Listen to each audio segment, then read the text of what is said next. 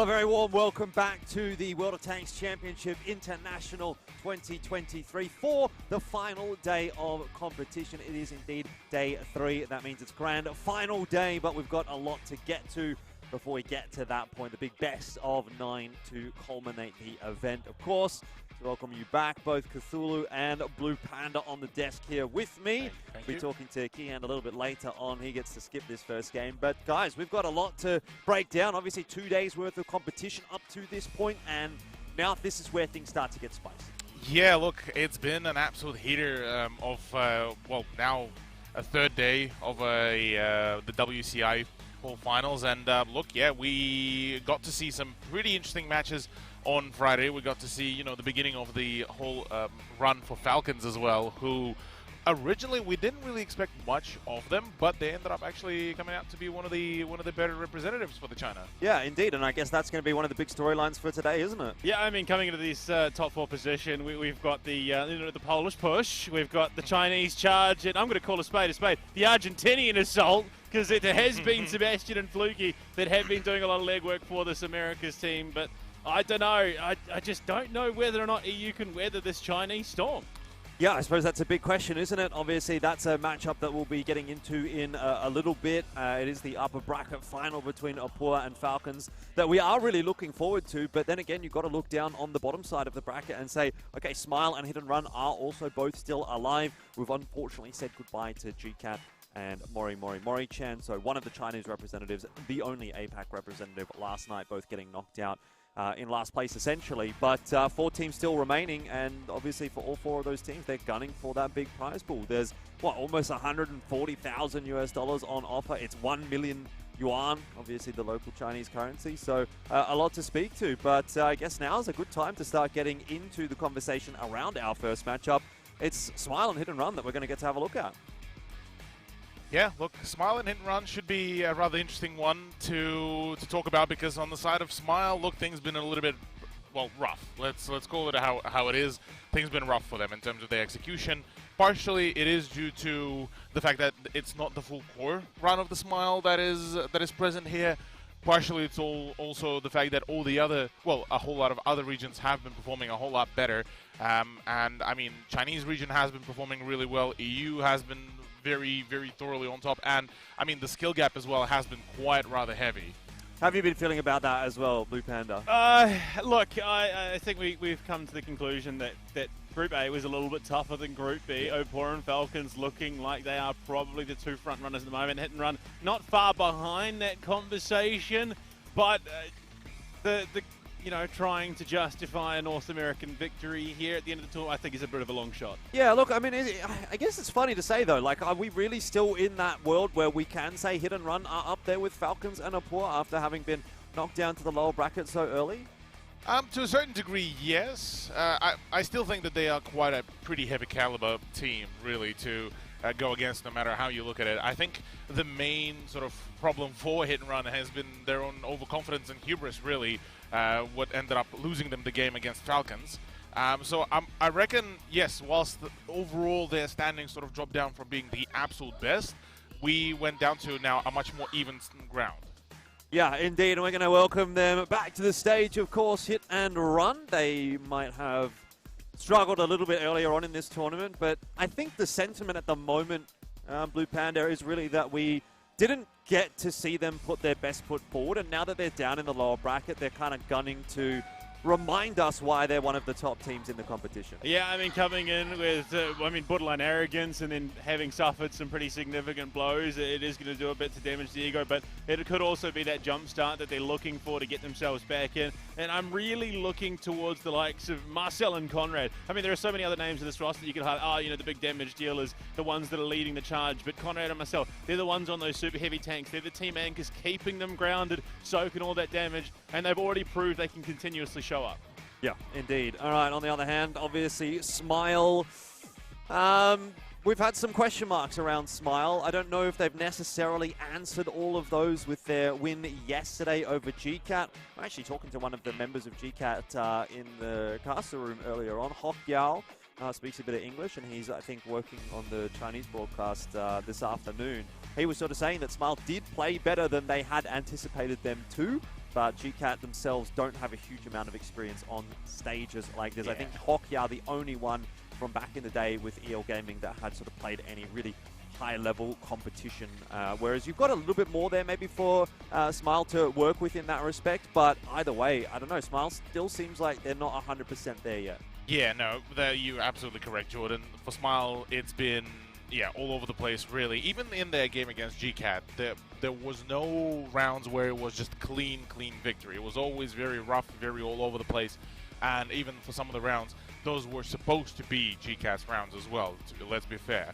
So I reckon in this one, yeah, look, I think on the side of GCAT, yeah, it's maybe just the fact that everyone were basically already putting down Smile as like one of the worst teams that came into this tournament, and then basically it was the same case of hubris as it was for Hit and Run against the Falcons. So for GCAT, unlucky, unfortunate. 4-2 was the scoreline that they bowed out.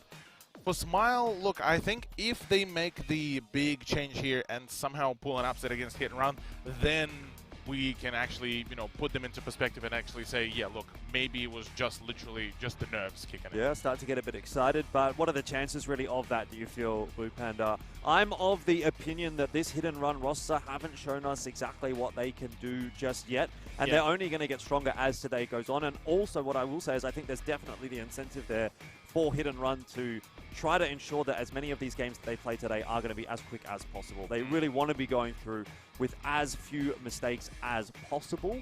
Otherwise, it's going to be a very long day for them. Well, I mean, that's exactly it. If they win here and do make it all the way through the grand finals, that's 2 best-of-7s and a best-of-9 that they will have to play to get to that stage. But yeah, I think there is definitely a bit of a chip on the shoulder for the likes of Hit and Run.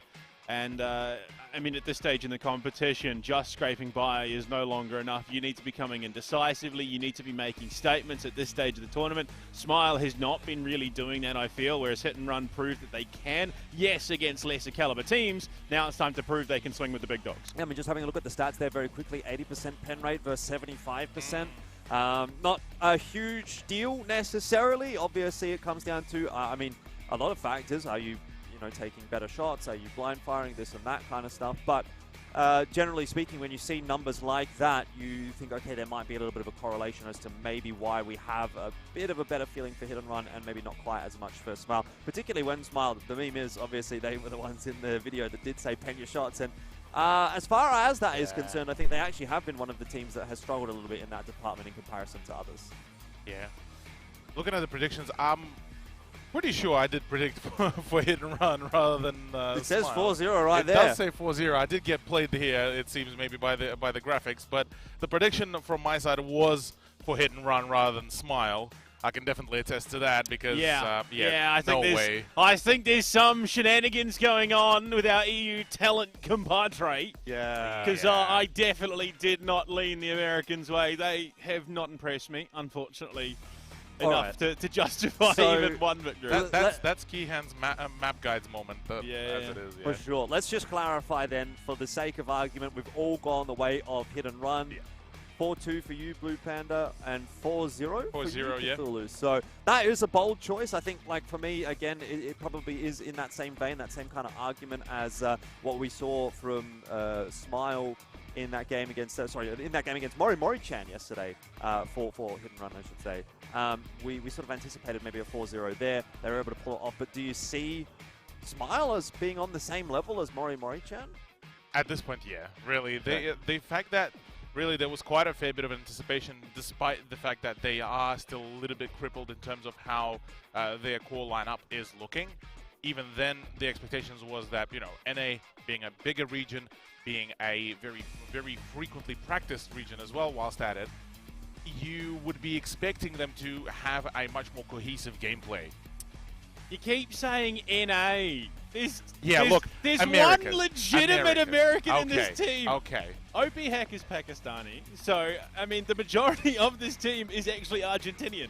So, regardless of it, it's still that the two regions still get even more practice than APAC, probably is on the same level amount of practice as EU, and the way how they're playing so far has been, look, if I didn't know the nationalities of all the players, I would have chalked them up to an APAC level as well.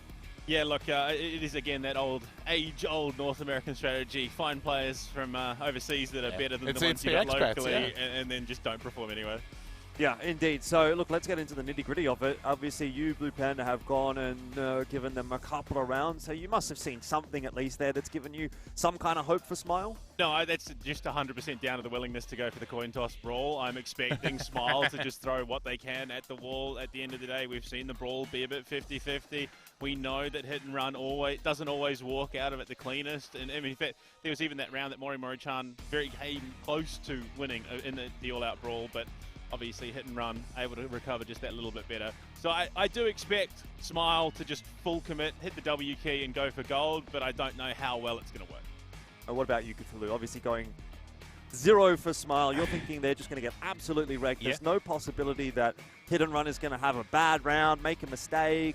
I mean, look, I will even say I thought yesterday there was definitely rounds where hit and run could have potentially lost to Mori-Chan. And look, yes, let's be real, Mori-Chan, they're not exactly the strongest of squads, so even though they had decent openers in some cases, they weren't able to convert those rounds. But surely a team like Smile, if they get an opener like that against hit and run, which has occurred a couple of times against this hit and run roster, you'd think they might be able to get one over the line?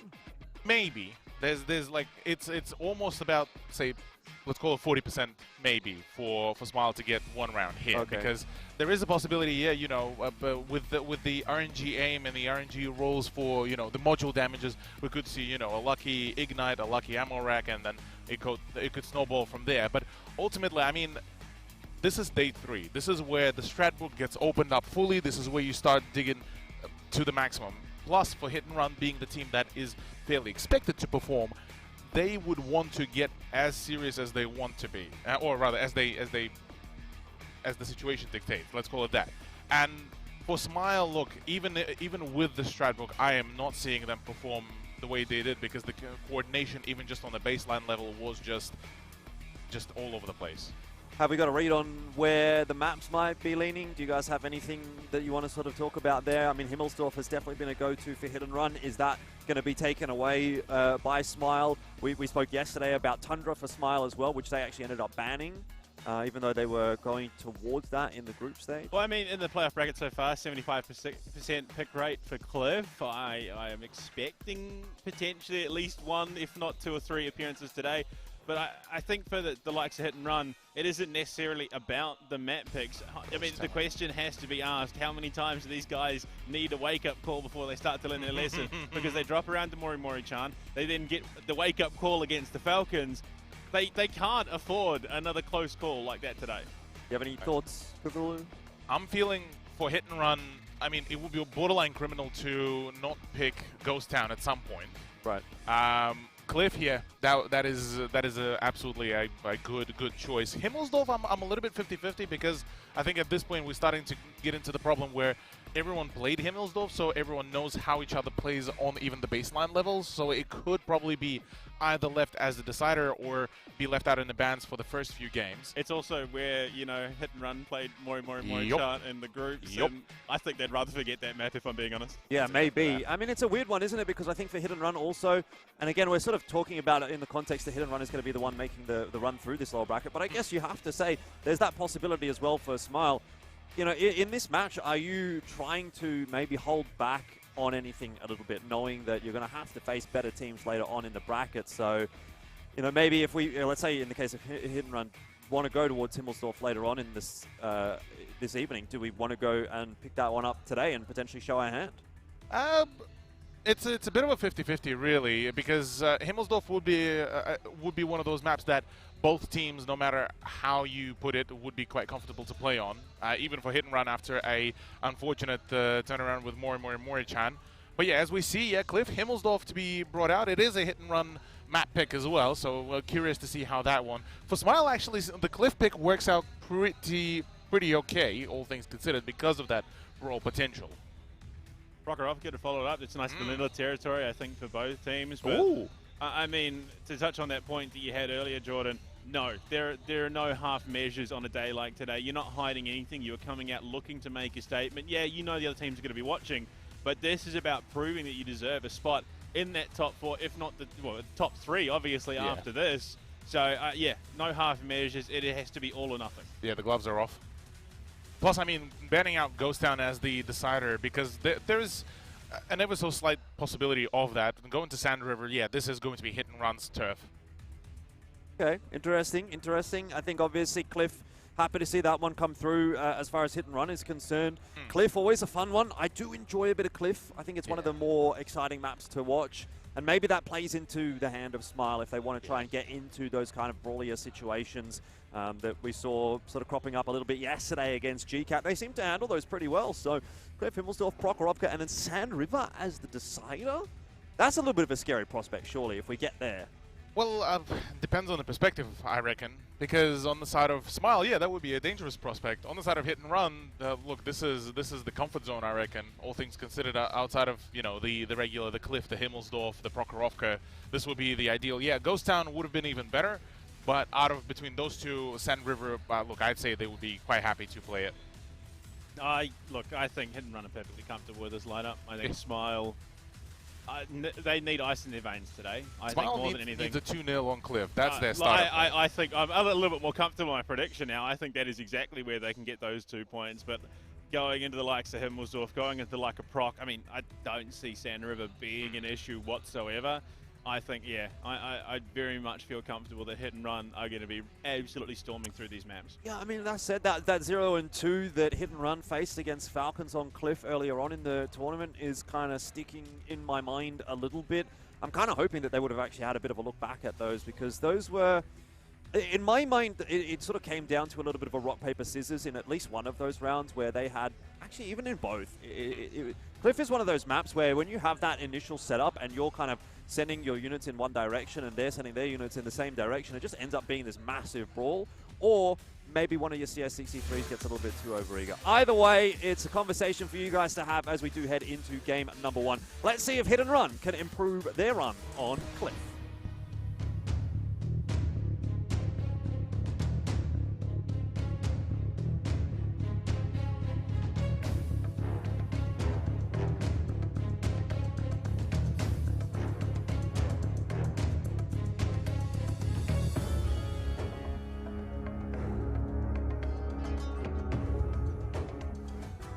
Well, Cthulhu, it's time to send another team home here in the lower bracket. Will it be 2 EU teams making it to the top 3, or will NA make their way through?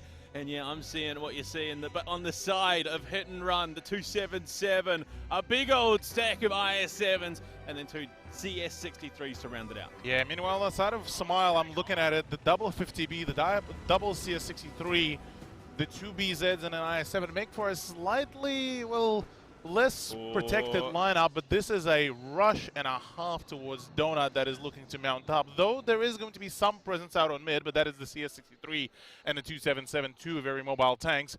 But the 50Bs are going to have a field day. Yeah, but Minairos, he's helping out with the boost of Monster, of course. And now they get into it. Minairos, he's in trouble. They've got the numbers to do this. Fly taking some big damage. So is Fluky. He's in trouble. One of those 2 Argentinians going deep behind the rock. But they are now looking for the rat. Piotr coming in from the back. Fluky should be moments away from death if they can get the shot to, which they should by rights. I don't know if Smile realized that this could be a potential play, and there you go. First blood within 50 seconds. Yeah, Lop is the next one on the chopping block. He is still reloading, just about, well, I'd say about 10 seconds remaining. Never should be able to put in at least one more shot. That should be another salvo to go in. Lop, yeah, he's out of it. Marcel bags himself yet another 5 tanks remaining for Smile, and it is in shambles at the moment. Hit and Run have read into that opening brilliantly. Perfect. Getting that IS-7 deep with the CS boost, and now Fly being overwhelmed, outmanned, outgunned. And you can see Kubaz and Conrad set up for the pinch. They can now collapse onto the rest of the Smile once Fly goes down. Sebastian there in the wars. It looks like reinforcements are here, but it is too little too late. Yep, exactly that. Still full lineup for Hit and Run, whereas for Smile only 4 tanks remain, 2 of them only being fully healthy. Sebastian not feeling particularly too pretty about this whole situation. Mineros might fall amidst it all, but at this point the damage has been already dealt. Brilliant stuff so far from the Polish team. Looking to make a statement here. in Championship Sunday. And you can see Mountain the Hill, Piotr getting some big damage and cracking that 3K mark as Kubaj takes down Sebastian. 3 remaining. Vova, Opie, Hacker, and Dodoma. What can they do here? Can they even get the single kill off the board? I highly doubt it. Highly doubt it as well. Yeah, Vova is the first one on the chopping block. Next up is going to be Dodoma to wait, well, try to do really anything, but there goes the CS63. It's all down to the BZ. Well, Kubaj does fall, but at this point, it does not matter. Smile forfeited the first round basically in every single way and possibility. Yeah, look, it's just a consolation prize. A little consolation cupcake is hit and run. Draw first blood here on Cliff.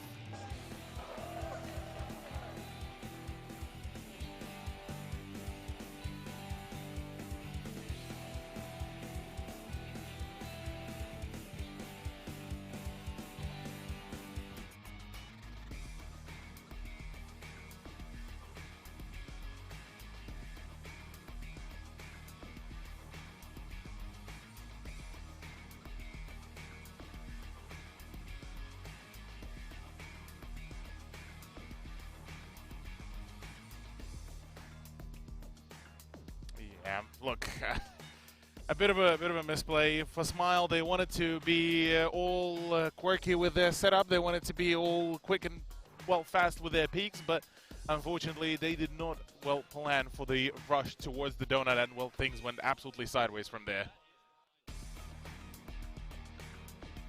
Yeah.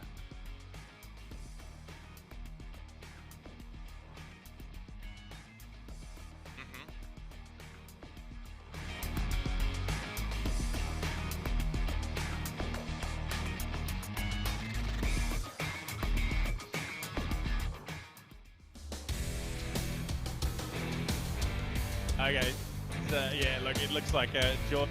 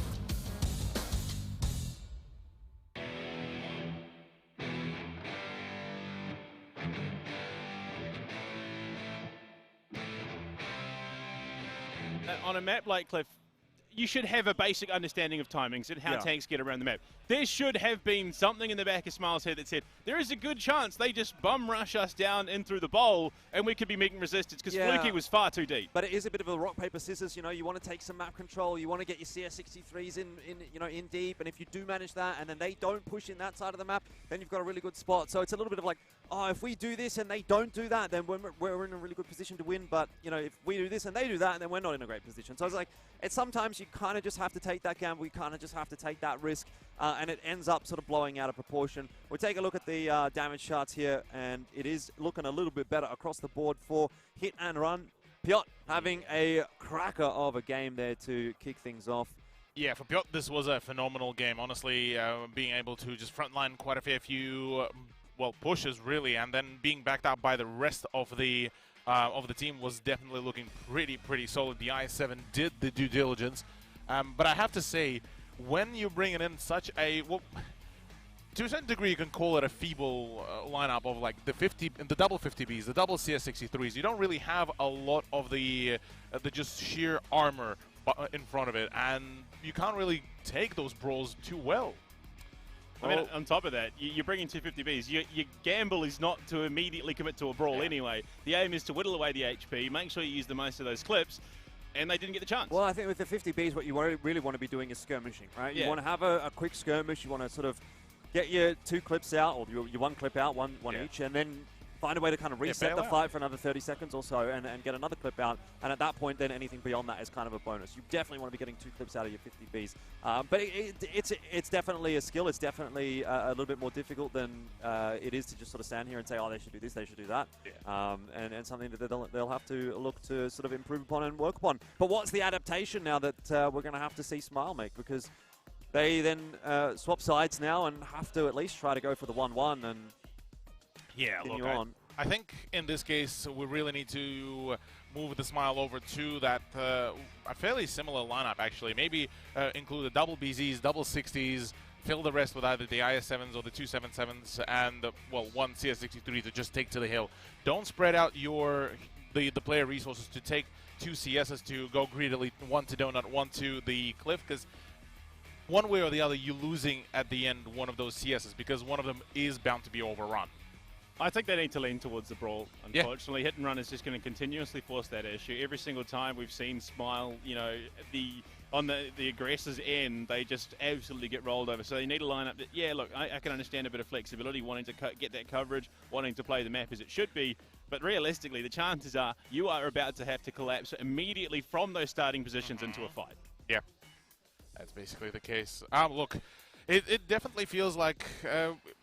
with the hit and run, I think they found the kryptonite, and that is the pure attack. It is indeed. Well, let's see whether or not Smile can do anything about it. It is going to be the second half of Cliff, and it's not quite a do or die, but it does feel a bit like a must-win.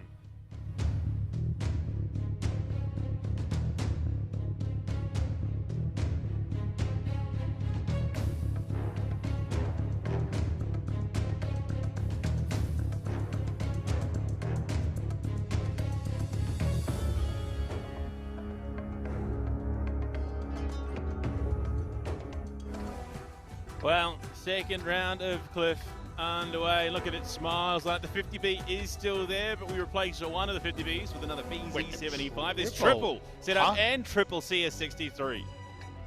Okay, that makes even less of a sense. One of them is going for the spotting build, so Vova will be going to the Cliff. The rest are looking like a brawl setups, but why would you even want a brawling CS63 when you could bring quite literally anything? But, well, I suppose mobility is still key, so... I think that is it. I did say you want a lineup that can pivot immediately into the brawl, and those BZs do allow some of that extra mobility. So I can understand why they brought. I think they're following similar logic that I was always talking about before we jumped into this round. But it looks like it is going to be a very heavy mid-presence. The only dissuasion from that is Hit and Run have sent some players in towards the donut. Yeah, Vova is about to have a fun time as well on that cross, spotted out, and now they're well aware of the presence on a donut. 2 CSs to go on a Cliff, but Fluky decides to stop, opening himself up for some shots from the back. But as it stands, the brawl is starting to happen and the 50B is right behind them. And that's exactly what Hit and Run have done every single time. They see an opening, they're going to take it. They realize that these 2 players are more focused on getting up the hill than they are actually reinforcing the team. And it's about those expectations. Smile has expected Hit and Run to do one thing, they've then pivoted and done another. But right now, it's not going that cleanly for Hit and Run, I think. Not at all, yeah. This doesn't look to be too favorable. Hit and Run are starting to get a little bit closer and closer in terms of the health differential. Fluky keeping himself pretty well paced, trying to find those pixel shots onto the cupola, but things are looking a little bit You see that shot, there's a bit of panic coming in here for Fluky. That was not the ice cold shot we've seen. Piot finds first blood, 90 seconds in. It's the Doma out, the one American, official American in this roster now gone.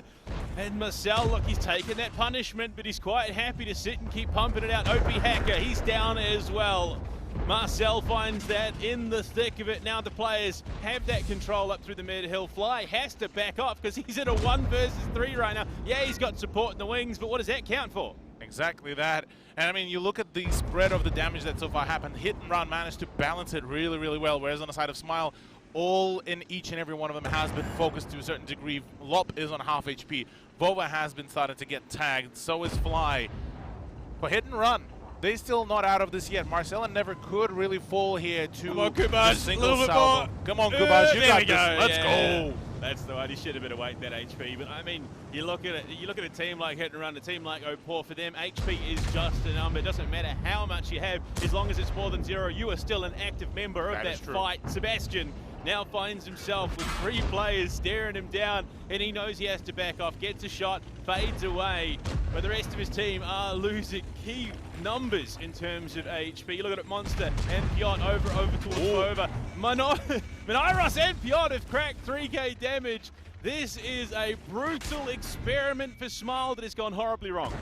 Yeah, Lop continues to unload his gun in the clip. Does Marcel get the finishing shot? No, he does not. So Lop does get the final shot on that one. All of a sudden, the tank numbers have been equalized. Lop might have been a saving grace there. If he can get one more shot off, it might have been something. But no, with Bova going down, the numbers swing back in favor of Smile. This is doable territory, but every single shot that Hit and Run lands onto Smile from this point on is going to dwindle those odds. I mean, you look at the HP for Hit and Run. There is a world. There is a world in which this does go Smile's way, but that world is much like Fly, about to be blown up. Yeah, look, that salvo was basically the final nail in the coffin. For Smile, look, Lop is hoping to get at least a couple more shots before he falls. Sebastian is there to soak up maybe some damage, but there's only so much that the CS63 can do. Lop falls. It's all down to Sebastian, and well, from here on out, it is very much of a struggle town for Smile. Cliff diving, very much so. For poor Smile as Hit and Run take the 2-0.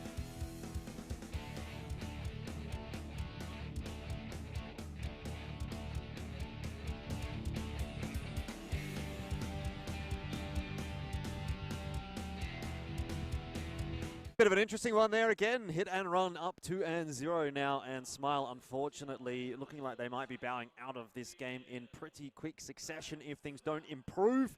Guys, what did you think of that one there on Cliff? Interesting lineup to begin with, coming through from Smile. A lot of BZ75s, a couple of CS63s, the 50B. Where's the IS7s? Nowhere to be seen. Yeah, look, I'm not too sure what is the end game plan really here for Smile, because look, as much as we like to, meme on Americas and Smile as well, it has been for a reason. They have been employing some of the more questionable lineups. Even Chan really didn't employ as many sort of out of pocket picks as well. For this one, as far as I'm understanding, the idea was that BZ's front line at all. CSs would be the ones behind them. They would get those high grounds and then basically farm the attack.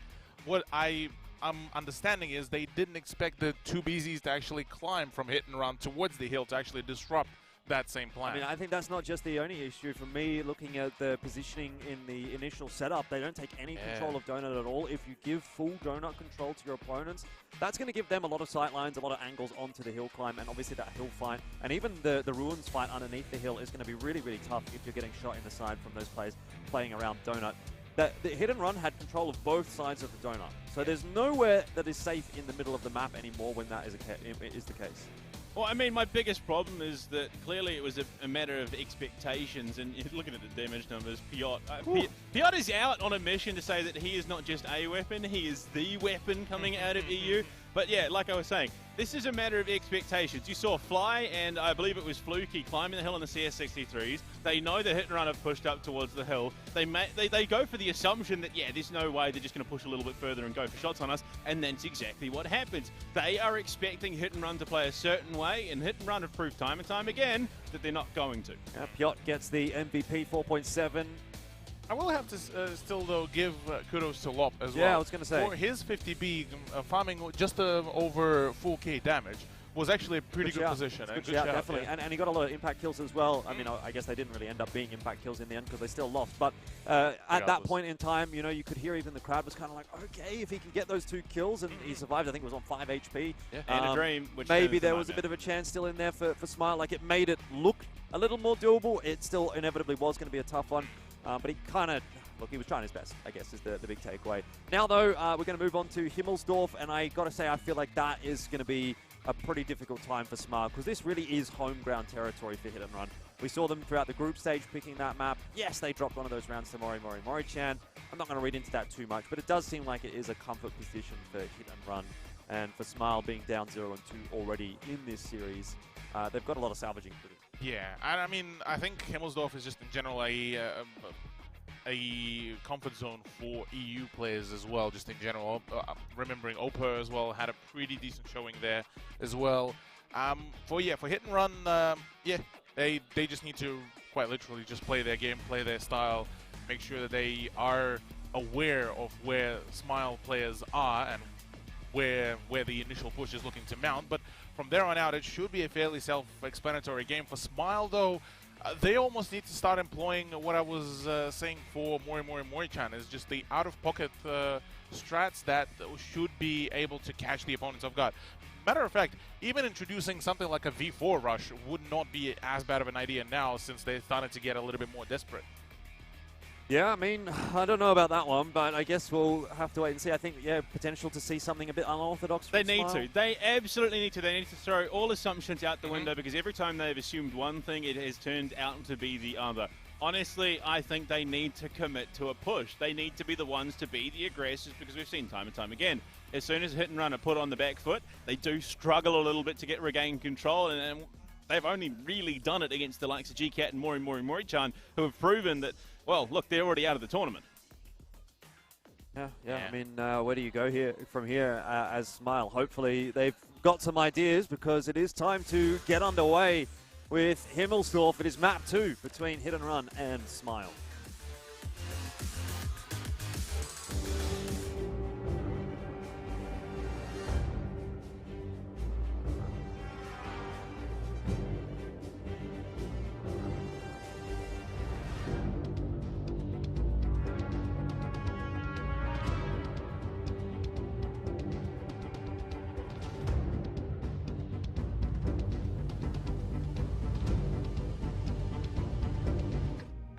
Well, Cthulhu, I can't speak to Himmelsdorf's proximity to an airport right now, so it might be the train home for Smile if they don't bring something fresh.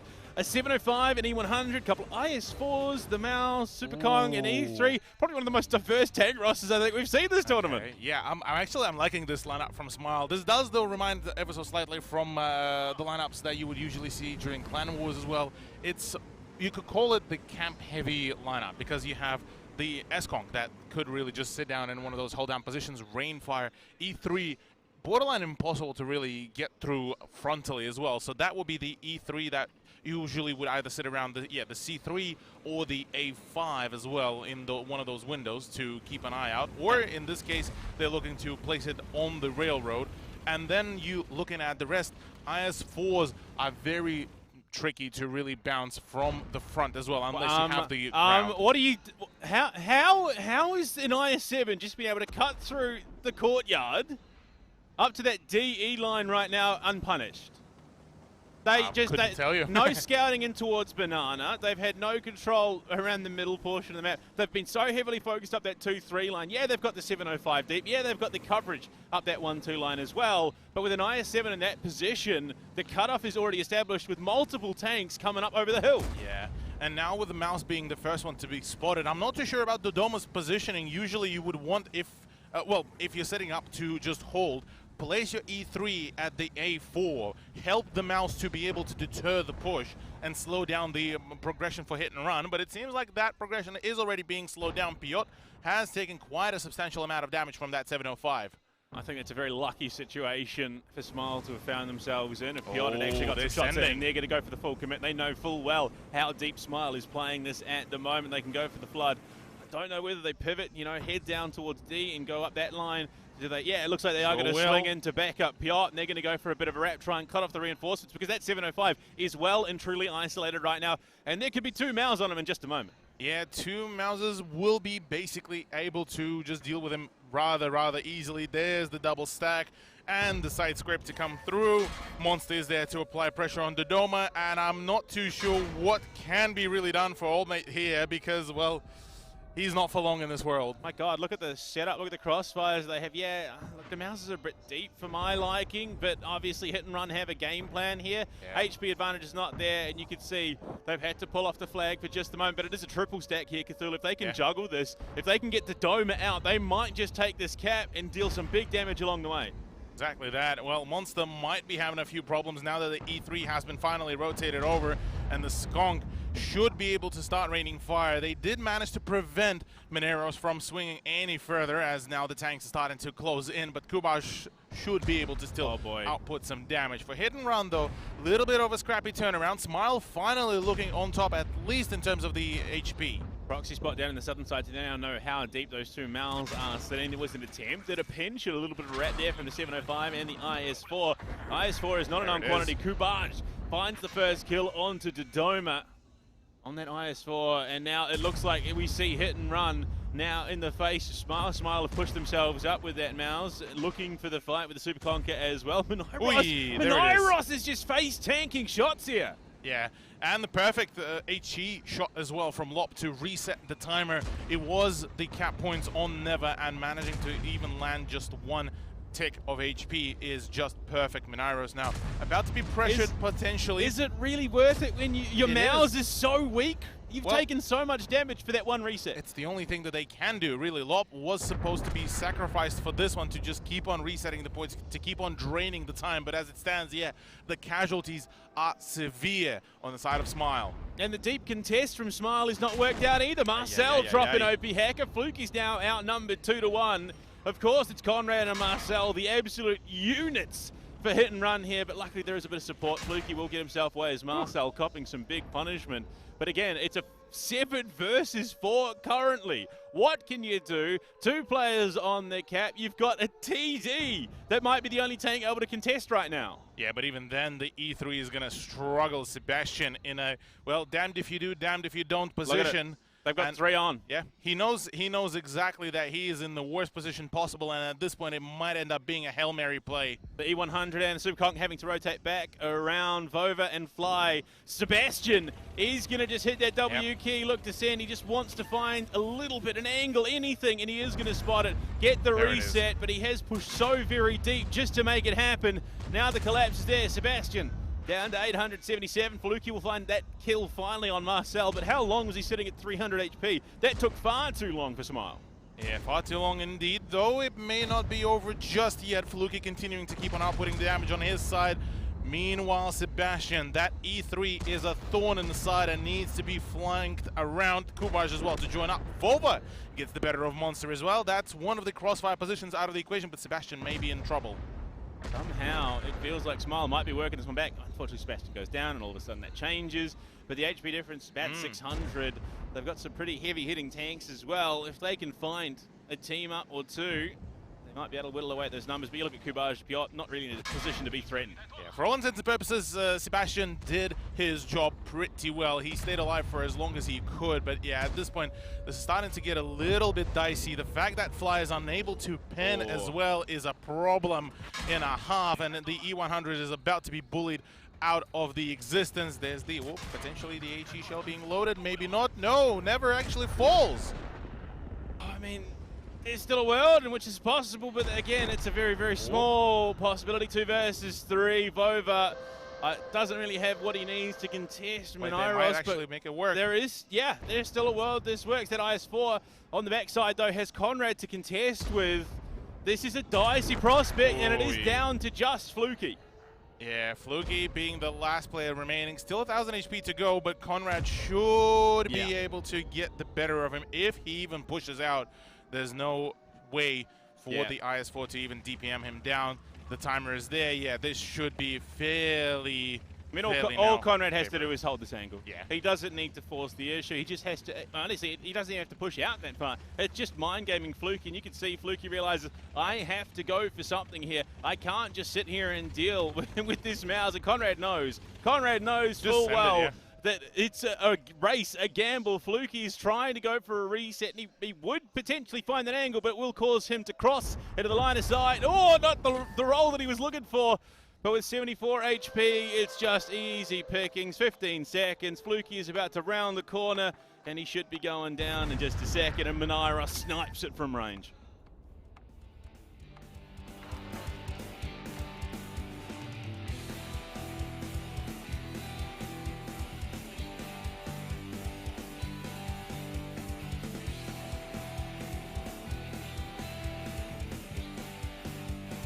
So 3-0 the scoreline now for Hit and Run, and that charge continues through the lower bracket as we expected that it would.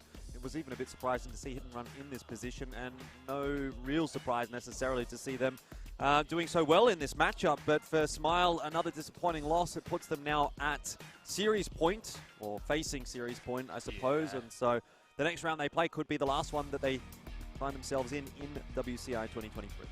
Look, I will say though, I will say this is one of the better rounds that Smile could have really brought out. I like the lineup. They had a really good potential. Unfortunately, the way how they have executed it was not the way how I thought it would, and therefore it ended up resulting in their own unfortunate demise there, really.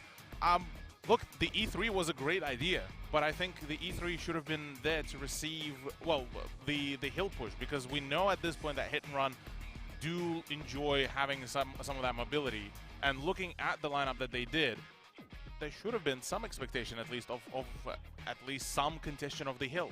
Where do you see the issues cropping up, Blue Panda? I mean, you know, coming from the 5v5, we're so used to that banana control for the defense. It was non-existent, allows Piot to get deep. And Yeah. I mean, even though he takes a couple of shots, he gets so much information off the back of it. Communicates to the team. They say, look, well, we're going to carry on with our jaunt over the hill, gets themselves into a great position.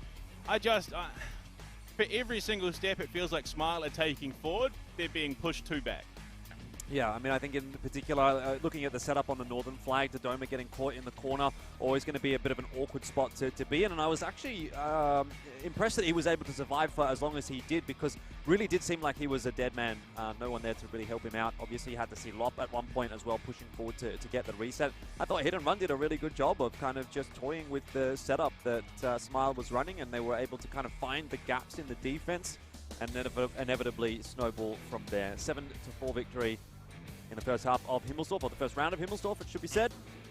Move on to the second round, which will be Hit and Run playing on the defense, and that's their attempt to close things out. 6.5k from Menairos. Wow. Really solid stuff.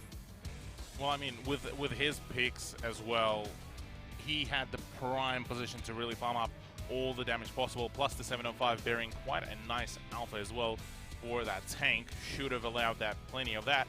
Look, for all things considered, this has been a really, really solid turnaround for Hit and Run. For Smile, look, yeah, it's cool to see that Volva actually pulled quite a lot of weight, but unfortunately, it was him only really getting that weight done. Yep, Fluky, you could argue that he was the one, you know, contesting the whole southern side, keeping away the Mouses, but there wasn't really a whole lot of worth in it, really. Yeah, this is up there with the most damage dealt in a single game, I think, from any individual. Was it 6.6 or 6.4 yesterday? I think it was 6.6. Yeah, that's what I thought as well. So maybe not quite there at the event, but still 6.5k in one game. Not a bad shout at all. 91% pen as well. Love to see it from Hit and Run, and as we've said, they are looking good, and they're also looking to close this out 4-0. Let's be real. The main goal for Hit and Run at this event would be speedrun the lower bracket, get into that grand final, win the grand final. They were the team that was potentially tipped to win from day one. Yeah. And to see them down in the lower bracket so early was, a little bit unorthodox, I suppose. But now they're showing us again why we had such faith in them on day one. And obviously this is the first of many games that they're going to have to play. So in order to make their day a little bit easier, they'll want to ensure that this is a short game. Yeah, I mean, it is really an endurance run today, especially from the lower bracket. In terms of trust, in terms of faith, I don't think it's quite restored for Hit and Run just yet. I think that's going to come in that matchup against either Opur or Falcons in the lower bracket final. That's when we find out whether or not it was justified that we were calling them the favourite coming into this tournament. But look, signs are positive. Things are looking much better for them.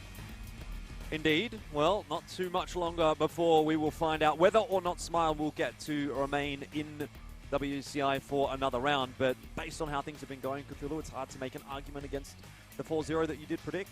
Yeah, look, things are definitely moving very quickly towards that. I mean, I'm not even going to mention Cliff. That was a complete and utter forfeit, really, by Smile, as unfortunate as it was. And look, for all intents and purposes, this was a great turnaround. For the case of this very matchup, at least Smile didn't bow out as quickly as GCAT and Mori-Chan did. So, for what it's worth, yeah, still well played, but I think this might be the end of the road for them. Good to see the Chinese fans out in force to kick off the day.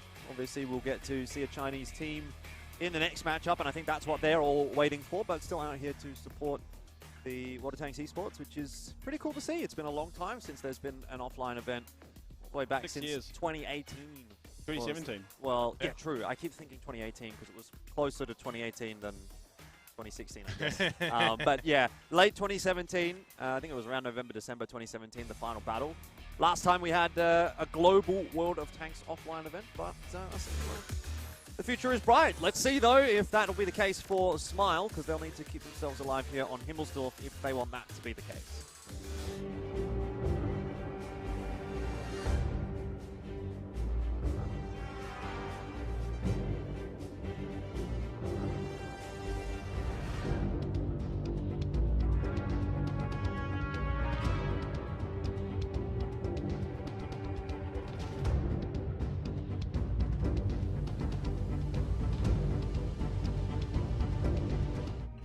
Well, Cthulhu, it's easy to see that Smile have a mission on their hands. Whether or not it is an escort mission, we'll have to see. Wait a second. Yeah, look, this is getting spicy, and I'm here for it. Oh my goodness, it is a sight to the sore eyes. The whole Read 3 is being brought out for Fly, for Smile.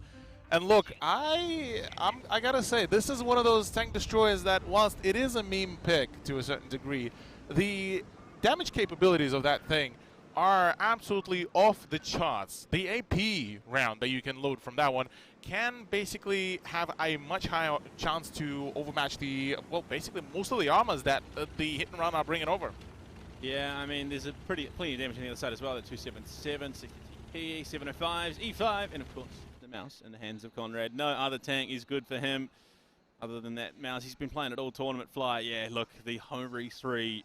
Will it be that artillery unit that it very much feels like it could be? Problem being is that, once again, in the same vein how it was in the first round, Smile gave away a lot of ground. Not much of the contention. There's no control over the church area for Never and the rest of the squad. This is going to be a very easy take and a very easy flank as well. I mean, hit and run, throwing down the gauntlet here. They say, Smile, if you're going to say it with your chest, because we're coming to you. Exactly that. Marcel already taken some initial damage. Lop is going to be, because he is the one to be separated from the rest, though there is, I believe, yeah, it is Sebastian as well to help him out. So look, not the worst situation, but definitely could mean a lot of problems from here on out. Lulu. The fact that there is only a single tank on that 2 flag at the moment, and right now, Smile are backed into a corner. Yeah, they've got the Hori there positioned deep on that B line at the moment, but they are so deeply corralled onto that right-hand side of the map that they've got little territory to work with. Yeah, very much so. Look at the sheer control that hit and run established. In comes the push, though. Conrad is looking to receive it. Probably will have to just fall back a little bit, or maybe try to just get as much information as possible. Oh. Pops a shot from the Hori. That is going to hurt quite a fair bit. OB Hacker looking to maybe just keep around his position and just keep on applying the pressure. 705 rotating around. Marcel all of a sudden became a target. Yeah, he's in a bit of a rough spot. You can see Lop and Sebastian there, but oh my, they're just going to start pumping those shots out. Lop is not having a fun time. Yeah, Smile well and truly entrapped at the moment by hit and run in those positions. Monairos coming in from the back if Sebastian is not aware, and they are not at all. There he goes, reveals himself, cops a shot to the side. OP Hacker on the flag at the moment, looking to make something of it with Vova there as well, but never. He's got the opportunity to go around the corner for the reset, but is it worth the peak? That's the question. I mean, it is a 705. You can go for a side scrape there to peek around, and, well, it should be a fairly possible thing. Smile continuing to bleed the HP, which is not the most ideal situation. Full control of the park as well. So Kubash and Marcel now wrapping around to try to get the better of the Doma. But now with Never, Conrad should have all the confidence to go in for the swing to get the reset going. Oh. Even the Hori 3 is not hitting its strides, and this is a problem. Full reset as well of the capture points. Yeah, and all of a sudden, I mean, the fact that Fly didn't pin that shot, all of a sudden this is just easy pickings for hit and run. They've got the HP to do it. Dodoma again backed into a corner, is about to be farmed up. Kubaj claiming first blood here in what could be the last round of Smile's tournament, and it's very much feeling that way. Exactly that, yeah. Look, things are quite all unfortunate here for Smile as things are starting to tick away. OB Hacker falls, Sebastian is looking to be next on the chopping block. And as unfortunate as it all is, Smile, look, you've had the opportunities, you had the chances, but unfortunately all of them are now extinguished to the fullest here, and this might just be that 4th point. Well, Cthulhu, it seems it is indeed an escort mission, but not for North America, it is for us. It's time to get them back to their flight, because they've got a plane to catch. Blukey doing anything that he can to kill anything that he can do. Icing on the cake, not to be. It is not frosted. It is all over. North America are going home.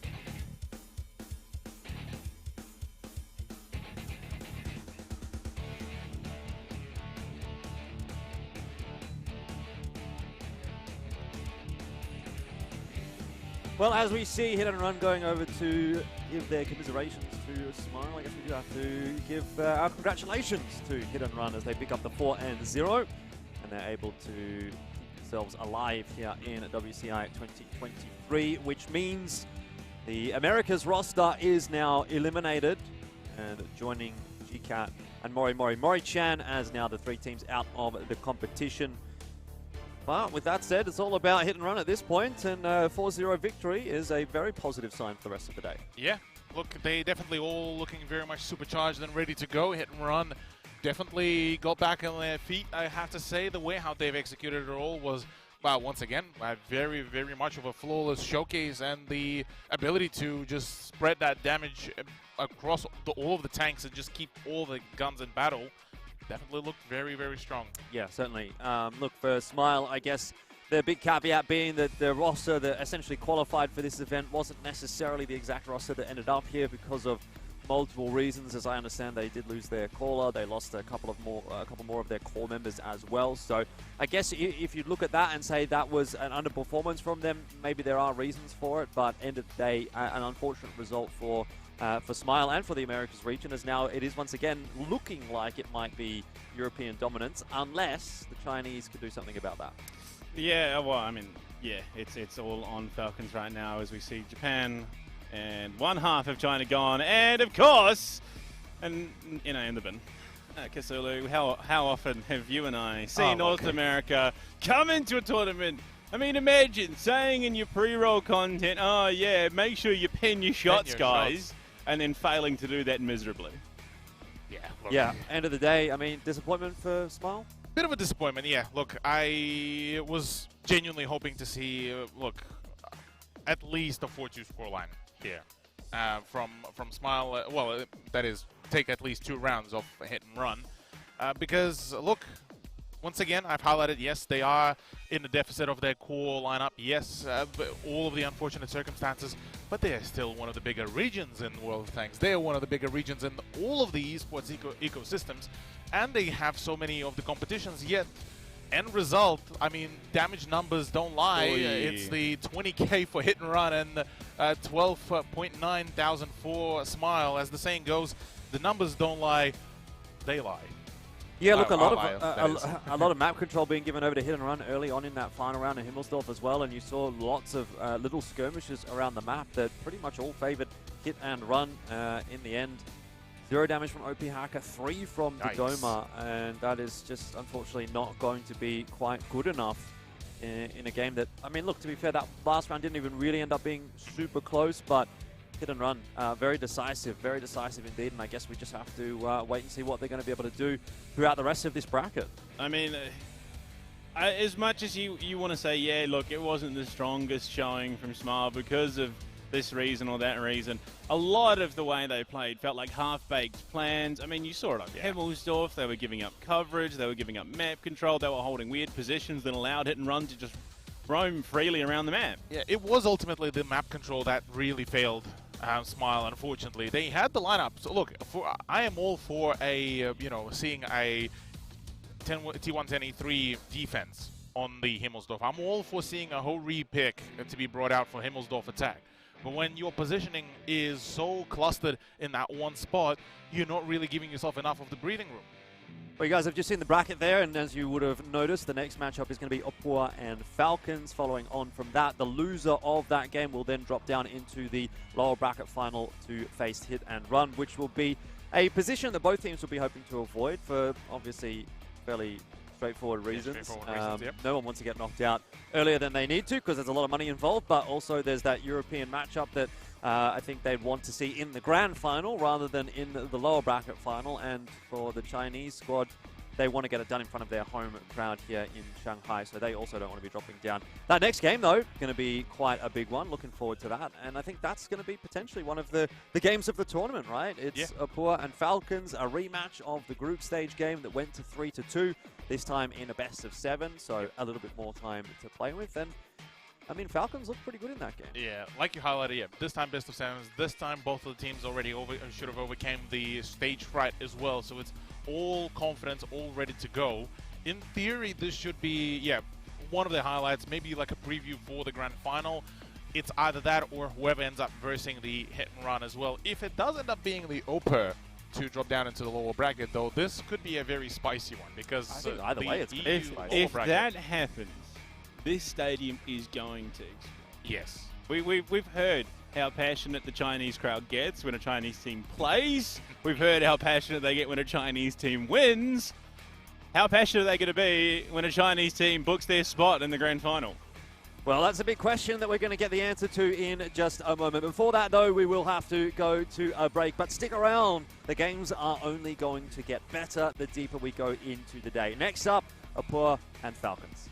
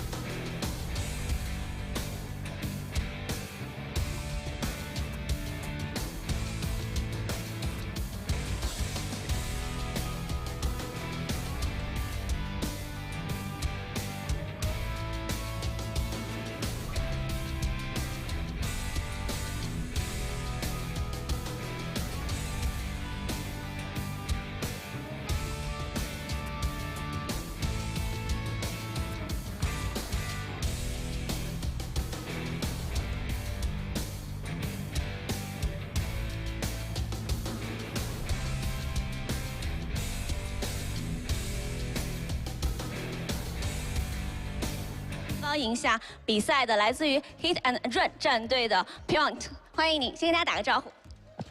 Well, welcome back. Standing on stage is a Piotr from the Hit and Run. Hello. 都是非常精简的。然后我想看看现场有很多人也是支持我们的这样的一个 Hit and Run 的战队，并且是非常喜欢的我们站在我们旁边的 cont。大家能不能用荧光棒挥舞一下，让他看到你们？ Voice for you. 好的，那其实呢，我相信在今天的第一场的比赛的过后呢，就是在第一天的比赛，当时呢，可能我们没有预料到能够进入到那个败者组，当时会对你们来说是不是有一些失望的情绪在里面？ Well, you guys have been considered one of the best and top contender for the final champion.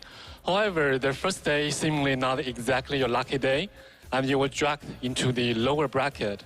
Well, was there certain disappointment within your team? Yeah, we are angry after this match, but we did team meeting, brainstorm, learn from our mistakes, and came back stronger. 哦，是的，昨天第一天比赛之后，我们内部实际上有一些气愤。 但是我们坐定，然后思考比赛，我们做了复盘，做了整理，做了分析，我们今天以更好的状态站了出来。能感觉到今天整场调节下来的话，状态会变得越来越好，有种势不可挡的感觉。你现在感觉到现在战队整个的一个氛围，包括一些沟通和以及现在的战术是否已经完美执行了 Wow, so seemingly you have done great adjustments because you have been unstoppable right now. So how do you feel right now with everything, with the communication, with strategy? How do you feel right now? We feel very good after winning both matches 4-0 without losing a round. We are very confident going to the next match. 我们现在感觉非常棒，因为我们以2场2比0结束了比赛，我们感觉还是非常不错的。我们对接下来的比赛也更加有信心。 那我刚才看到的整个 BP 当中有一个小的细节，就是在昨天的时候，我还记得我们在韩争霸的时候，当时是 Falcons 其实是2比0是拿下了 Hit and Run， 但是今天呢，在 BP 的第一张图，我们其实反而选择了这张韩争霸这张图。我在想，是不是因为你们想要在之前错误的地方，在今天的第一场拿下胜利，然后让队伍有更多的士气？ Well, we noticed something because yesterday you lost to Team Falcon 0-2 on the map of Cliff. And today we noticed that you guys particularly chose this map again on the cliff. Were you thinking of trying to prove yourself over the map of cliff that you're going to stand up from where you fell down? Yeah, it's our favorite map, and we're very angry after losing this 2-0. So we talk about this map a lot, and it came back good because we won 2-0 now. 哦，是的，我们特意做了这样的安排。我们在输给 Falcon 0比2输给 Falcon 之后，我们在这张地图上做了复盘，做了分析，找出了我们错误的地方。今天我们刻意选了这张地图，希望我们能够纠正错误，来打开局面。好，那看来呢，今天确实是以2比0，其实打开了局面，解决了一些核心问题。那最后一个问题是因为接下来一场比赛的一个失利对方将会再次的跟 Hit and Run 来进行对战。那么你更想对战时，以及最不想对战的人是谁呢？ Well, congrats. And actually, upcoming, the team will be the one from Falcon versus Opur. So, which team do you prefer to play against for the next opponent? We don't care which team it will be, but I think Opur will win with this match. 哦，坦白讲，其实我们不在乎下一个对手是谁，但是我们觉得 Opur 将会是下一个胜出者，但是我们不在乎。 好的，那不管是谁，我相信呢，接下来的 Hit and Run 以现在最好的一种状态，一定会在接下来比赛当中给他们一个强重的一击。也是期待你们接下来比赛当中打得越来越好。Well, no doubt you'll be doing great for the upcoming matches, and we are hoping for the even better performance for you all and for the audience. Thank you. Thanks. 好了，再次把掌声送给。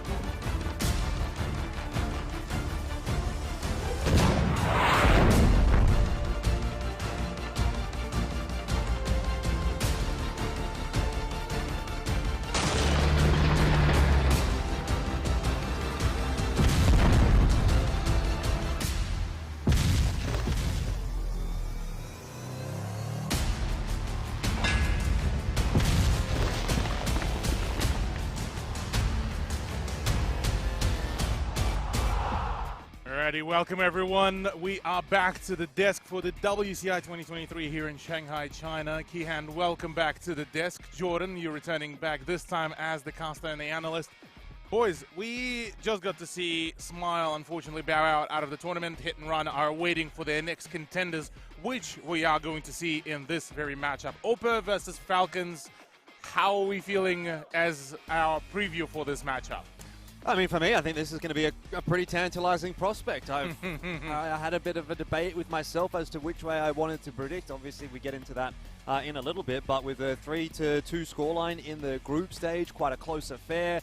You know, Mines is a decider map. I don't think it's necessarily a great representation of what both of these teams are going to be able to bring to the table in this upper bracket final. So I'm hoping that it wasn't just like a fluke maybe from Falcon, that they were able to really push Opur in that one. And similarly, I'm also hoping that A, not only for Opur are they going to be able to get back to their full lineup, but B, they've also been able to clean things up and they're going to come into this game at peak strength, because this is a very important matchup for both these two teams. And of course, with, you know, both storylines developing even further, I mean, Kihan, for Opur, so far the whole story was that, yes, they are still an EU powerhouse, but it's still somewhat of an uncertainty in terms of their performance. It's a little bit shakier than it was for Hit and Run, whereas for the Falcons, it's the rising stars.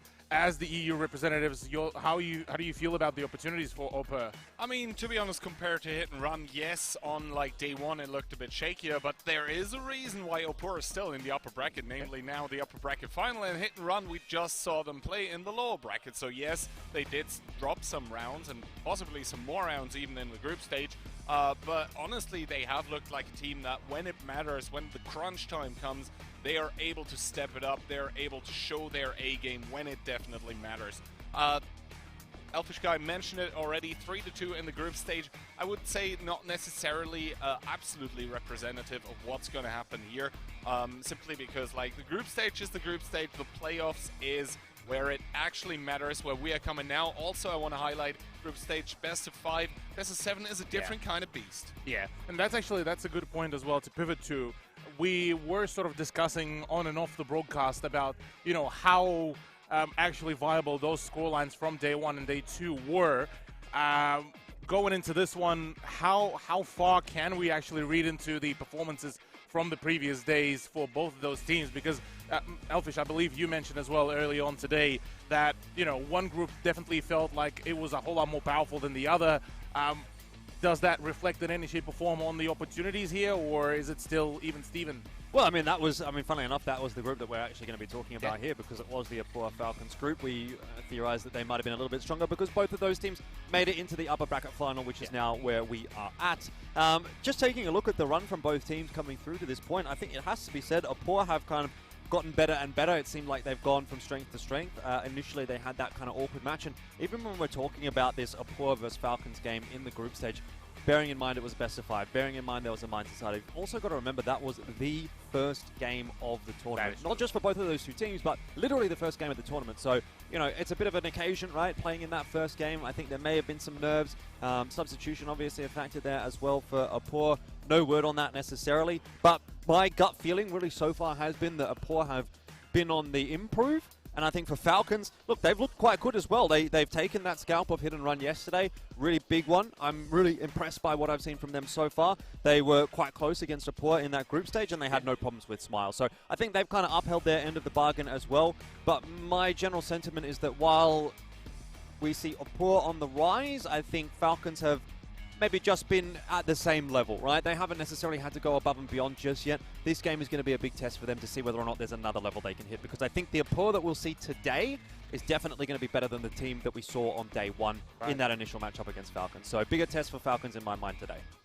And in this case, going over potential sort of what we should be expecting from Opur. I mean, we've already seen from, say, Smile as well, some of the more, I guess you could call it quirkier lineups. I mean, the Hori 3 introduction as well on Himmelsdorf, and some of the more out-of-pocket lineups even for the Cliff. Is this the time for either of those teams to bring out some of those weirder lineups, or is it more so just about just getting the basics down and dusted, and then adding the strats on top of them? I would say that depends entirely on how the teams actually move into this upper bracket final moving forward. I mean, best of 7, obviously it does leave some room for some experience, and also with those like tank picks, for example, Holri, and I would say at this point in time, even the E3, for example, in Himmelsdorf, those are, especially since the nerf of the E3, those kind of picks are, you know, edge cases, but at the same time, they're done for a reason. Even in the European qualifiers, nowadays we see sometimes 268s, not the V4s, mind you, the normal 268s, or even the WZTDs, just because they bring something to the table, namely absolutely raw pan values that you don't get anywhere else, and by that you can just counter some positions that, you know, the opponent's team might be possibly counting on, and then that way you're just able to crack open something that you wouldn't be able otherwise. So I would say, given it is a best of 7, like at the start of it, we might be seeing some interesting picks just to throw off the other team. Right, right. And now, Elfish, you've touched up ever so slightly when we were originally discussing both of the teams that, you know, picks like Mines in the early stages of the WCI didn't really play a whole lot of favors to one or the other team. In terms of just the raw picks here, anything that comes to your mind that should be brought out by either or? Yeah, I mean, it's going to be interesting to see, right? Because Sand River and Ghost Town were the 2 picks in that initial series, and neither was a clean win for either team. So I don't know if you're necessarily, as Opur, feeling like, okay, we want to go towards Ghost Town or we want to go towards Sand River, and we feel like we can guarantee a 2-0. Similar thing to be said for Falcons. In my mind, I actually almost think that maybe both teams have kind of walked away from that series thinking, let's just completely reset off the back of that. We don't necessarily think that we played super well in that initial game. Maybe we go back towards the same maps, but alternatively, I think it's probably a better idea at this point to have kind of come up with something new, bring it to the table, kind of try to surprise your opponent in this one. So as far as the map picks are concerned, I guess quite difficult to predict. We still haven't seen a huge amount, obviously, from both of these 2 teams. I think Steps is probably, I would be very surprised if we got to see Steps. But yeah, I just think that at this point, it's really hard to kind of make an argument, obviously, for one way or the other. So we'll just have to wait and see. Well, let's take a quick look at our 2 teams that will be competing. It is Falcon and Opur on your screens.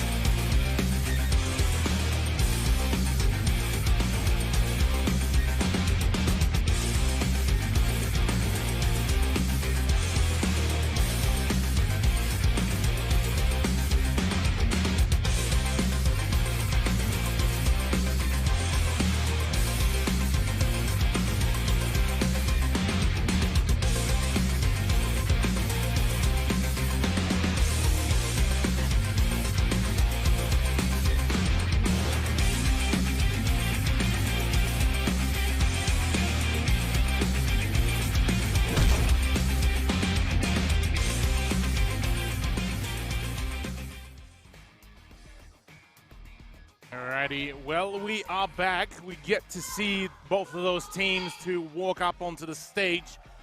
The upper bracket special. We do get the stats as well to come around for each one of them. 174 as well on the first representative of Opur. I believe that was Piotrix, wasn't it? Yeah, now, I mean, that is the first time ever that we do see both of those teams get a walk-in through the crowd, which I think is something that every kind of player just yearns to do. I mean, how cool is that? Normally, they've been walking onto the stage through that player tunnel that leads up to the trophy. Now we see them actually walking through the crowd, so yeah, you should even be able to see us possibly there somewhere in the back. I mean, we're hidden behind the players and behind the audience there. But yeah, love to see it. Yeah, look, so far it's been quite an interesting run for both of those teams, to be quite fair. Both of them played each other in the groups. Now they get to verse each other once again in the upper bracket. And look, this is going to be, I feel, one of the more nerve-wracking matchups, isn't it, Jordan? Yeah, definitely. I mean, upper bracket final, right? You know that this isn't quite necessarily for all of the marbles, but it's at least for a spot in the grand final, which means bare minimum a top 2 placing, which is a lot of money at this point in time. Obviously, for the Chinese squad as well, they're all about representing their countrymen here that are in the audience. You can see there's quite a lot of people that have come on down to Shanghai to have a watch of WCI, and they're here to, no doubt, support the local team rather than the European roster coming over from Poland. But we'll see how that sort of plays out. I think there's a lot to really speak to in terms of pressure for this Falcons roster. I don't know. I feel like Opur probably comes into this one feeling maybe a little bit more calm. Yeah. Well, actually, Kihan, I want to pick your brains on this one as well. For whoever ends up losing this game, does dropping to lower bracket spells basically demise, or is there still an opportunity for a fight? So essentially, there's been like 2 different kind of story arcs in the 77 tournaments we've seen, at least in the Western region, EU and NA.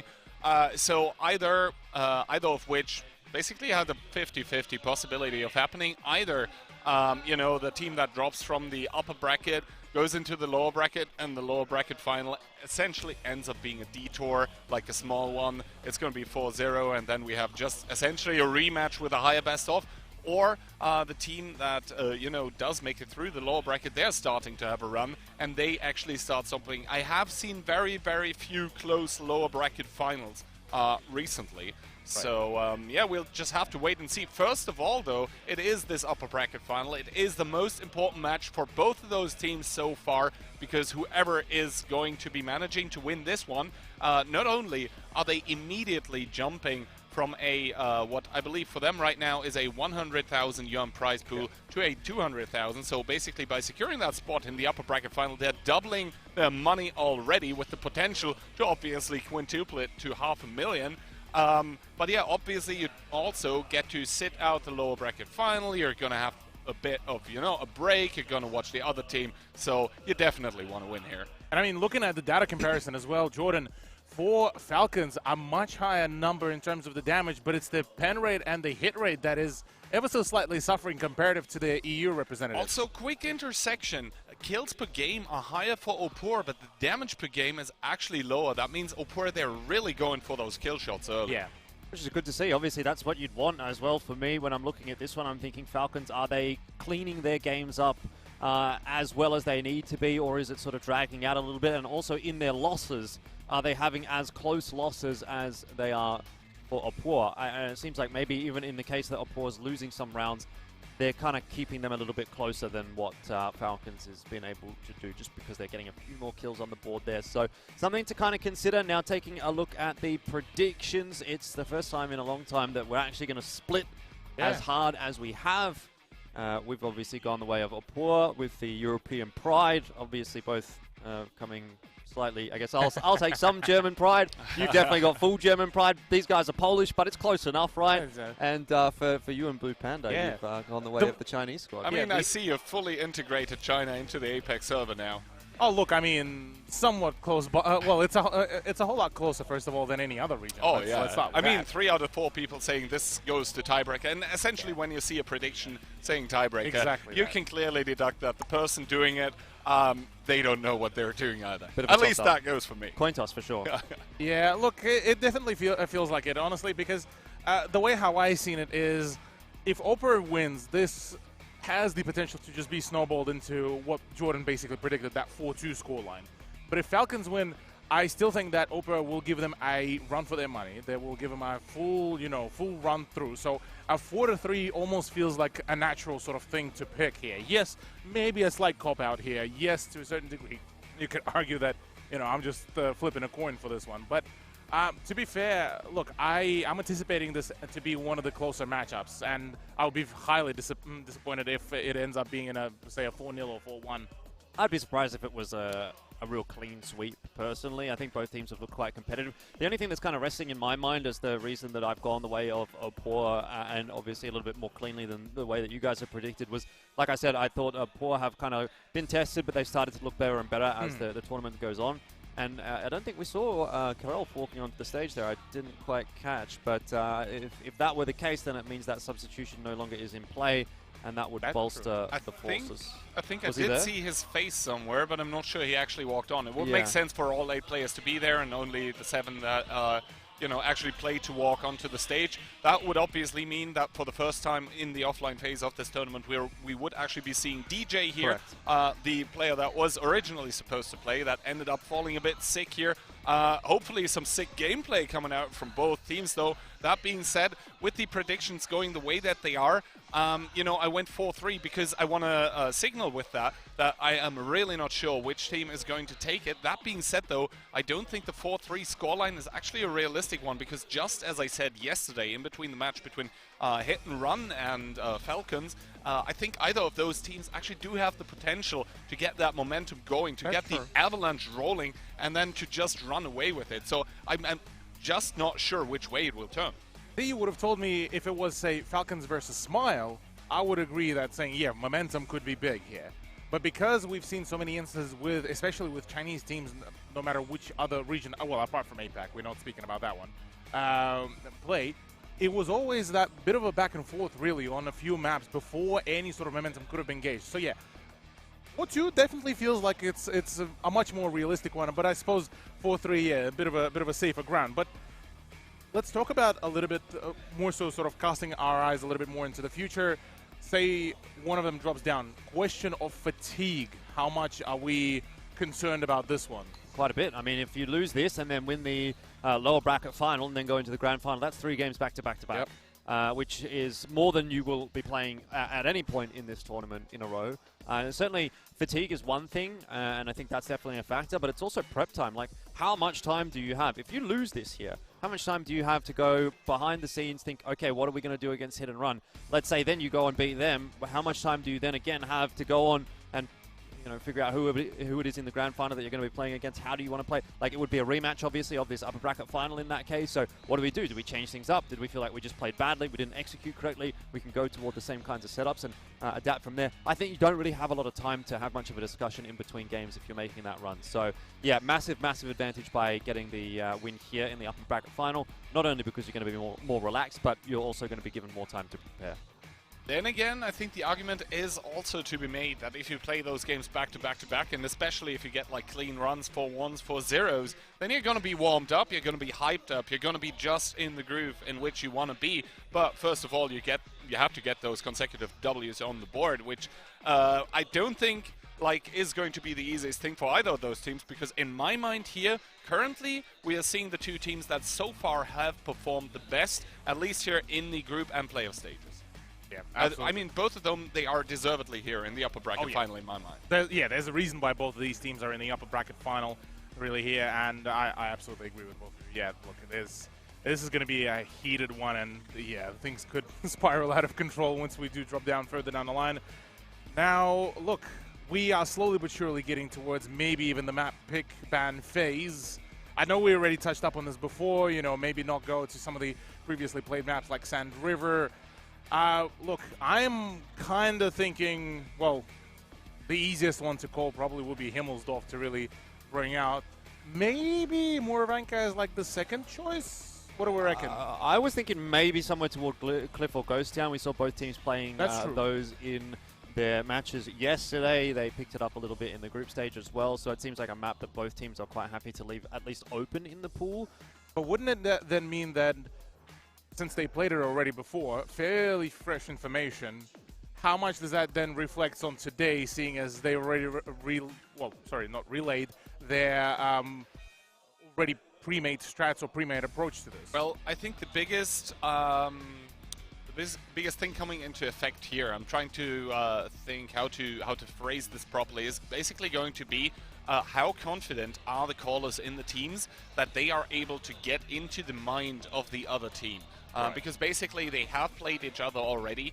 If they're going to be playing the same maps, then that means that we are really going to get started with those mind games, right? If you have the same map, and especially then if you start picking that same kind of setup as well, that is where you start going into this, hey, are we actually going to play the same thing, or is there something else? Is there a trump card that we have up our sleeves? And that is obviously that interesting back and forth that then always starts, where, one team tries to counter what the other team has been doing, but the other team is then, you know, thinking about already how are they going to try to counter us. But all of that being said and done, I think it is just about time to get down into the nitty-gritty, down in towards those pick and bans. We can see Cliff and Himmelsdorf, the two OG maps that actually I kind of wanted to see immediately removed, and then in comes the pick by Opur here. Ghost Town immediately picked up. So once again, the favorite map, I think, for both of those teams is going to be played, and we do see Karolf on stage.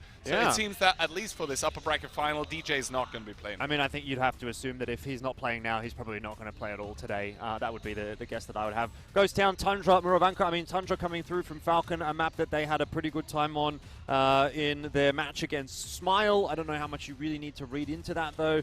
But Ghost Town, Tundra, Muro, and then Prok as the decider. I like Prok as a decider. I feel like you can win on both sides of that one. It's not as heavily biased as, say, something like a Mines. So I'll give them some credit for that one. But yeah, like you said, Ghost Town definitely feels like a map that both teams would be very comfortable on. And bearing in mind that did go 1-1 last time they played it, I think it's a good place to start the series. Seeing those maps, I think the tiebreaker predictions might actually come into effect, because in my mind, Ghost Town defense favored, 1-1 map. Going into Tundra, attack favored, in my mind, 1-1 map. Prokhorovka, attack favored, in my mind, 1-1 map. So, I mean, just go straight to Proko, guys. Let's go. All right, best of one on Prokhorovka. How about that? Well, it doesn't sound like a bad idea at all. Who gets to pick the side? Definitely so, yeah. Look, I mean, all things considered, I am quite keen to see how this will really play out. Quite a fair bit of the styles that could be clashing in different, well, types of map as well to come through. Maybe on the Prokhorovka, a little bit more of a, you know, up-paced matchup, but we do get to take a quick look at the map stats as well. Defender win rate has gone down since day one, hasn't it? Well, yeah, it's the win rate and the ban rate is quite interesting to me as well, seeing as, you know, Ghost Town has been quite one of those maps that is a bit of a staple map almost for EU representatives, isn't it? Yeah, indeed, and especially Opur. I was talking about it already, that they have basically incorporated tanks, or rather, not tanks, but players from the team of Pozdro Počvić from before, and that was the team that was known for the prowess on Ghost Town. So definitely I can see why they are picking it up here. That being said, as I mentioned during yesterday's cast, I believe, I was talking to the Chinese casters and they were giving some insights, and they were saying, hey, actually, you know, the team of Falcons, they do really like Ghost Town as well. So yeah, I think we're going to see two teams that are going to be right in their comfort zone on a map where they like to play. So I think we're off to a good start here. Jordan, any final thoughts before we potentially hop into the game? Yeah, look, I think it can be a map pool that will lean us in the direction of quite a difficult long series as well. So I would say Tenacity rather is going to be the name of the game for both of these teams, and hopefully they're both coming on stage feeling, you know, fighting fit. Obviously, Karolf on the screen right there is a good indication maybe that Opur is not quite at 100%, but I got to say, I don't think he's necessarily been a detriment to this roster. He's looked good in the server. He's looked like a good asset to the team, and it doesn't seem like they've really skipped a beat. So I think he's still a good individual to have there, and I have no doubt that the Opur is feeling pretty comfortable going into this game. Yeah, definitely feels like it. I mean, yeah, with Karolf, yeah, look, things been a bit rough in the fact that he had to step in for DJ, but yeah, as we highlighted before, he slotted in almost perfectly, really, into the roster. Also, and it's the team coordination that has been pretty swell. Oh yeah. Team coordination, both for Falcons and for Opur, has been absolutely impeccable, has been stellar, I would say. There were some stats comparisons, and it was quite interesting to me that Karolf was a bit lower on damage, etc., but was higher on block, so it seems like Karolf has just been put into that position of playing the anchor, which kind of makes sense because, well, it's not easy to play, but I would say it is one of the more easier positions to play. He's not going to be a playmaker tank in the bat chat if he's going to get subbed in. There are other players for that, but all of that being said and done, he has almost 1k block per game, which is quite a lot. Well, it looks like we are just about to get into it. So first round of our upper bracket final underway. Boys, enjoy the Ghost Town.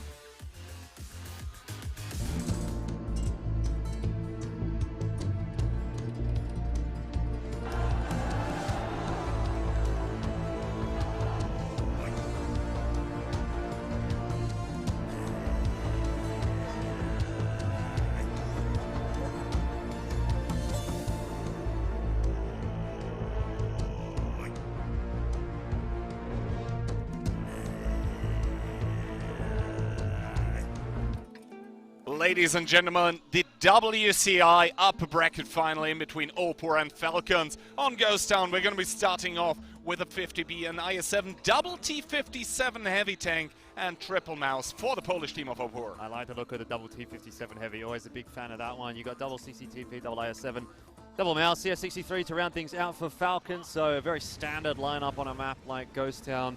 Falcon bringing here.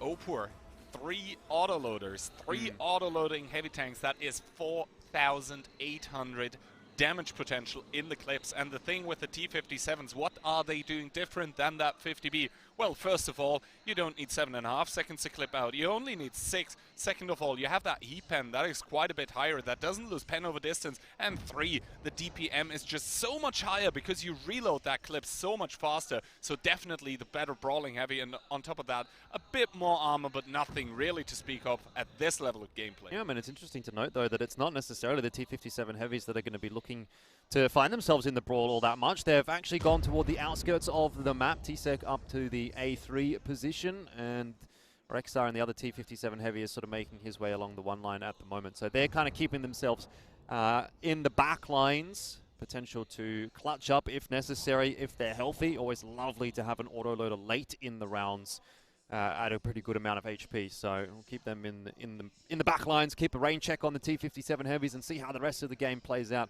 before really having to unleash them proper into the brawl. I mean, interesting position by that 50B as well in G3. Normally you see like an IS-7, 277 in that kind of position to sort of punish the K-line cross. Instead, this time it's going to be Piotrek in that 50B, going to be eyeing himself a bit of that south line crossing, but obviously only HR in that CS63 crossing over there.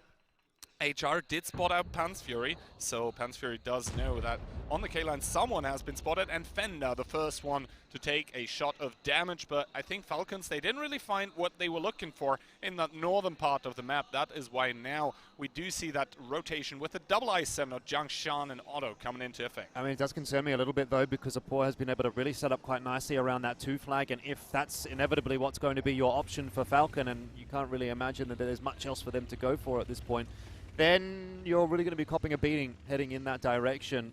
So I am a little bit concerned already for Falcon. They've given up a bit too much map control to Opur. I mean, now we do see the push coming into effect. Fender, the first one to take a shot of damage. I believe, once again, Ketsai there, the team captain stepping up to the task. Though Reflection, Jiangshan and Otto, they haven't been spotted yet, and Ketsai not missing a beat. 3-4-0, the donation starting to come in, and now the jig is up. Falcon crossing onto the cap with triple heavy tank. Not good from Fender, though, and as I said, you're obviously going to see a little bit of damage getting dealt out here. Opur already had a good setup, the T57 heavy in particular, up on the hill. T-Sec able to clip out as those guys try to get in on the cap, and I'm sorry, but I don't think that was a clean enough cross to say that you're in a good position, not to mention now a fire onto Jiangshan as well. Falcon are in a really rough spot. Falcon's in a rough spot here, and that fact is that Ketsai still full HP. Make the 2.6 as Reflection does connect a shot, but Carol with a good shot into Fender here as well, and the cap not really an issue currently as T-Sec from the backlines coming in on towards Robin. He's going to be able to clip out with that 1600 damage potential. Piotrek with that 50B coming in as well, and Opur, they have just done such a great job of making the Falcons bleed. Yeah, 3k damage out from Ketsai already. I mean, look, there's 9 seconds on the cap timer, but I don't think that's really a concern here for Opur at all. They've got that reset, they've got the opening pick, and it's about to follow suit with another one. Robin is not long for this world. Lucky now that that tank is on the reload. And Falcon, I mean, they're trying desperately to do something about it, but the reality is going to be that they have lost so much already that even if they're able to trade Karolf down, Ketsai will continue to pump that damage out alongside Orchek, and even then, it is taking them so long to get the better of Ketsai here, of Karolf here, that I just think it's too far gone.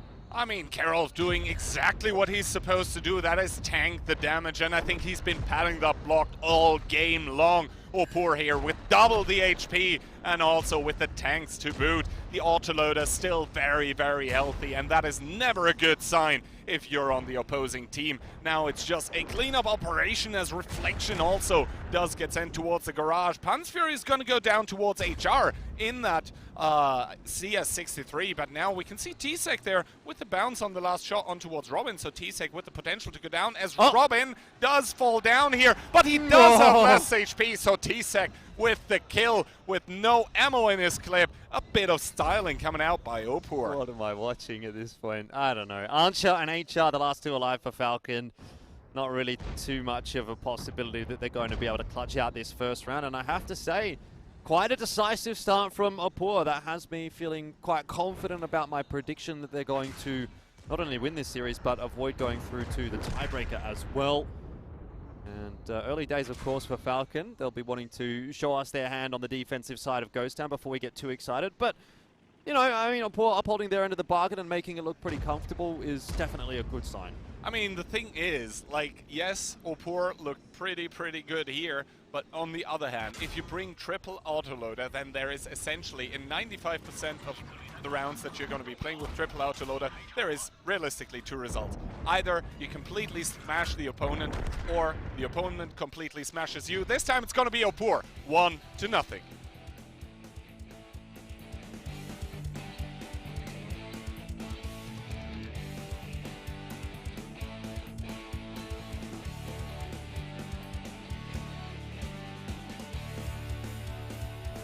Alrighty, lads. Well, that's the first round all done and dusted. Still plenty, though, to go, it seems. But, yeah, look, like you guys highlighted, the Opur definitely felt a lot more confident in their approach for the defense. That triple autoloader actually played just the right work, just the right job as well. And it's the T-57 Heavies as well coming out. I believe that's the first appearance in WTI as well. Oh, I think we might have seen one. I think we might have seen one on Ghost Town at one point on day one. But, I mean, either way, much of a muchness. I really like the setup that they had. I'm always a fan of the autoloaders. Obviously, my experience with WGL and Water Tanks Esports goes back a long way. And back then, it was just autoloaders. If you didn't pick an autoloader, you were basically trolling. So, you know, I always have this sort of like nostalgia goggles whenever I see the T-57 Heavy or the 50B or the Batchat get picked up. And maybe I'm a little bit biased toward those tanks for that reason. But I like the way that they use them. You know, T-Sec in particular in that T-57 Heavy, perfectly set up to deal with the cross. And it really felt like Opur had corralled Falcon into making that cross. And they knew exactly what they were going to do. The guns were set straight in the direction that they needed to be. And the amount of damage that they were able to do as Falcons was essentially pushed in onto that cap was really what kind of broke that round down for Falcons. And realistically, when that is your fallback plan and your opponent is already set up for it, I mean, you're kind of just walking into the trap. Yeah, it's a bit of a stuck between a rock and a hard place, really, isn't it, Kihan? And I mean, with the Falcon not being able to really reach any sort of control up on the northern hill as well, could this have been one of the other cruxes of the problem? Well, I think the biggest problem here for the Falcons, once again, I think that's the second time this event that I'm criticizing a team for that, is that if you want to cross towards that 2-cap, you need to do it immediately. If you give the opposing team time to set up around it and punish you for it, then you just bleed too much. And that is what we saw. Also, I want to highlight Ketsai there with that mouse before the cross even happened, 3-4-0. Those kind of trades, like if you notice you start losing the trades, I mean that just sometimes happens, but you cannot afford to keep doing that. At some point you need to stop, and that is exactly why we see Ketsai on top damage here in that mouse. Once again, one of those mouses, the anchor tank, just coming into full effect because, well, essentially the mouse for 77 is just in a good spot, essentially, since the addition of the turbo. You're fast enough, you have good DPM, you have good enough armor, and also you just have that brutal amount of 3.5k HP to boot that even ensures that if double autoloader rushes you, you're going to be smiling after it. Yeah, he's still kicking after that one. Yeah, absolutely right. Yeah, Ketsai, absolutely stellar performance, 5.5 thousand damage as well. And it is the 85% pen rate as well, which is pretty solid, all things considered, for a mouse. But yeah, look, now that we go into the defense for the Falcon, do we feel any different about the possibilities for them? Is there any chance that maybe they could bring over the autoloaders, or are we sticking to a much more sort of down-to-earth kind of lineup? I don't think we've really seen too much in the way of the autoloaders from Falcons. They seem to be more of a fan of the, I would say, more standard sort of lineups, exactly like what we saw there on Ghost Town. Though what I will say is, yeah, moving on to the defensive side of Ghost Town, it should benefit them. You know, I don't think we can read too much necessarily into one solid round from Opur just yet. It's if this gets to 2-0 that we'll have to start getting a little bit more concerned. So for the moment, wait and see. But after this round, I think we'll be able to check back in. Also, the script is still going. I mean, I said Ghost Town defense side of the map. We just saw Opur pick up their defense. So I think, yeah, Falcons are going to be like, oh, all right, that was a pretty stylish strat that we just lost against. But, you know, obviously they are a very experienced team. They are a very good team. In my mind, they are fighting it out right now for the top dog spot here, for the bragging rights already. And I mean, now we just have to wait and see how exactly they have set up their own defense on which they are supposed to win. Yeah. So for longevity's sake, we are looking at, well, Falcons to take this round here and make so that it's just an even Steven ground before we go into the map 2. Is that right, boys? Well, hopefully. I mean, in theory, if you want to get a decent series out of this one, then yeah, that would be what you're looking forward to. If you're a bit more of an Opur fan, you'd be wanting the 2-0, and that would obviously maintain the win streak so far today for Europe. It's 5-0 as of this point. Will they make it 6-0? Well, let's see if that is going to come to fruition or not. Round 2 of Ghost Town is right up here.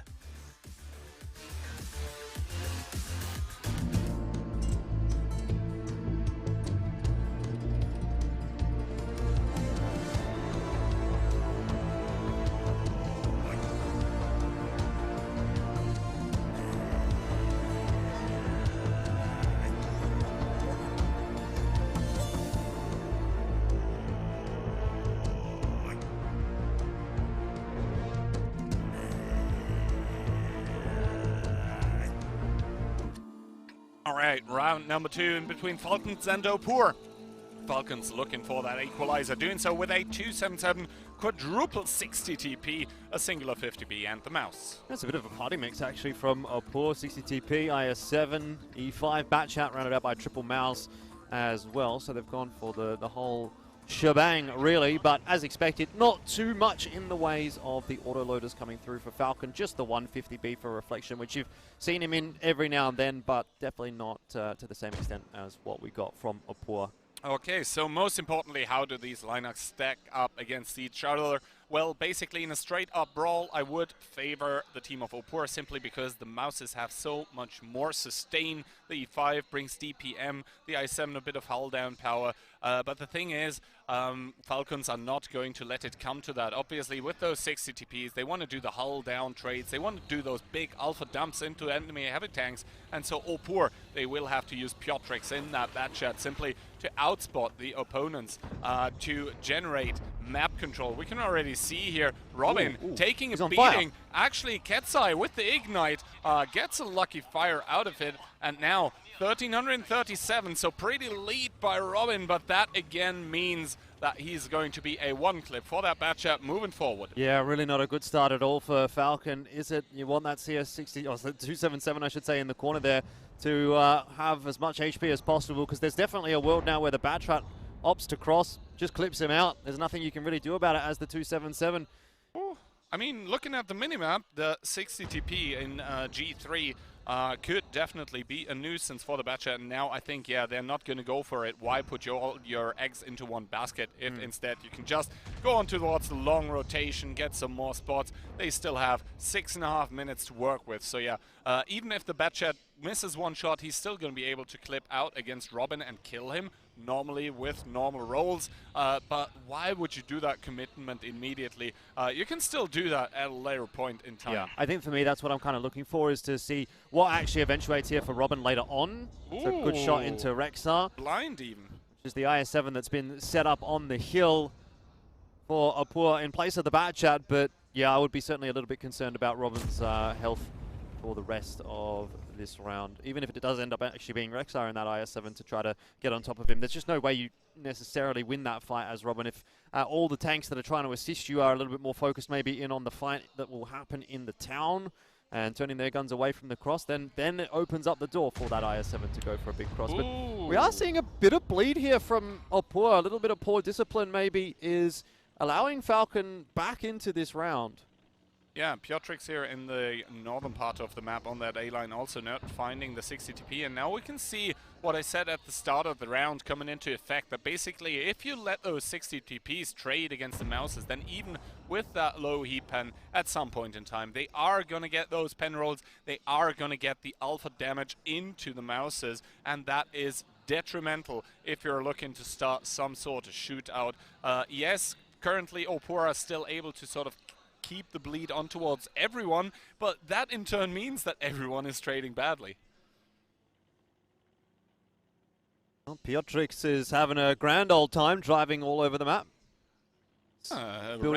Reckon up that mileage. Yeah, exactly. That's what I was going to say. He's like he's stat padding his distance traveled stat, but well, that thought for the moment because it is go time for Opur, and it is Kerolf that is going to be sent as the sacrificial lamb onto the cap. So far, only a couple of shots going in his direction, but down to about 1400 is less than ideal. HR going to come around the corner and won't manage to slide that one in. In fact, actually gives up a fair chunk of his HP himself. Yeah, and T-Sec there paying 1200 for a single shot of damage on towards HR, and now Pansphere and Ketsai, they will have to prevent the peaks by Jiangshan. Now the timer obviously on, but the bleed has been substantial. T-Sec down below half HP, Kerolf to 1400. We will see a reaction by Falcons coming in though. You got the Batchat back in the same position it was earlier on in the round, and I think this is what Opur have been setting up for. They want to turn the attention back toward the town with that cap pressure and then send the IS-7 and the Batchat to deal with the isolated 277 down in the K1 position. Rexar's pushing his way forward and as of yet really not taking a huge amount of damage for it. In fact, you probably don't even need to contribute the Batchat toward this 277 as well. I mean, the IS-7 can probably get that job done itself, but it looks like Piotrix is on the way as well, and that should, in theory, be the opening pick for Opur. Piotrix, though, taking one, taking two on the cross, and there's the 50B to boot, so Piotrix possibly going down here. He does get the 277 pickup, though, so is going to be safe for the time being. That's going to compromise the 6 CTP position in G3. First of all, though, we'll have to see how exactly things pan out here at the cap as Kerolf is still tanking like a Jap. Jiangshan did expose here, does take 1,000 for his troubles, and now 33 seconds. That is still not too terrible, but the shots, they simply do not connect. The pen rolls aren't there for Falcons. Yeah, can't really be bouncing a shot in this kind of a circumstance when you're Falcon. I mean, the HP, it's kind of neck and neck, but you are slowly but surely losing this game. There's 14 seconds left as the reset does come through. HR going to have another crack, but really, you'd want this shot to go into the mouths, which is going to be difficult to achieve. And again, another whiff from HR, who was one of the better performers from Falcon in the lead up to this game. Opur gonna pick it up here. Cap does complete. Good shielding by Ketsai onto Kerolf. And the player that was subbed in with 95 plus cap points is going to be the MVP in my mind. He did cap out. What a champ.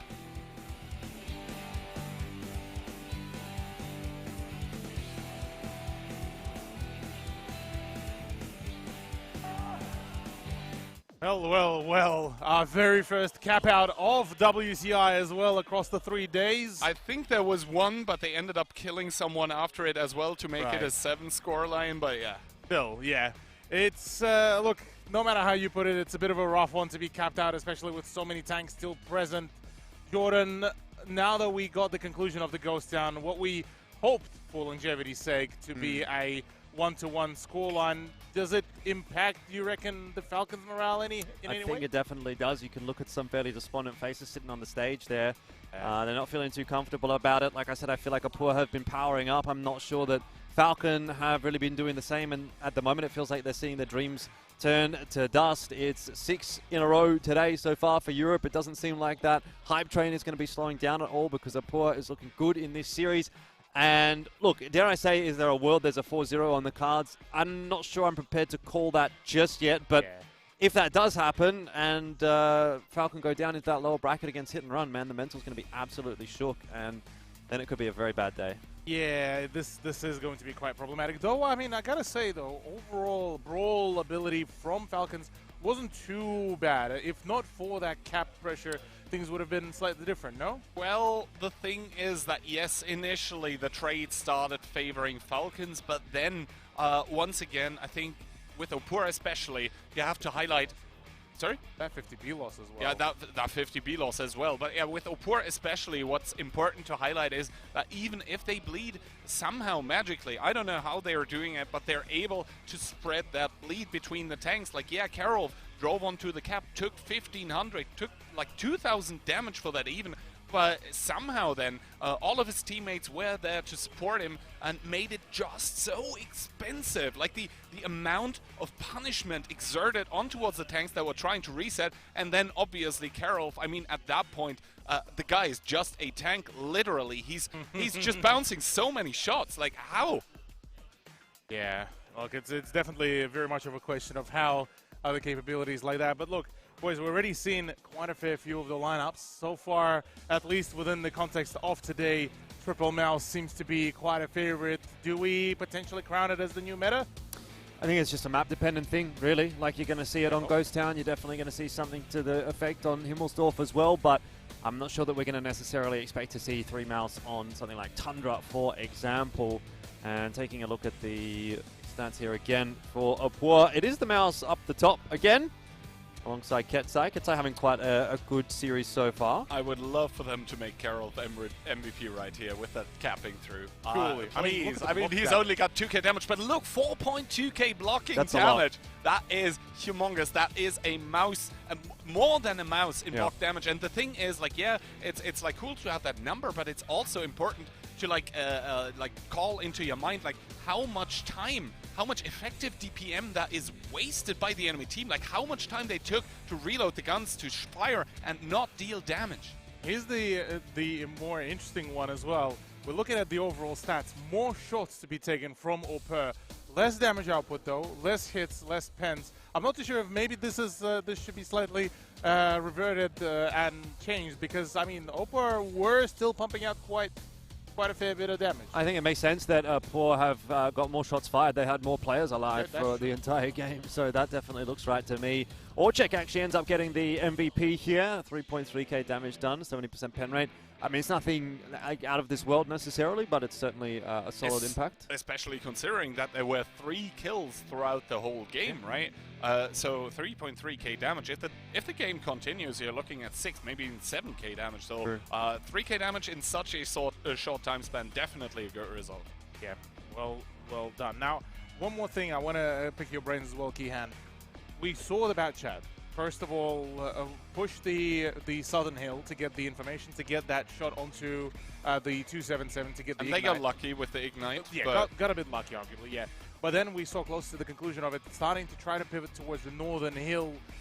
In terms of the overall approach for the pacing of the matchup, how viable do you reckon it is for the scout players to try to just pivot between the 2 positions, or is it better to just keep on holding one?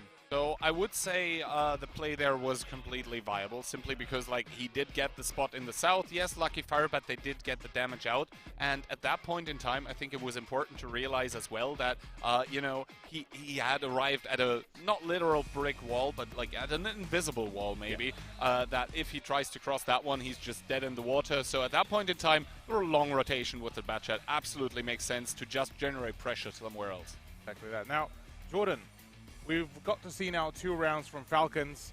The one thing that I did sort of notice whilst watching, whilst you guys were casting, is they looked a little bit almost scared peeking some of the positions. Do we thinking that the pressure is starting to mount up unintentionally for them a little bit too early? Well, if not going into that round of Ghost Town, certainly it is now going into Tundra being down 2-0. I don't feel that they are looking as competitive as what they did on day 1, and certainly not as day 2. Yeah, and day 2 exactly against Hit and Run. Something's kind of getting to them. They're not playing at their A game. They're not 100% at the moment. Oh, look at Ketsai, man. He's on top of the world. Yeah, and that has me a little bit concerned because things are going phenomenally for Opur so far in this tournament. They are well on their way to booking themselves a ticket in that grand final, and on the other side of the coin, you've got Falcons who are starting to think about the alternative, which is you know, quite dangerous thoughts, and hopefully they'll be able to find something off the back of it. But yeah, I don't know. It's not looking so great today for Falcons. At least as of yet. Yeah, at least as of yet. Well, here we go. Let's see if Falcons can get back into their form, or if it's a full EU domination.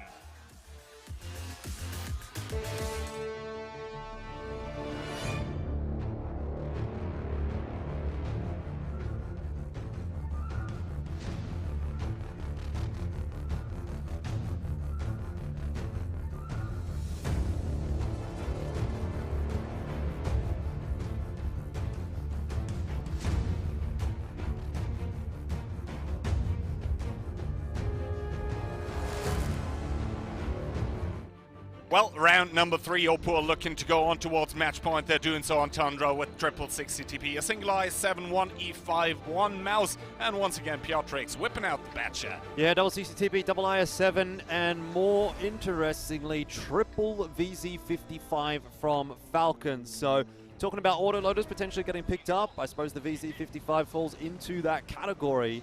We did see a double VZ55 setup from Falcon earlier on in the tournament on Tundra, but triple VZ55 is certainly throwing a spanner in the works. I mean, that is essentially 3k damage in 2 seconds. That is absolutely brutal. Given the little caveat, you actually need to penetrate those shots. That being said, though, pretty unusual opening by the side of Opur, I would say, sending double 60 TP through that lower side on their defense. Haven't really seen that one so far, and the VZs that are posted there currently not really able to exert damage. One of them from the hill reflection, finally with a shot, but takes one in return.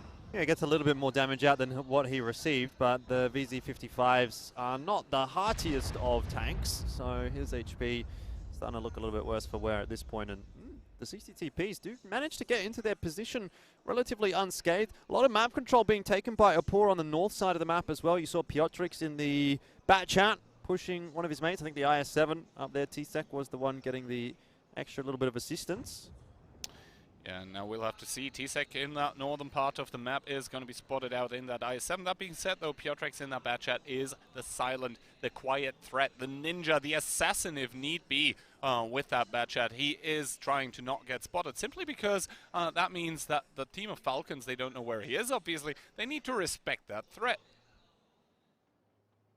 And now, I mean, Falcons, honestly, the reaction that I'm seeing from the team in orange right now, they look a bit stunned by this opening. I think that's fair enough as well. I think you would definitely be a bit perplexed as to what is going on here, because this is not a standard setup from Opur. This is a very aggressive defense, if I'm not mixing my words up too much.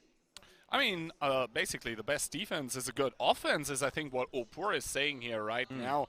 And they're just bringing the aggression straight to the faces of Falcons. I mean, basically the win condition, I think, for Falcons is just trying to figure out on the timer that you're on right now, 5 minutes and 45 seconds, exactly where the weaknesses are. Because obviously, if you're being pushed that aggressively, there must be some weaknesses somewhere. There will be openings. It's up to Falcons to find them. Yeah, it is a bit of a gauntlet being thrown down by Opur, isn't it? I think it's a statement, really. They know they're up 2-0. If they get in the face of Falcon, they win a cheeky round here, then that really breaks the mental of Falcon. And that you can sort of see the wheels are turning, or the cogs are turning in the minds of Falcon, trying to figure out how to break this. But as of yet, they have not moved. They haven't really changed their positions at all. They're just waiting to see if they can maybe get a favorable trade here or there. But it's not happening. It hasn't happened over the last couple of minutes. I don't think it's going to happen now. Ooh. There is a good shot in onto Rexar. Yeah, finally. So those 60 TPs, they do now know that they're in crossfire. And I think the biggest, I would say not threat maybe, but the biggest, or the coolest thing for Falcons, not necessarily the best one, would be just, you know, taking all those 3 VZs and maybe, you know, the 60 TP, the I7, and just dumping those 60 TPs, because with that triple VZ, the fact remains those 3 autoloaders, they have such a big amount of clip potential. That being said, though, Jiangshan driving in, taking a huge amount of damage. Tsek is going to be hold down, probably going to do one more to him. Pantsfury from the sidelines farming as well. So that push for Falcons not working out right now. And the VZ55's on the move as well, but as of yet haven't found themselves in a firing position. Fender copping a big chunk of damage there as well. It's Kerolf and Tsek that are trying to survive, that are struggling to do so at the moment, though Tsek has a slight advantage over Jiangshan. He's got the reload advantage there as well, so in theory he should win that 1v1, IS7 on IS7. And the next question is obviously what happens when Kerolf goes down, because that now brings it to a 6-on-7. Jiangshan, you'd really want to see him slide this shot through, which he does, and it's up to Tsek to ensure that he pens this next shell, which he will, and equalizes the numbers back at 6 apiece.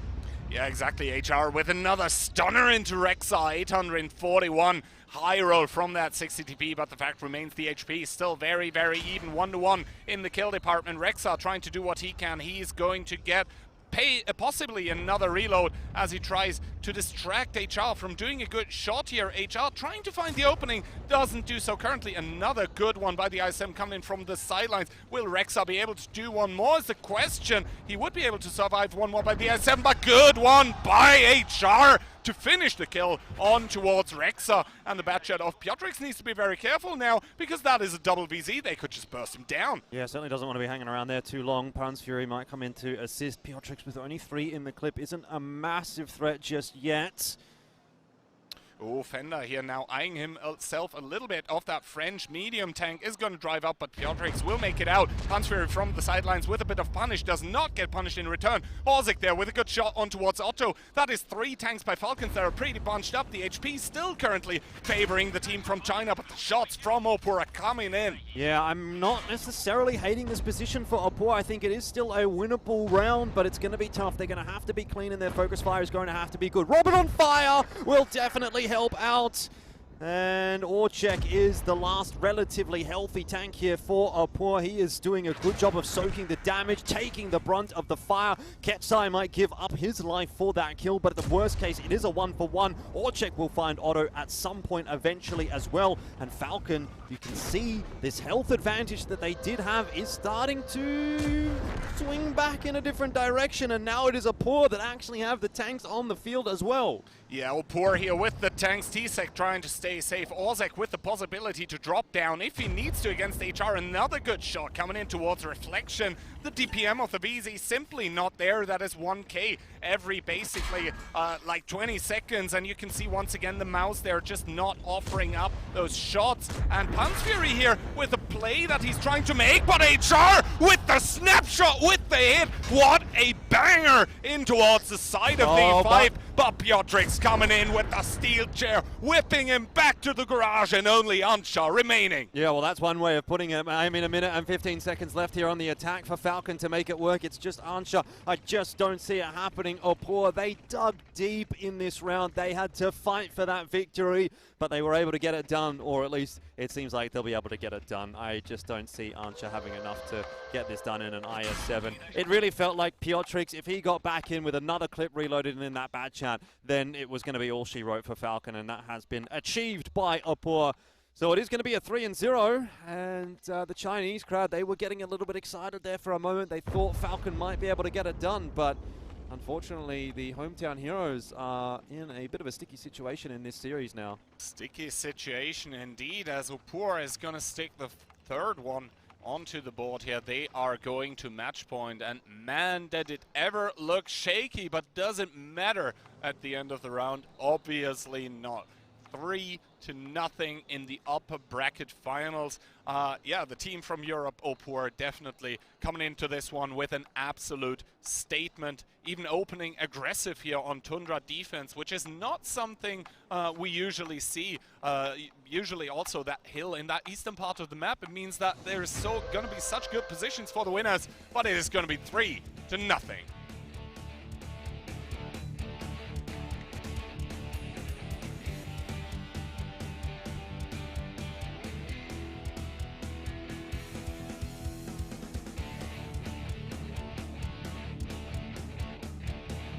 Well, bit of a slightly sweatier round this time to be given to Opur, but at the end of it all, 3-0 so far as the scoreline, which makes me now feel like a fool for doing the prediction the way how I did it. But look, first of all, Elfish, that aggro defense definitely is a bit of a new one to see on Tundra, isn't it? Yeah, I liked it. I mean, I think for Falcons, obviously they come into Tundra as their map choice, and they're thinking, okay, we've got a plan for our attack. You know, we're expecting Opur to do something pretty standard, and the onus of this round is going to be on us. But immediately that plan has to get thrown out the window when you see Opur playing a defense like that. Now your caller is having to figure out, okay, well, how are we going to dig these 260 TPs out? What's going on the northern side of the map? We had a setup that we wanted to make happen with our VZ55s that is now just completely irrelevant, and we're having to sort of adapt on the fly, which obviously makes life a little bit more difficult than going with what they'd expected to play. So I like that as a change up from Opur, put that pressure back onto Falcons initially in the round and force them to do a bit of thinking. And it's something that we haven't really got to see a whole lot from Opur just overall throughout the past 2 days either, Keyhand. I mean, we'll look at the you know, how they were playing in the first day, look a little bit shaky. Second day, yeah, but still a few questions here and there, even though, you know, it's all still wins for them. But could we now start talking potentially about the Opur being the silent assassins, whilst the hit and run taking all of the aggro? I mean, the thing is, right, I also predicted with a 4-3, I think even...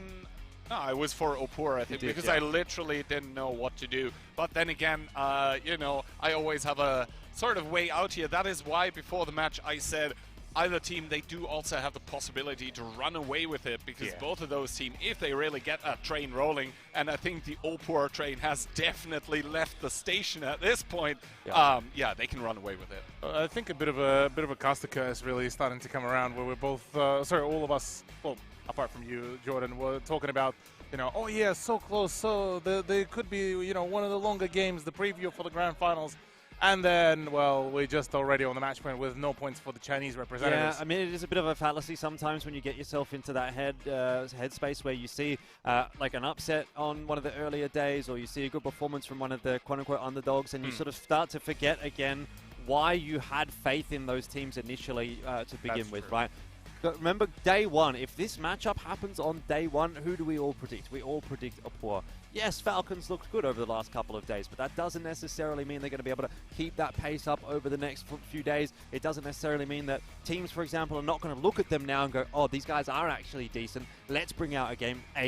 Let's counter what they're doing. Let's have a look at some of their VODs and see how they like to set up, how they like to play. Maybe there was a level of, as you said, hubris maybe coming into day one from the European teams. They thought, we'll roll over these Chinese guys, no problems. They got a bit of a wake-up call on day one. Now they've come out on the final day when all the chips are down and when they know that it really matters and they're here to play. Also, one more thing that I want to mention is that basically while we were coming into this this event basically and saying that, hey, in between hit and run and Opur, there never really is a clear favorite, because it actually does matter like how the caller slept or something like that. I think right now we are seeing a Ketsai that has slept on absolute clouds and is now ready to go. Yeah, he's having a great time individually as well. Like, it's not even just the calls in the game, but you saw, especially on Ghost Town, I felt like at the very start of both those Ghost Town rounds, he was the one getting all that early bleed out onto Falcons, and you know how much of a mental boost that can be for your team if you're getting that damage down, and obviously a mental detriment for your opponent. If you're getting 1, 2, 3 shots in early on in the round, you're just thinking, okay, this job has gotten so much easier for us at this point. And also during the match we just saw, I mean, Falcons, they were ahead in the damage department as soon as those VZs actually got in, and then to be ending up losing it like that, that must just feel brutal. Actually, I was just about to ask you about that one, because, yeah, on the side of Falcons, things definitely look very much rough. Could it be the case of a breakdown of communications? Could it be the fact that, you know, a few of the players sort of ended up tunnel visioning? I mean, Ansha was still on the top of the hill and not brawling with the rest of them. Do we attribute any of that to the issue with the comms, or is it just straight up just nerves? I think, honestly, Opur, they just did a great job in this round number 3 of, you know, seeing triple VZ setup, and there definitely was a plan for Falcons. And with that aggressive defense, as Elfish Guy said, they were just able to completely pull out the rug from under Falcons and be like, hey, whatever plan you guys might have had, that's not going to happen at all. Well, with Orzik being the MVP, so far so good. Opur looking potentially to claim the 4th round for themselves. That 4-0 scoreline, are we now basically all agreeing on that to happen? I mean, you know what is going to happen now is that it's going to be Opur attacking on Tundra. And, I mean, statistically, Tundra is attack-sided. Right. I've got faith that they can pull this one off. I think they're kind of barreling towards that 4-0, and they're really keen to at least ensure that there will be one European team in the grand final. But based on how hit and run looked this morning, I think that'll be a tough game for Falcon if they do drop down there into the lower bracket. But when all is said and done, yeah, I mean, this is a tough uphill battle for Falcon, and Opur looking fantastic. My prediction changes from 4-2 to 4-0. Yeah, I think that's illegal. You can't do that. Yeah, I think I might join you on that one, though, even though we'll be questioning the legalities of that one. But look, one last question before we do head into it. The EU push, that is the absolute wall of a push that's so far been pioneered by both the hit and run and the Opur guys versus basically any other of the very much of a concentrated push from others, do we feel like this is basically the secret weapon? I think the secret weapon, honestly, is team cohesiveness. Apart from team cohesiveness. That is the thing that sets them apart, I think. Yeah, it is. It definitely is. I mean, you can just tell individually, yes, they're very good, but it's also just being able to juggle their HP, make sure that they're focus firing a little bit better than their opponents. It seems like they, as a unit, are much more coordinated. Also, the fact that, you know, Opur is simply able to do something which no other team seems to be able to currently, and that is to stop bleeding when it matters and where it matters. It's just like they don't lose HP uselessly on tanks that are going to be crucial later on in the round. It's almost like they have a, you know, seventh sense on top of the light bulb that is already in the game. Yeah, it's just absolutely fantastic to see, but yeah, the last round can be the hardest one. Yeah, well, we'll see how it will all go. How will the juggle act continue? It is potentially the final round of the upper bracket finals.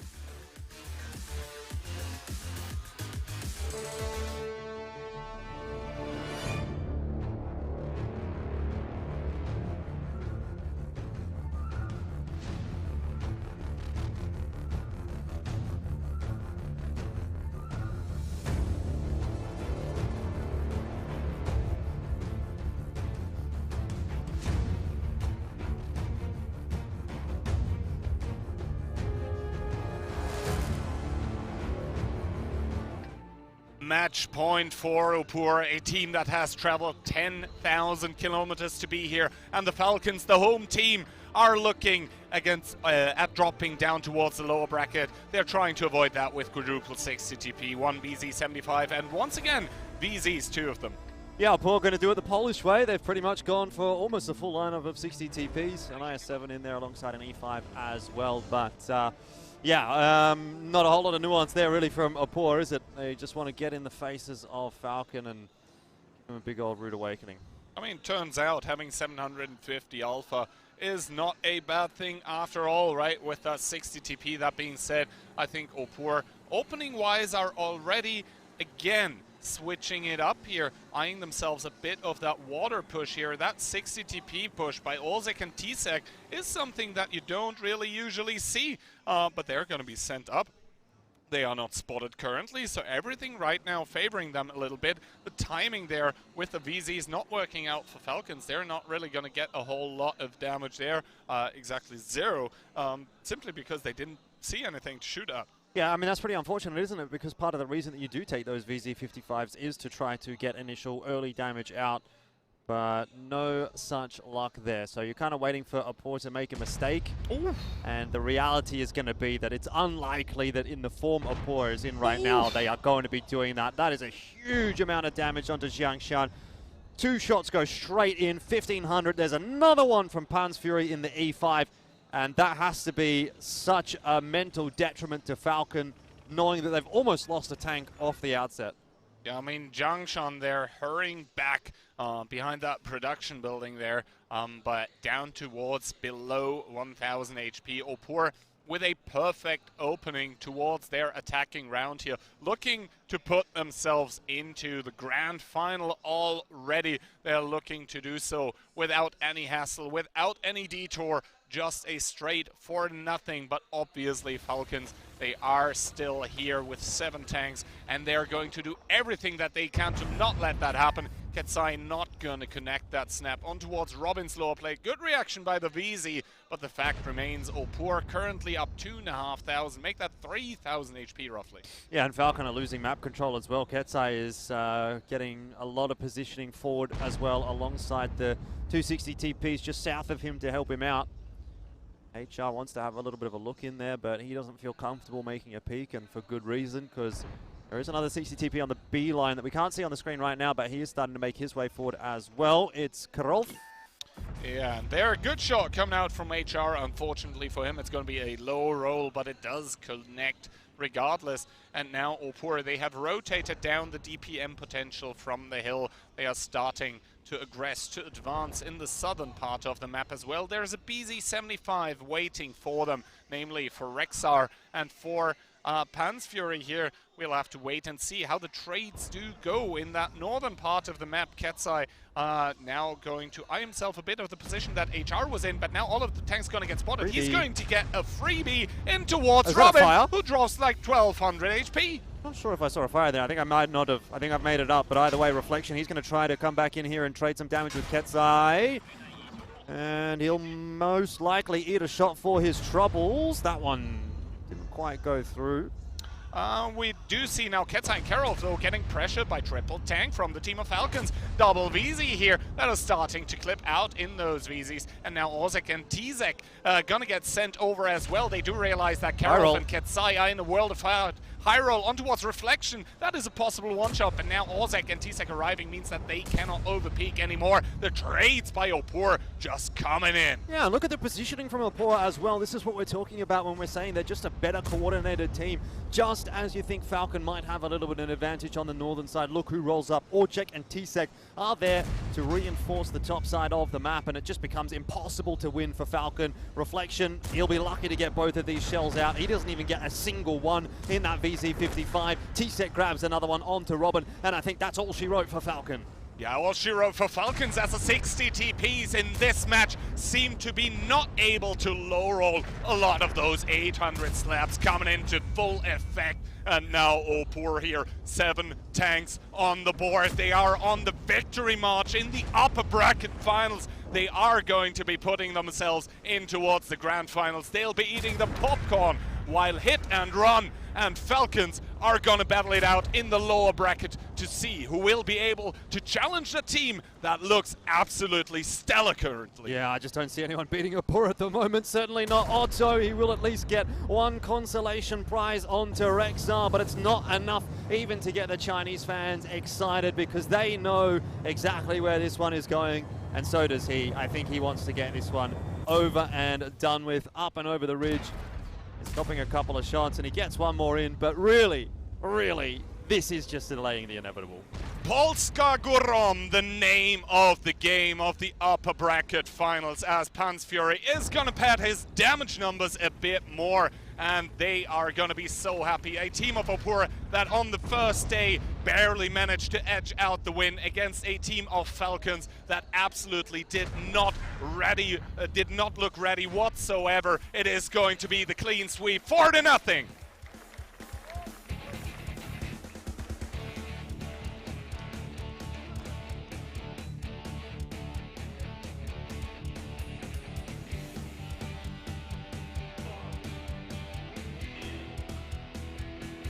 Alrighty, well, that's the conclusion of the upper bracket finals. Opur, look, you mentioned that Ketsai had a pretty good sleep, and it seems like that buff is certainly showing its face.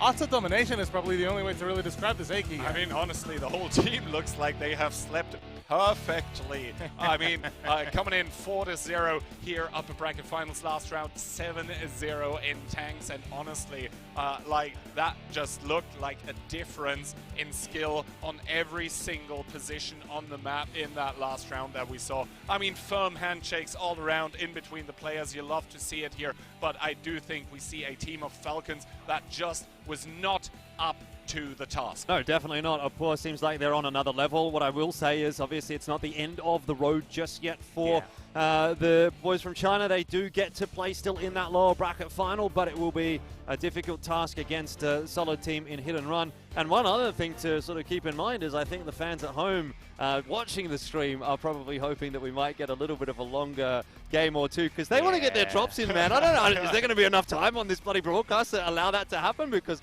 we're at that point where 2 4-0s.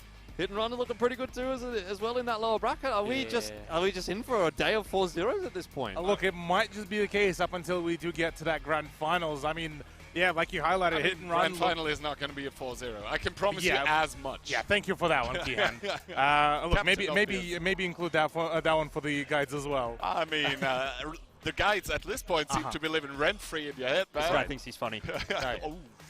Okay, I'm not going to get between you here.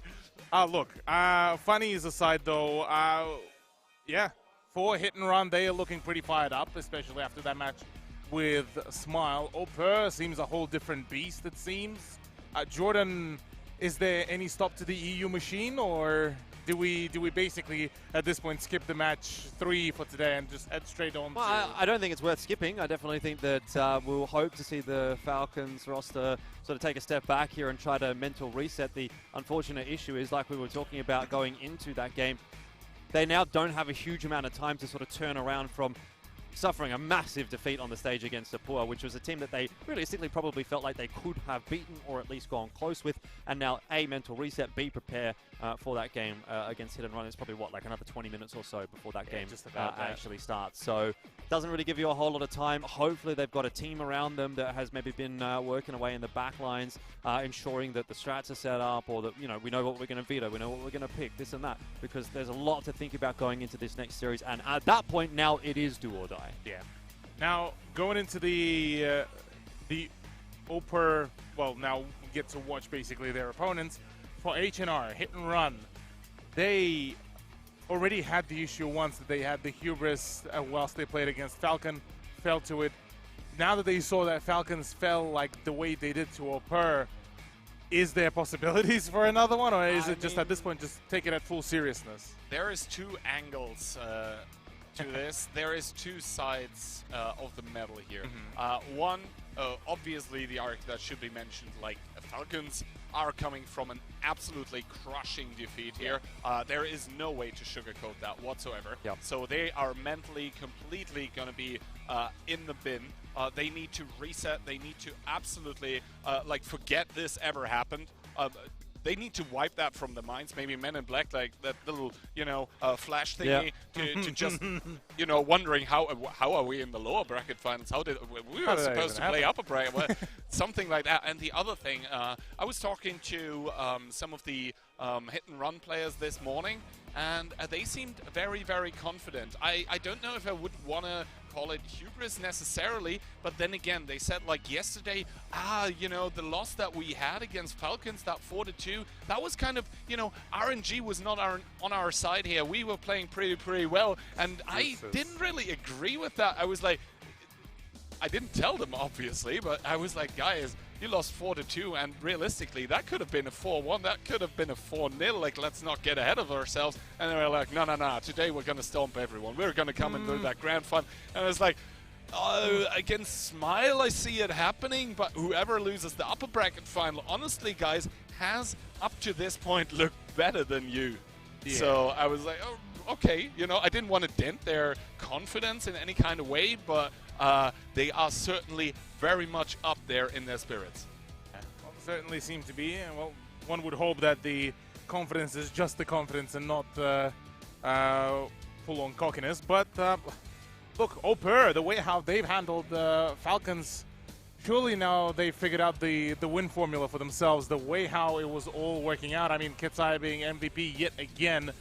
They handled both Tundra and the first map as well really well, all things considered, didn't they?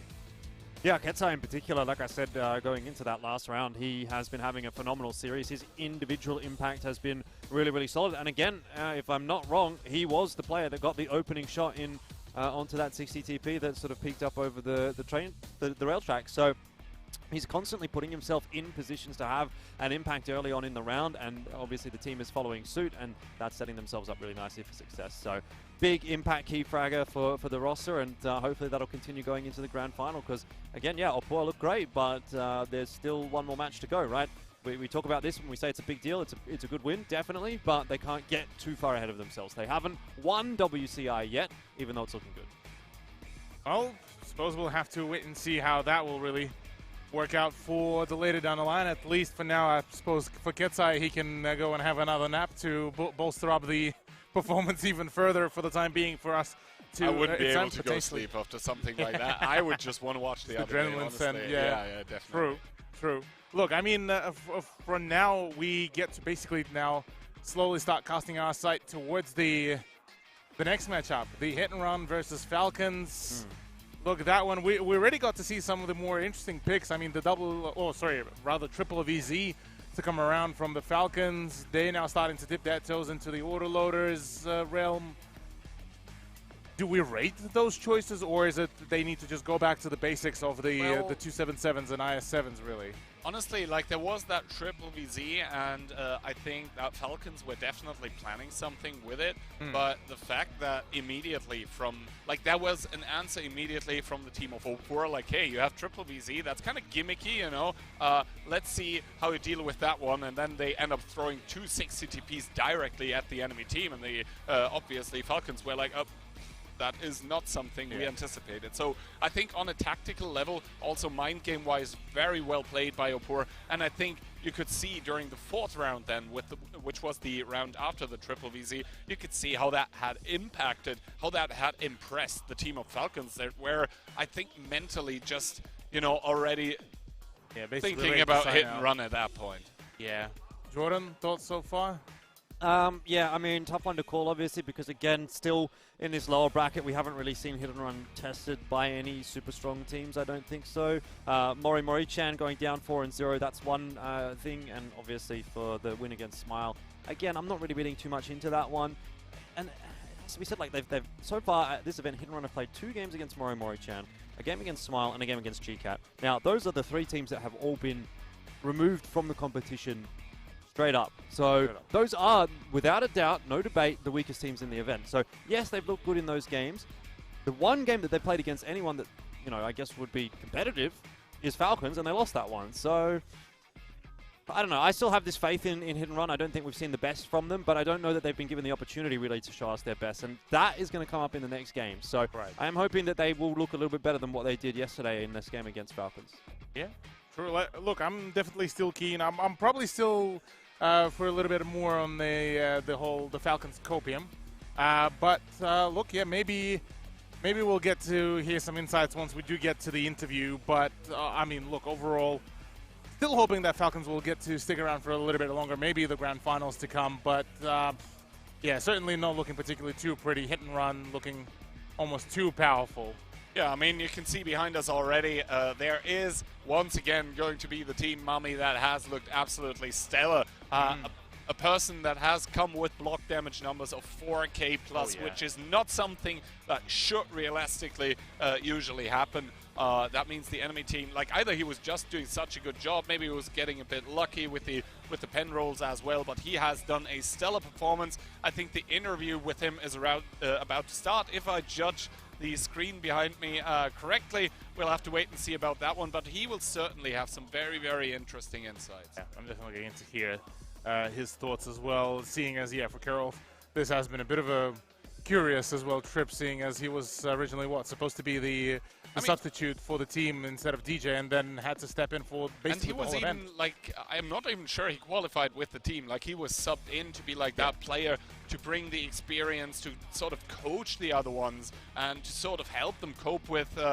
being on stage. And obviously he's been doing a pretty good job, but now being put into that role as well of having to play again yourself, like 5-6 years even after you did that for the last time. And he was just able to continuously show up and show off even, I would say. I think there's a lot of value in that, though, being able to have someone like that in your environment. Yeah, maybe not necessarily as a player, but I guess no better way to get involved in the discussion than as a player. And as we've said, yeah, he has a lot of experience from back in the day, back when the final battle was going on. He was competing with Oops, and he was there, and, you know, he was able to experience an environment like this, whereas for a lot of the other members on that team, you know, an offline finals or an offline event, as far as World of Tanks Esports is concerned, doesn't roll around all that often. So they haven't really had the chance to experience this, and so it does help to have a bit of a guiding hand there.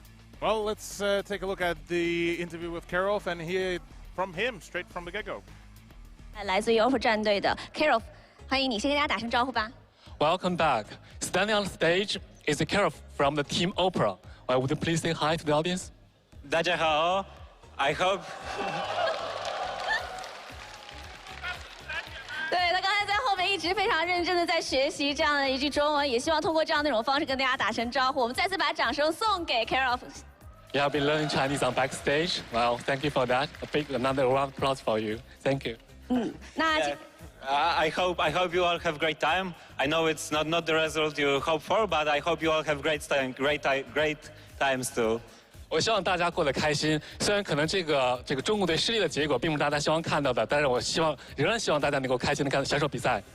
那今天呢，可以说是整个的比赛是非常的精彩的，而且呢，Opur 其实在整个的比赛当中是到目前为止是未尝一败的。那在这样一种情况下，我想问的是否认为自己已经是战无不胜了？ Well, you guys have been on fire. You haven't lost to any single team yet. Well, is this exactly what you've been hoping for? And do you think you will be the final champion based on what you have achieved right now? Yeah, obviously we hope so that we can win in the final. But we'll see. Like for now, we need to like settle down, calm down, don't underestimate the opponent that we'll be playing against, and yeah, like hope for the best. And I think that we can win the whole tournament. 是的。 我们很高兴能赢下比赛，但是对我们来说，我们目前更需要做的是安静下来、平复下来。我们需要来仔细总结，而且我们要不能够低估任何一个出现在决赛的对手。虽然我希望我们将会是最终的捧杯者。好，那其实，在第一天当中，我还记得是3比2，其实是险胜了Falcons，但今天的话是一个4比0，一个非常干脆的拿下。我想问一下，你们是怎么样去调整的，可以让短短的1天之后就会有这么大的一个改变？ Well, you won against Falcon, but 3-2. You went to the tiebreaker on the day one. Well, today you won Falcon with 4-0. So what changes have you made? There's a huge and remarkable improvement. So what changes have you made to achieve such an improvement? I think it's just the confidence, really. I think that we settled down here in the arena, and the energy today was like really good, really high. So I think that that's the most important thing. And yeah, maybe the map choice. I think the Ghost Town, we for the first time played it properly, like we made it to 0. Then on Tundra, it was a little bit sketchy and tricky, but yeah, like players managed to pull it out because the energy was so good today. So I think that I hope so that we can keep it going into the final. Sure. 哇，我觉得信心是很大一部分原因。另外就是今天场地更热烈一些，而且我们的环境也更温暖一点，所以这也是很大一部分原因。那另外我们在第一天比赛当中，我们在荒漠小镇的比赛并不尽人意，但是我们今天荒漠小镇表现得更好，而且在我们卡秋莎这张图当中，我们实际上有一些变动，有一些意想不到的情况，但是最终我们赢得了卡秋莎，最终赢得了胜利。 那说到卡秋莎第一张图也是带来一种全新的战术，我想问一下，在之后的比赛当中，是否在每张图当中其实都有藏了一个大招？ Well, just in terms of Tundra, especially during the first battle, well, there was something sort of like a surprising gameplay by you guys. Or do you have some other hidden gameplays or surprising mechanics you've been practicing? Yeah, I think that we have like still a lot of. Stuff to show, a lot of tactics and strategy. So yeah, we are keeping it for the final, and whatever the map we are going to play, I think that we can still show some pretty interesting things. So yeah, still a lot of stuff to show for you. 是的，我们当时为卡秋莎准备了大招，我们实际上还在秘密排练了很多其他的大招。我们基本上为每一张地图都制定了不同的秘密的战术。我们接下来还会有更多的战术释放给大家。 那接下来的一场比赛呢，胜者将会再次打入。如果是胜者将会跟你们最后是在总决赛去相遇，你会在乎接下来一场比赛谁会获胜吗？还是你觉得无所谓，打谁都可以？ Well, your upcoming opponent will be the one from Falcon or Hit and Run. So do you really care about who's gonna be your next opponent, or it doesn't matter at all to you guys? Yeah, I think it doesn't matter really at all. We should just focus on ourselves, stay focused, stay calm. And yeah, I think that no matter the opponent, we can beat either Falcon or Hit and Run. So yeah, it doesn't matter really for us, but we'll be watching it with high interest the next match upcoming. 对我们来说，最终我们决赛的对手是谁并不那么重要，我们更需要做的是关注于自己。我们会紧密地关注下一场比赛，发现他们的特色，并且做好我们自己。 好的，能感觉到我们现在 Prokhorovka 整个的 Opur 战队现在是信心十足，而且他们做了充足的准备。我相信接下来的每一场比赛我们都不容错过，也希望大家用最热烈的掌声送给我们的 Opur， 送给我们的 Prokhorovka， 感谢他带来的精彩表现。 Yeah, we can tell that you have full faith and confidence in the upcoming matches. So hopefully, best luck to you, and we will see even more brilliant and more remarkable performance from you guys. Thank you. 好的，再次掌声送给他，感谢你接受我的采访，谢谢。Well, hello and welcome back, and now with a new face here on the caster's desk, it is the Phil X, Senior Competitive Operations Manager, a colleague, also a clanmate and a friend of mine. Welcome, how are you liking it so far? Well, thanks for having me. What can I say? 2 times 4-0 today, Polska Gurum. I think the stage here is amazing, all the colleagues working behind the scenes. Today we have over 100 people working on this broadcast, and I think, look at it, it's just big show today. Is it meeting your expectations or exceeding your expectations? I mean, I've been to the last event in Minsk in 2019, and it was an outdoor event. It had a lot of crowd, but I think today the crowd is amazing as well. Everyone is cheering, everyone is in a good mood, and I really hope that the Chinese fans are getting rewarded for it with some good points for the Chinese team later. Maybe not, but we'll see. I mean, yeah, talking about being in a good mood, you see all of us smiling here because, well, we are sort of, at least the two of us from the Western audience, and you obviously being from APAC, well, maybe not so much, but yeah, you touched on it. 8-0 here currently for the EU teams. What are your impressions of the match that we just saw? I mean, both matches were very quick, and I think the momentum right now is definitely on the side of the European teams. You have Hit and Run that are coming now after 8-0, first against Morimori-chan, 4-0 yesterday, now again in the lower bracket against Smile, so they have a lot of positive momentum. And I think that will reflect on how the match goes against Falcon. They have a lot of pressure being the only hometown team left here, and just having suffered this kind of defeat can really draw a dent into their mindset. Yeah, most definitely. I mean, I guess at this point, it's prudent to ask you what's your prediction for the next match. You did say you think, or you hope rather, that the Chinese fans are going to have something to cheer about, but obviously hailing from Europe yourself, I would say maybe 4-1 for Hit and Run, because they're coming in very strong, and maybe Falcons can recover, but I think the mental edge is definitely on the side of the European team today, so 4-1, maybe 4-2.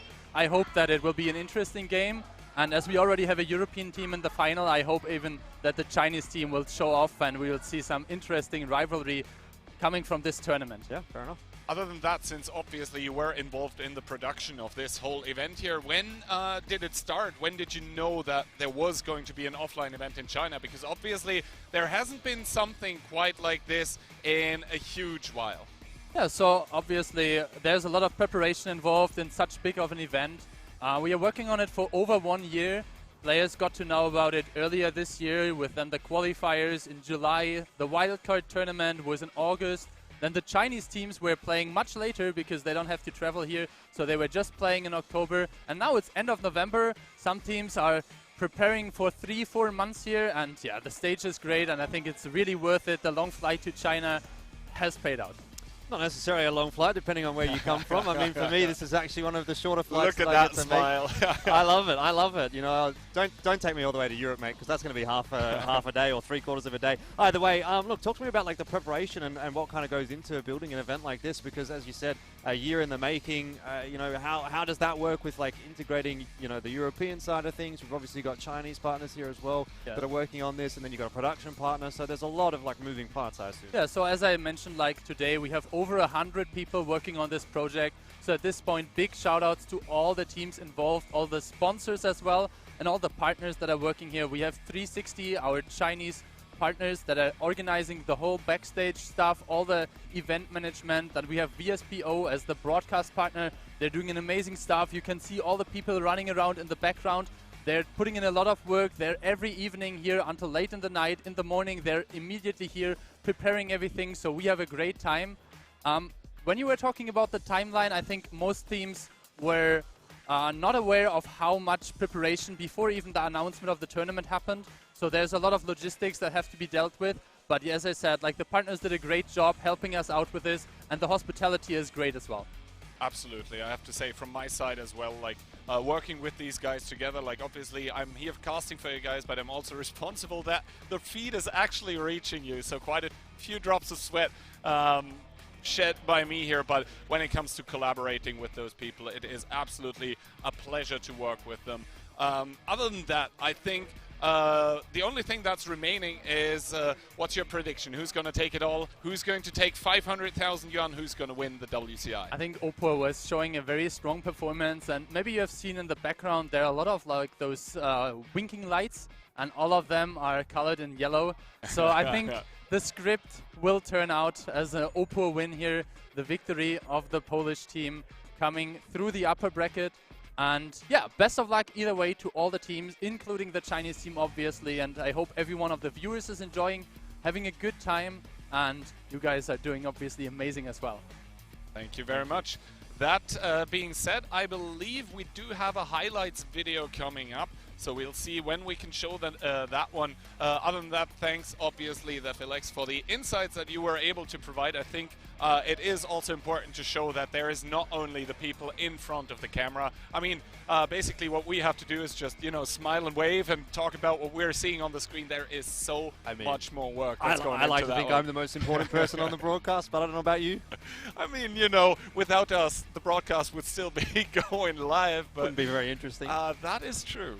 Yeah, I mean, someone's got to be the face of the show, and I'm more than happy to do that with a mustache like this. But yeah, that was quite enough from the three of us. Let's see the highlight video.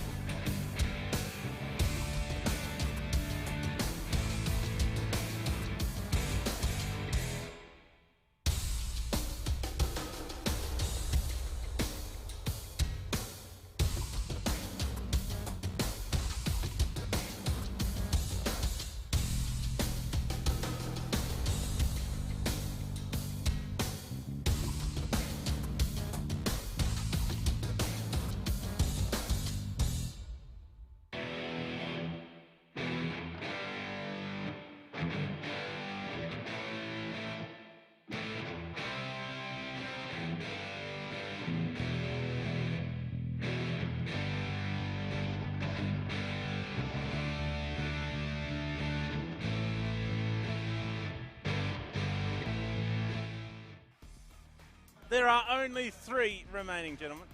Unfortunately, Falcons having to make that long run, and look, it's not going to be an easy task. They will have to remain on the stage for not 1, not 2, but 3 matches if they want to take the title. You got to wonder, have they got that much left in the tank, Cthulhu?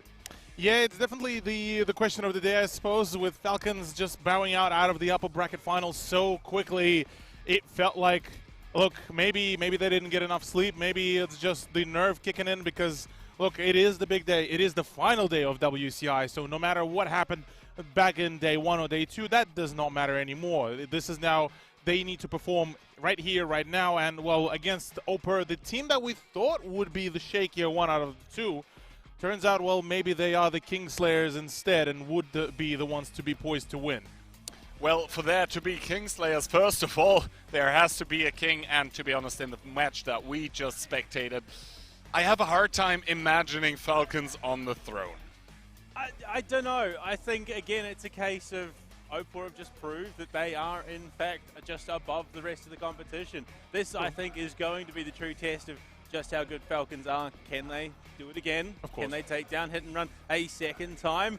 Or will Hit and Run get their revenge? I mean, clearly talking to Prokhorovka off stage, he's feeling confident that a Hit and Run might have just got the wake up that they needed to actually take that grand final spot. Yeah, look, I mean, remembering, Keyhand as well mentioning, talking to the Hit and Run, after the 4-2, whether it's RNG or not. I mean, outside of the few mistakes that happened, for what it's worth, Falcons could have taken that victory 4-0, and that would have been an even bigger embarrassment, really. So, I mean, for this one would hope that Hit and Run are just going into this full seriousness and just, nail down their performance, and do their game. They already know what Falcons are capable of.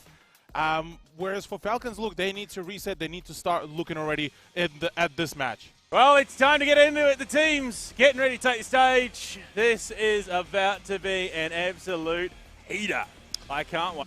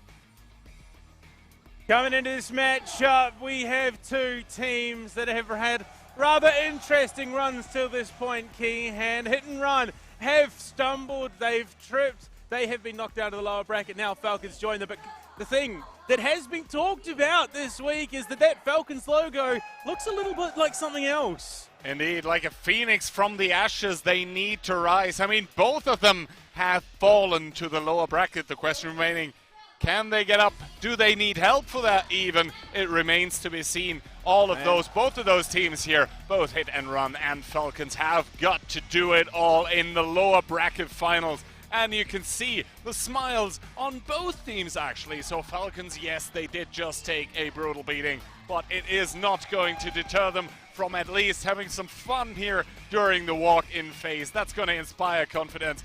Kubash there, one of the players that has absolutely been putting the team on his back. And now I believe we're just about to get ready. I believe that is both of the team captains. Monster leading with example 2.69 KD. 2.69. That man has been putting in the hard yards for the team. But now taking the stage, Cthulhu, Zhangshan. The numbers have not looked the greatest, but he's had some of the biggest hero moments for China this tournament. Absolutely. So, yeah, look, for the Falcons representative, Zhangshan, yet look where it mattered, he hit the most, but amidst the regular brawls, things been looking a little bit rough. I mean, you're looking at the overall sort of trend for hit and run. It has been definitely, even stats-wise, a much, much cleaner run, whereas for Falcons, they had to get down and dirty.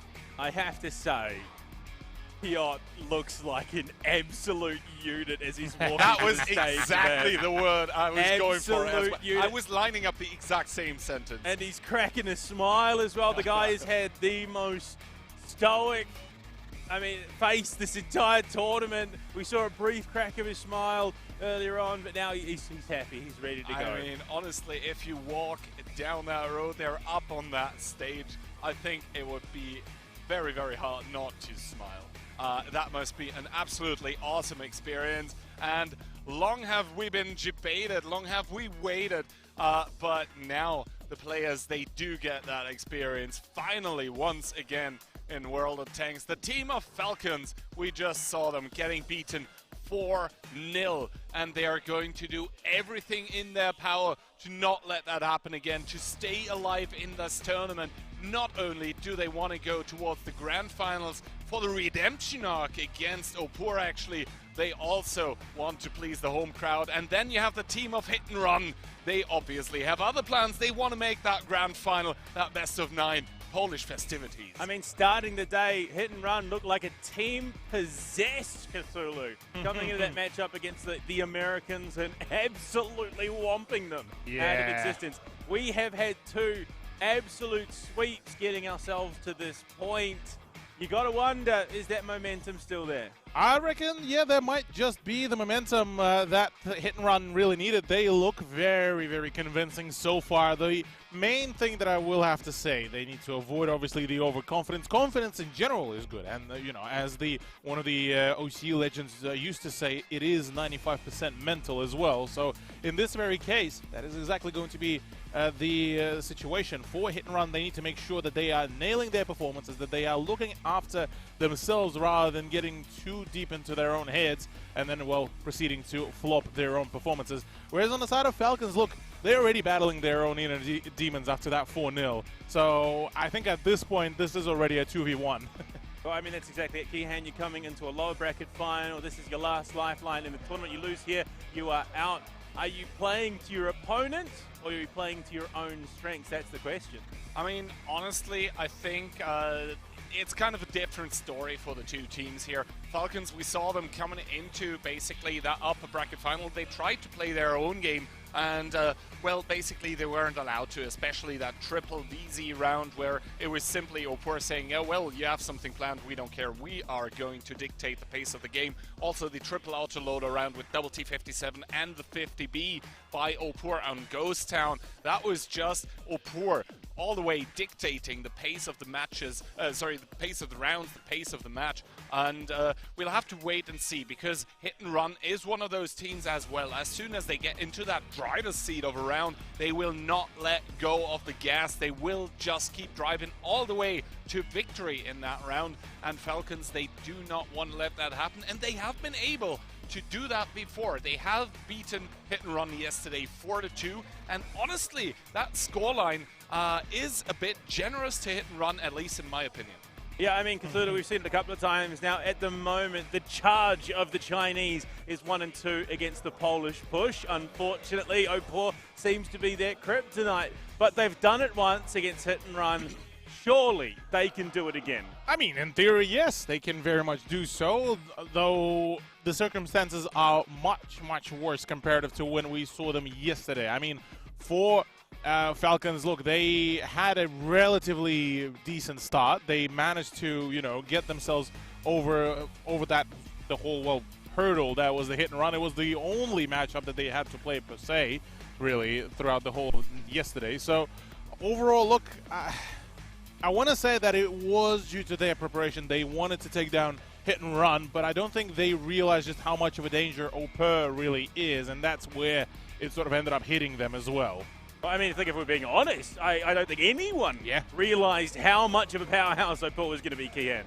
Well, the thing is, once again, it comes down basically to how well the teams have prepared, both of those for Hit and Run and Opur. That should not be the question, right? They even had longer to prepare than the Chinese teams, actually, simply because the European qualifier tournaments, or rather the qualifier tournaments outside of the Chinese regions, happened earlier. Even the wildcard tournaments happened before the Chinese qualifiers. So in theory, there was enough time to prepare, but obviously all of that doesn't matter at some point in time when you walk up the stage and, well, you had a terrible night's sleep, then you're not going to be able to perform. Opur has answered the question, and, well, Hit and Run sort of has as well, right? That was a very convincing match that we saw against Smile. Then again, I want to put out that little caveat once again. It is easy to look very strong against weak opponents. You got to be careful. The North Americans are not happy about how we've been chatting about their team. Well, I mean, there is the simple facts remaining that it was a 4-0 stomp. Yeah, look, if you want us to stop being mean, you should have played better, unfortunately. But I can tell you and I had a chat to Karov just before, just the end of that matchup. And you'd think at this stage of the tournament there wouldn't be a heck of a lot still to show. I mean, you're one round away from winning, one match away from winning the whole thing. But he's assured us this is not all that there is to Opur. There is still a lot left in the back pocket. Yeah, absolutely. The strat book, as we were told, and that is verbatim, the strat book is still pretty wide open and still pretty big. And look, I believe that. I believe that with every possibility, because Opur definitely looked like they were, funnily enough, actually probably the best case of saving strats, but still looking pretty dominant whilst doing it. Absolutely. I mean, Opur, they have looked completely dominant. And, I mean, Elfish, when he was here, he was kind of, trying to get that arc going of Opur from day to day. They have looked stronger. They have been able to step it up, that tournament ladder that all of the teams are wanting to climb. I mean, Opur, they've just taken 2 steps at a time. Well, I mean, the argument could also be made. Falcons have also felt that similar vein. Unfortunately, they're a couple of rungs down on Opur. Yeah. They've even slipped a bit after that last match, so you got to imagine there is a bit of scrambling to be done. But in saying that, they've got a best of 7 to play here. If they win that, they've got another best of 9 to play. This is very much an endurance race for the Chinese team. Absolutely. Absolutely. This is going to be an endurance race. Matter of fact, even now, we can even start talking about the endurance race, because even then, a double BO7 is going to be quite a rough one. For them specifically, after a 4-rounder, they're already out of the first matchup. That's one. That's morale down by, well, tremendous amount. That's one. 2, you got to head potentially another, 7 games at least. Oh, sorry, not at least. Maximum to go in here. And if they manage to progress, look, a BO9 is going to be an absolute run. Then again, I once again want to pull up the example from the last tournament we had in the EU region. That is also a double elimination bracket, where essentially there was a team that had to play the last 3 matches because they were doing that lower bracket redemption arc. They went tiebreaker in all 3 matches, funnily enough on the same map, and they won all 3 tiebreakers from the same side. So it is not unheard of to do those kind of runs, to do go towards tiebreaker, or to play a lot of rounds, and that can even help you if you're properly warmed up, but it's not likely. It is also a very, very different environment. It's easy to play at home, on your own computer, online. You're on stage, it's warming up in here, the crowd is filling up. A hostile crowd for EU, I would remind you. Oh, yes. So, look. Although not too hostile. I mean, honestly, the crowd, they have been given the love to all the teams. I don't think you can blame them for showing it more towards the Chinese, towards the home teams. But honestly, if we were in Poland, the Polish crowd would be absolutely going out of their seats. I mean, we're lucky we're not in South America, man. Yeah, look, but the fact that you've gone South America for a North American team, technically. But yeah, look, probably the Argentinians are shot for their own. But because earlier we're clearly moments away from getting through the pick ban phase, and then of course into this matchup itself. Having seen the maps that both these teams have played so far, is there one that stands out to you that would potentially help Falcons get through? Well, the main thing that Falcons will want to avoid is Ghost Town. That's one for sure. Try to get rid of either. Well, for them, it ends up being a bit of a coin toss because both Himmelsdorf and Ghost Town are a pain for the Falcons to deal with. So it's at this point you look at it. Well, Ghost Town is a frustrating point, and we have barely had much of the success there, apart from that hit-and-run game, I believe. Himmelsdorf is going to be one of those where you have to play mind games. So at this point, I'd rather get rid of Ghost, try to go for... Yeah, but look, a Cliff would be still a pretty decent choice, all things considered.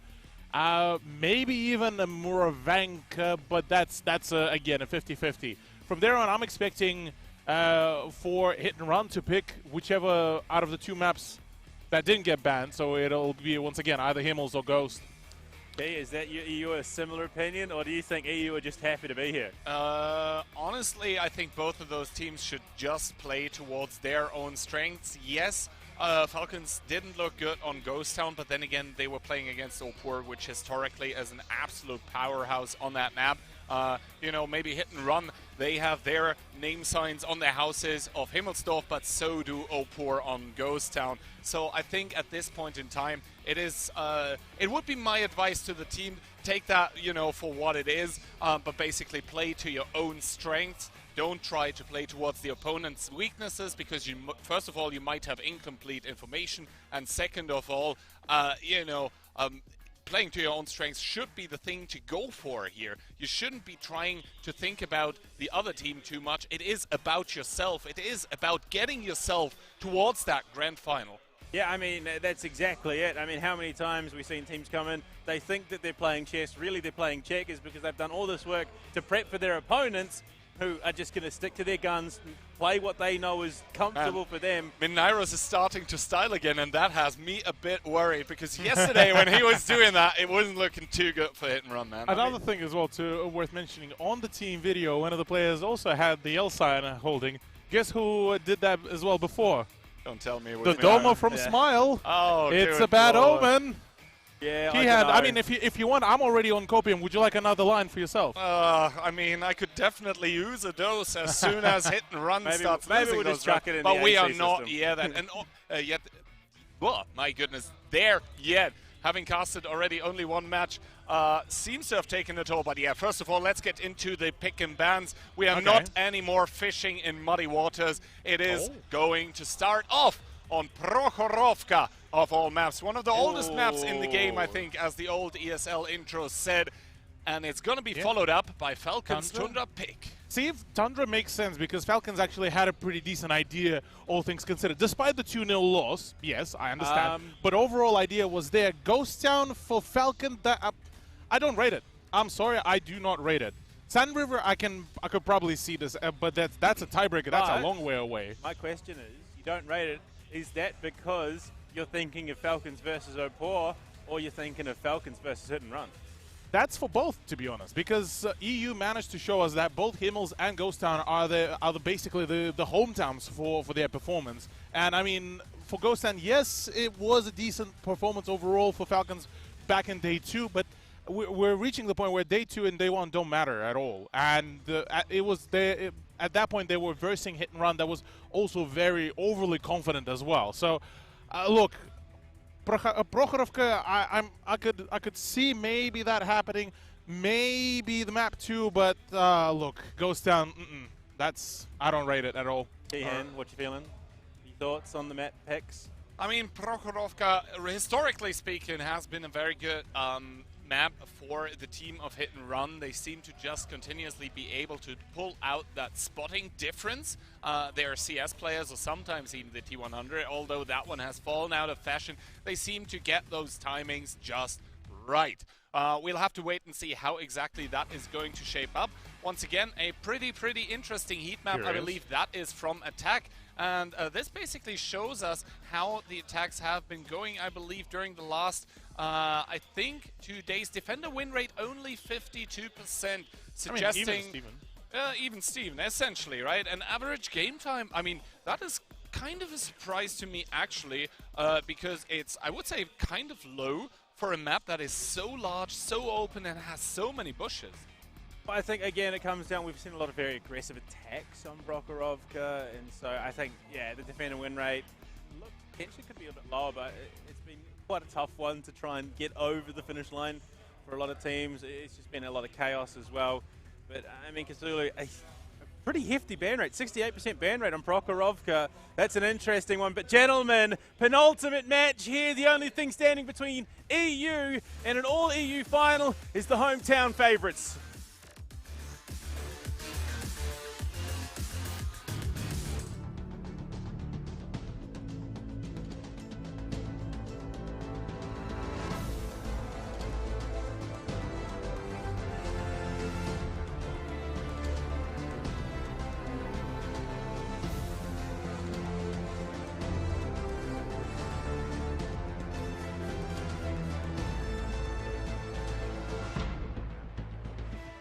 Ladies and gentlemen, lower bracket finals actually already. It's been a quick day so far. Falcons against Hit and Run. Falcons trying to get in towards the grand final, starting off with a 60 TP, double IS7, double S-Conk, and double CS63. I actually read this lineup quite thoroughly, because the double skunk definitely indicates that they're looking to try to pump out as much DPM as possible and get the defensive positions as locked down as possible. On the side of Hit and Run, I also rate the idea. The quadruple IS7 for that pushing material is going to be absolutely phenomenal, though it does look like they are aiming for the village presence rather than the hill around the 0 to 9 line. And already the first brawl right on the middle between the CS is happening, and so far not a single bit of damage.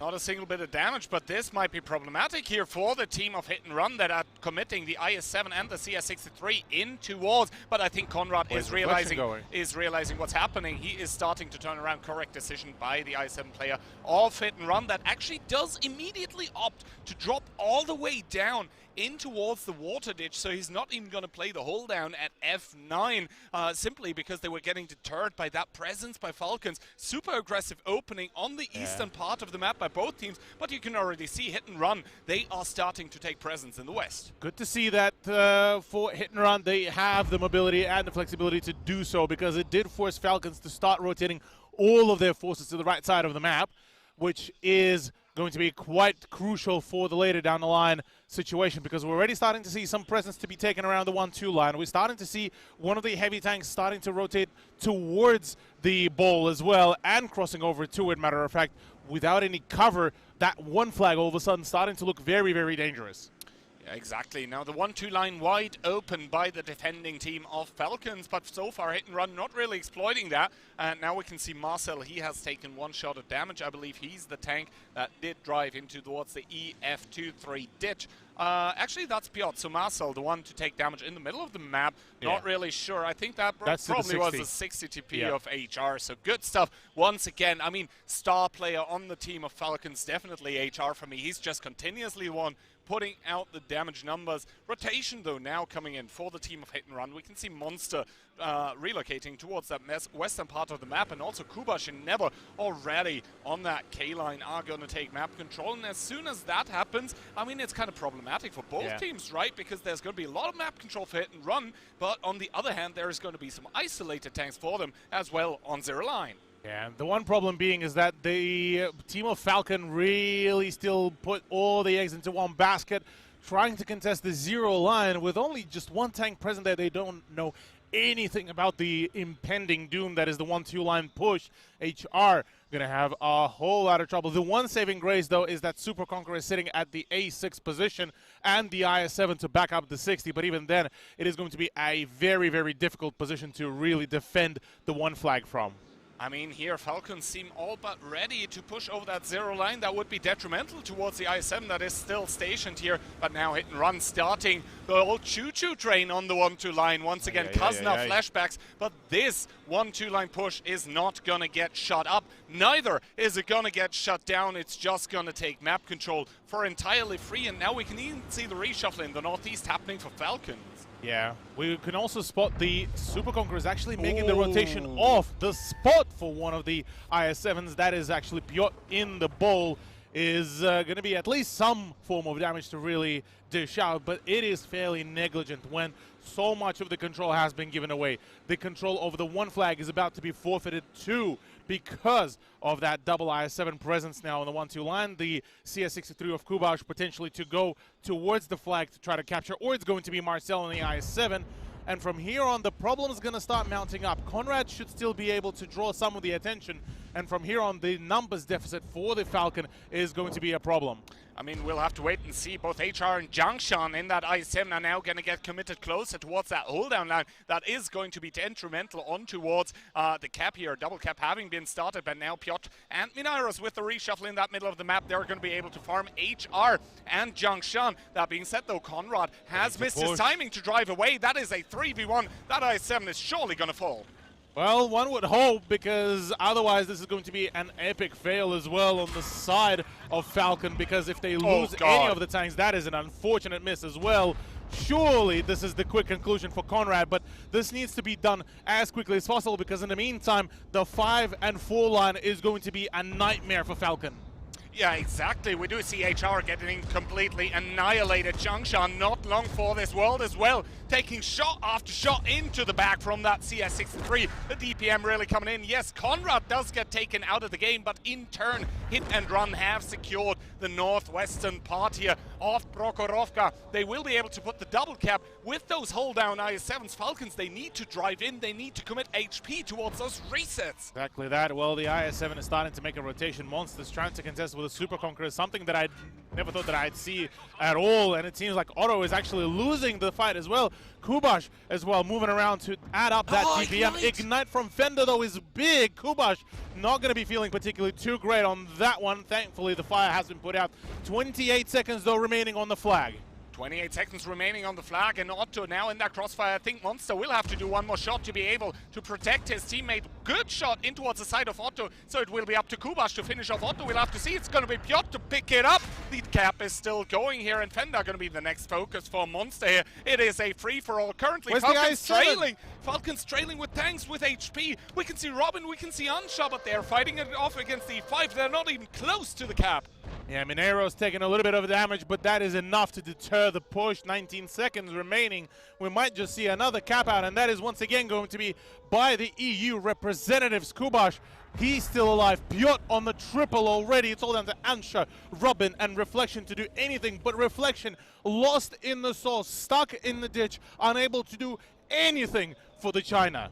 Well, the problem is, though, that Falcons, they do have the crossfire positions. Oh, good shot by Minairos here, but he does get punished by Robin. We'll have to see Marcel now, the playmaker in that IS-7, has 2k HP still available. Ansha going down towards the one-shot. That's not what you want to have happen at this point in time for Falcons. He does get removed from the game by Minairos, and Monster with the next pickup. Only Reflection remaining with about a minute left to play. Yeah, not as much of a time remaining, though he is on a defense. If he is able to maybe make a run for it or get at least one reset, that would have been great, but missing the shot is crucial. My dear friend Reflection, you have single-handedly just, well, concluded that round as well, because, well, for Hit and Run, this is basically GG. Reflection, the nerves are kicking in. This is all just a complete failure. Yeah, Reflection there, 2 bounce shots. That's going to hurt, but it's going to be 1-0.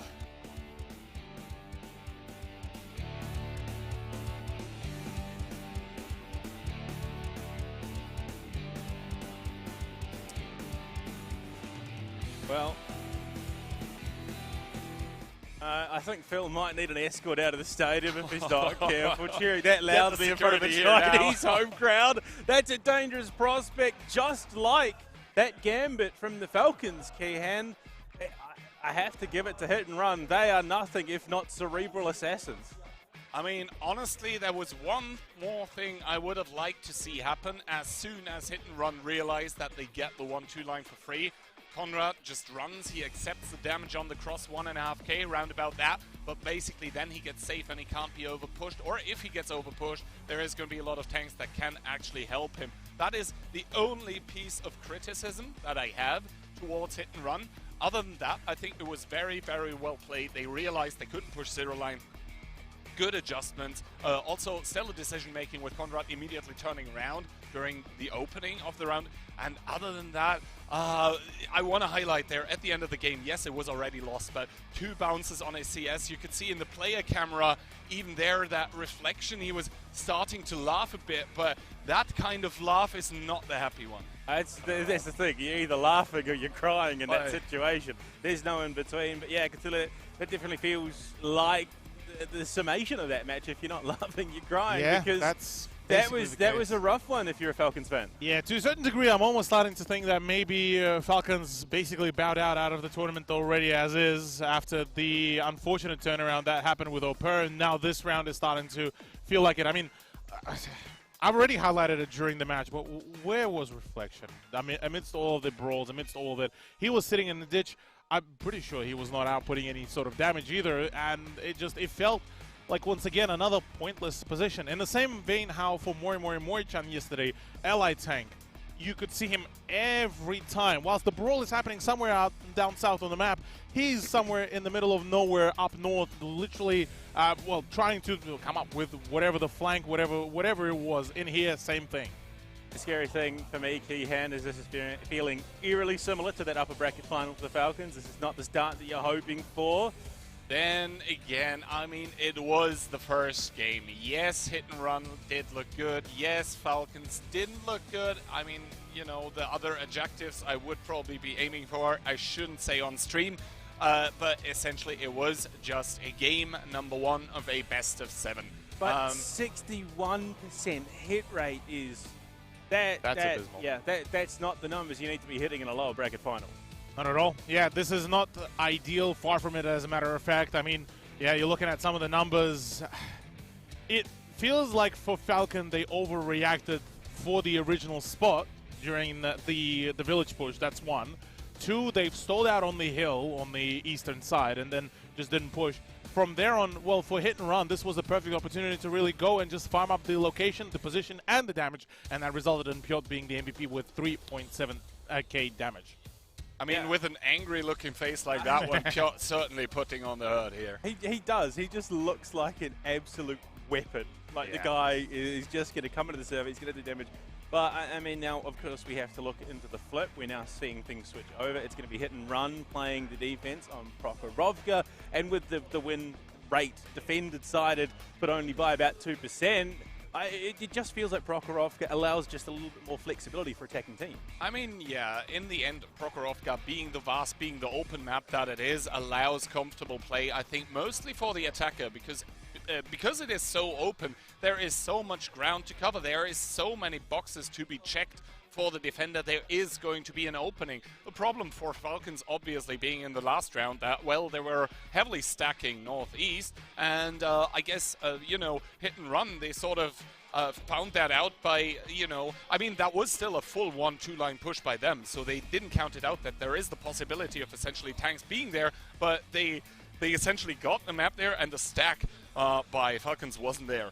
Well, I mean, going into the defense, if you're Falcons here, Cthulhu, I mean, what are you doing? Are you sitting like a TD on the back line like we saw at a Smile with their Stritzbarn? Are you just going up, holding your standard positions, looking to fight? Are you just committing to a brawl as a defender-sided team? What's the game plan? Well, I think it's commit to the brawl because I believe this is actually going to be Falcons' attack. Yeah. So commit to the brawl, bring the heavy brawlers to the point where I'd even suggest maybe, you know, run even the lineup for the middle brawl rather than trying to do anything funky for the 1-2 line push, because I think at this point Hit and Run will be borderline expecting some sort of an over-aggressive push either through the eastern hill or the 1-2 line, and at this point go out, take the ball in the middle, and go for the crossfires out on mid.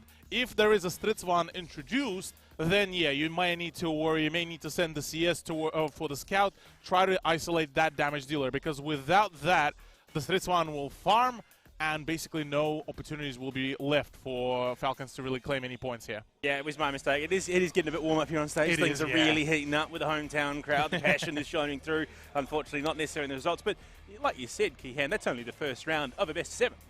Yeah, I mean, talking about things heating up, the team of Falcons here, the Phoenix, they haven't been able to ignite the fire quite yet. Well, gentlemen, it's the second round of Prokhorovka. It's time to see whether that Hit and Run redemption arc continues.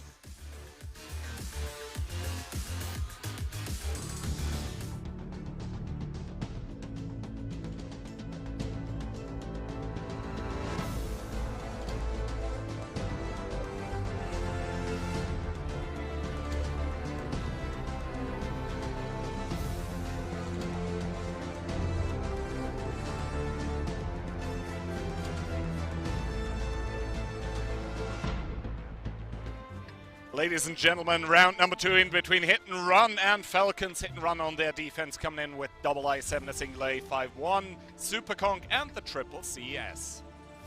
Triple CS indeed. Oh, look, I'm quite curious for this one, but I understand the idea behind the triple CS.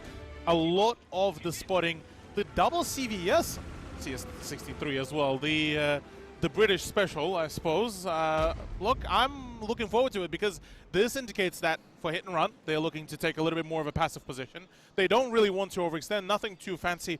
Get the win and then proceed onwards. Oh, that's indeed a very, very interesting opening coming out by Hit and Run and Falcons both here. I mentioned Kazna Crew last round. This screams Kazna Crew as well, the immediate 1-2 line commitment. The thing is that Hit and Run, they have a lot of tanks on that 1-2 line as well. They were pushing the IS-7 directly in towards the ditch, and that is going to be an interesting interaction here. Brawl about to start. Double IS-7 against double IS-7, but there are so many tanks in the game for the team of Hit and Run, never immediately trying to evacuate. Yeah, trying to evacuate indeed, that is the perfect way to describe it. Unsure to receive here as well, looking to put the final nails into Never's coffin. Conrad should be able to assist with dealing with the CS63. The ramming damage not coming through. First kill is on Kubash though. First kill onto Kubash, second kill onto Never. Falcons, they seem to have found the opening, and Marcel with that Escon trying to do what he can, but Conrad taking a brutal amount of punishment as Jiangshan still in the game in that IS-7. Conrad trying to sail down. Can't afford to stall out though for Falcon. This job is not over yet. Hit and Run have came back from the worst positions right now. Conrad needs to go. Overpush needs to happen. There's no presence on the second side of the ditch. And there we go. There's the finisher as well. Next up should be Marcel. Indeed, Hit and Run trailing by 3 tanks here as Falcon have a full 7-man stack on that 1-2 line. They simply have more guns in the game and they're putting those to work as Hit and Run with that cheeky opening not finding success. Can't really though discard Hit and Run. Still 3 remaining fully healthy tanks. Piotr and Monster trying to dig into that ball presence. Fender is the last man standing in that ball. There is a need for some help, but using the carcass of the teammate should be just about enough for the time being. Yeah, indeed. We can see Fender trying to get that shot into the CS, but beautiful shielding coming out from the E5. Once again, the Hit and Run tanks with the team cohesion. Fender down towards 760, but the ram kill from Ansha to finish off the team captain of Hit and Run. The tables have turned now. All of a sudden, it is down to Mineros to try to do anything. There is also an attempt from the Super Conqueror of Marcel to do much, but Fender doesn't look particularly too healthy. Might bow out fairly soon as well. But you look at this, all of a sudden, Falcon looking very unhealthy, and it is Hit and Run with the point differential. Incredible stuff happening here. It looked like Hit and Run were getting it back with another kill by Marcel, but they missed by the E5. The non-connection into Fender coming to hurt the Polish team of Hit and Run once again. 2-3 with 1 shots across the board almost for the team of Falcons. Who's going to take that one? Robin still around, lurking around the 1-2 line. They need to get rid of Marcel without losing any other tank, and that is going to be the win condition here for Falcon, because this is still going to be neck and neck. Marcel, understandably so, falls back. Piotr has the leverage here. Piotr indeed is going to be the playmaker, the old man on the block, the one that has set the old standard. Can he set the gold standard? Robin with the pick onto Marcel. It's Piotr in the 1v3. Problem being now is neither Fender nor Jiangshan nor Robin have the ability to safely cross over. Piotr has the position. He is on the defense as well. Theoretically, all he needs to do is just keep on playing the spotting game. The CS63 is very much capable of that, and he did not get spotted at all either on top of that. No, Piotr, the most experienced player on that Hit and Run lineup, is going to be possibly the difference maker here. Falcons, they have 3 tanks, 2 of which are basically one-shots, 312. I mean, yeah, the lowest roll for the CS63 being 293, but it's not likely to happen. Robin, a possible one-shot there as well, but let's be realistic, it's a 2-shot here at this point. But Falcons, they are attacking, they have still got to do it, and as soon as they sound that cap bell with one of the tanks, that is going to be a lot of information on towards over the Polish team of Hit and Run, on towards Piotr, that is currently lurking waiting and probably wishing that finally Falcons are going to do something. Yeah. Right now, slow down for the Falcon. Fender managed to escape out of the ball. Piotr did not spot that rotation either, but should be starting to soon. Certain rotations have happened. The IS-7 is still sitting around the J3, not spotted. For Piotr, this may end up being a call to maybe try to overpeak. He does have the HP to play around with, but a quick salvo from 3 of those tanks might end up being the difference maker.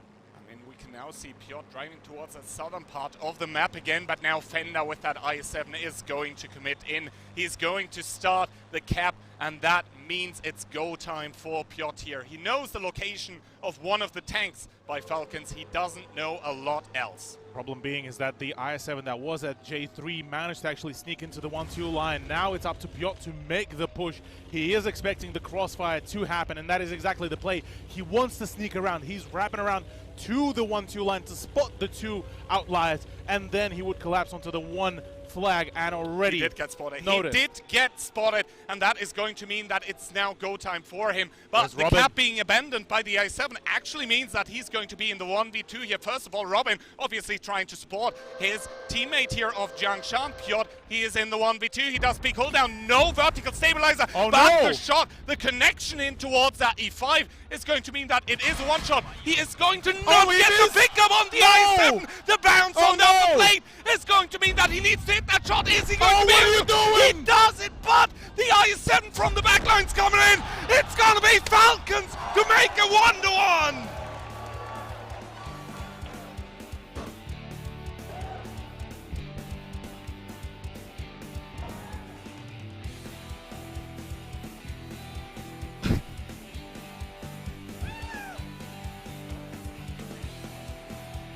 Unfortunately, you can't quite get the same atmosphere at home. You don't get to hear the crowd popping off when Falcons win. You don't get to feel Keehan slamming the desk as the clutch happens and ruining the display. One of the motorcycles fell off. It was that exciting. It just had to go, but I mean, it was a close run thing.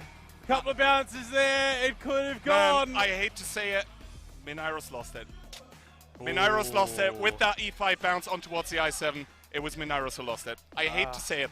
I have to say, though, we saw the first round, a big gamble out of hit and run that pays off. Round 2, it's Falcons' turn. They gamble, they go say it with their chest, and they find hit and run. Let's be fair, though, here as well. This was very much of a gamble because nobody expected. I don't think either of the teams really expected that brawl straight from the get-go on the 1-2 line, but boy, did that deliver.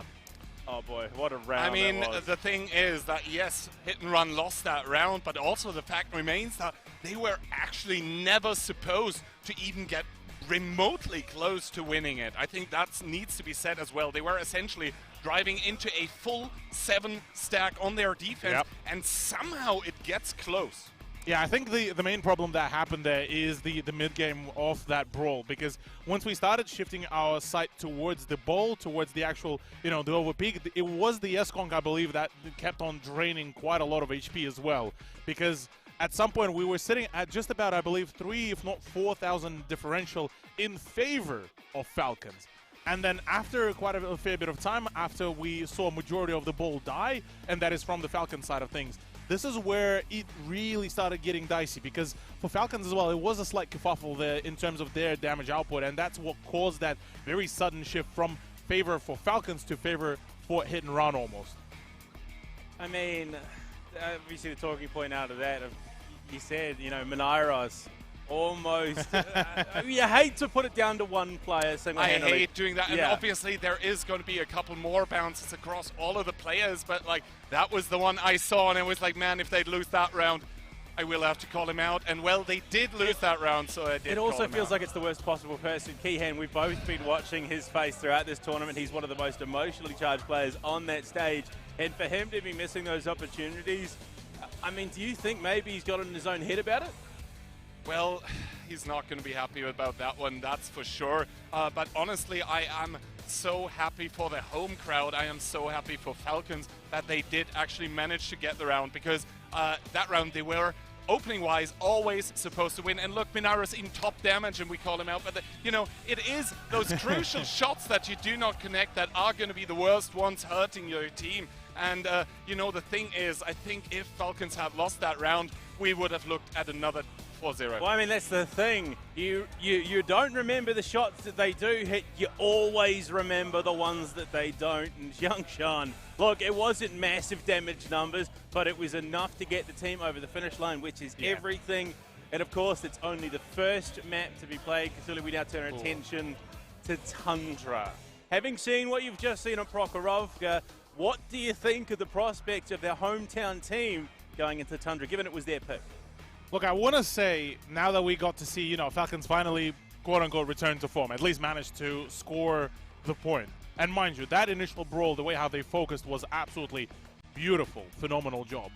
Going into Tundra, I'm still a little bit jaded from that previous performance, because against Opur, that was very shaky of a turnaround. Yes, triple VZs nearly worked out. Yes, the way how they've originally positioned was sort of looking good, but it was more so in response to the aggression.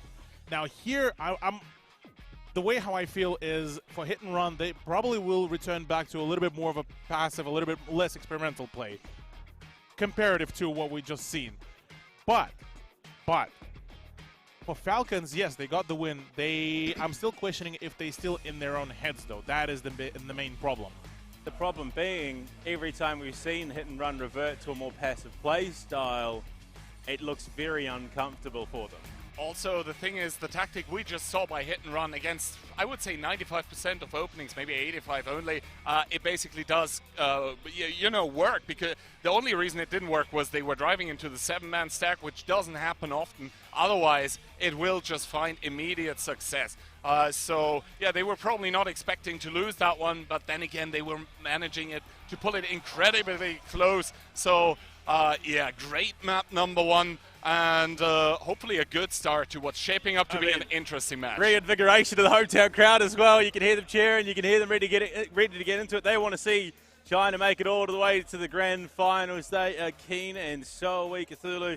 I mean, we are moments away from jumping into Tundra for hit and run. I mean, do you just shake that off? Do you look to go to Tundra fresh and reinvigorated, or are you sitting there just thinking about it?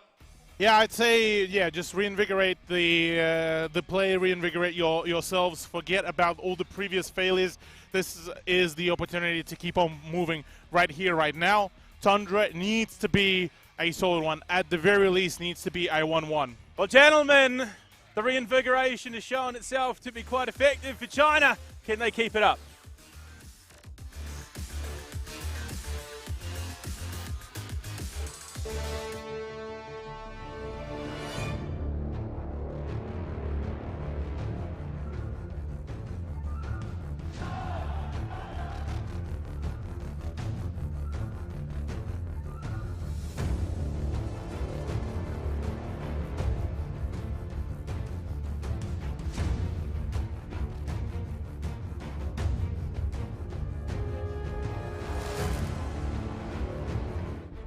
Well, ladies and gentlemen, after an incredibly interesting map one, we are headed towards Tundra. Hit and run coming in with quadruple 60 TP, singular mouse, and double Minotauro. Ooh, yeah, look, double Minotauro is actually going to be a curious one. One of them rocking the low noise exhaust as well, whereas on the side of the Falcon, it is the double VZ, the triple 60, and the double IS-7. A little bit more, well, I want to say a little bit more standardized pig, but that VZ55 throws that standardized part a little bit out of the window. They managed to actually showcase it pretty well. I mean, the damage output of what? Around 900 on average damage per salvo is not too bad? 980, so basically 1k, 490 per shot. I believe the low noise exhaust on the Minotauro of hit and run is basically going to be so that they can cross the one line for free. Yeah, that's what yeah. We'll have to wait and see. I mean, Monster is driving with that Minotauro with the low HP, so I believe that is him with the low noise exhaust. That being said, though, Ansha pretty aggressive with that IS-7. He'll be able to deliver some spots, I think. Yeah, this should still be a good set of spots, though instead it's actually Ansha and Reflection that got spotted amidst it all. Conrad is the only one visible, but at this point, you almost want the mouse to be visible rather than anyone else. I mean, the mouse obviously also the tank that you do want to get pushed. I mean, Monster does get spotted, but he does make it across, and the most important thing is he does make it across full HP. He was always going to get spotted in that position where he is in now, but he's never going to take damage. I mean, it's a hold down Minotauro, man. Curious to see that it is the Conrad that is deciding to actually push towards Falcon. They want to press them a whole lot earlier and actually force the engagement from here on out. Ansha sort of isolated, but still have the ground to really move away from. Nice damage, but only just onto the gun of Never. So, as it stands, do we feel any sort of caution for Falcon, or is it just hit and run, doing hit and run things? We'll have to see. Ansha there with the snapshot attempt on towards the turret cheek of Conrad, but he's not going to be clapping that one as the shot goes wide. Now we do see a slight rotation coming in by Falcons. They are sending, I believe, a 60 TP towards the north together with another VZ. That's going to be like 4 to 5 tanks actually in the north for Falcons. Yeah, it looks like they are looking to just abandon the IS-7 of Ansha to try to force an engagement up north. Wouldn't be a too bad of an idea. The problem being is that 60p that is around the FG line is still fairly quick on the rotation potentially. So it is also going to be a 3 versus 4 engagement.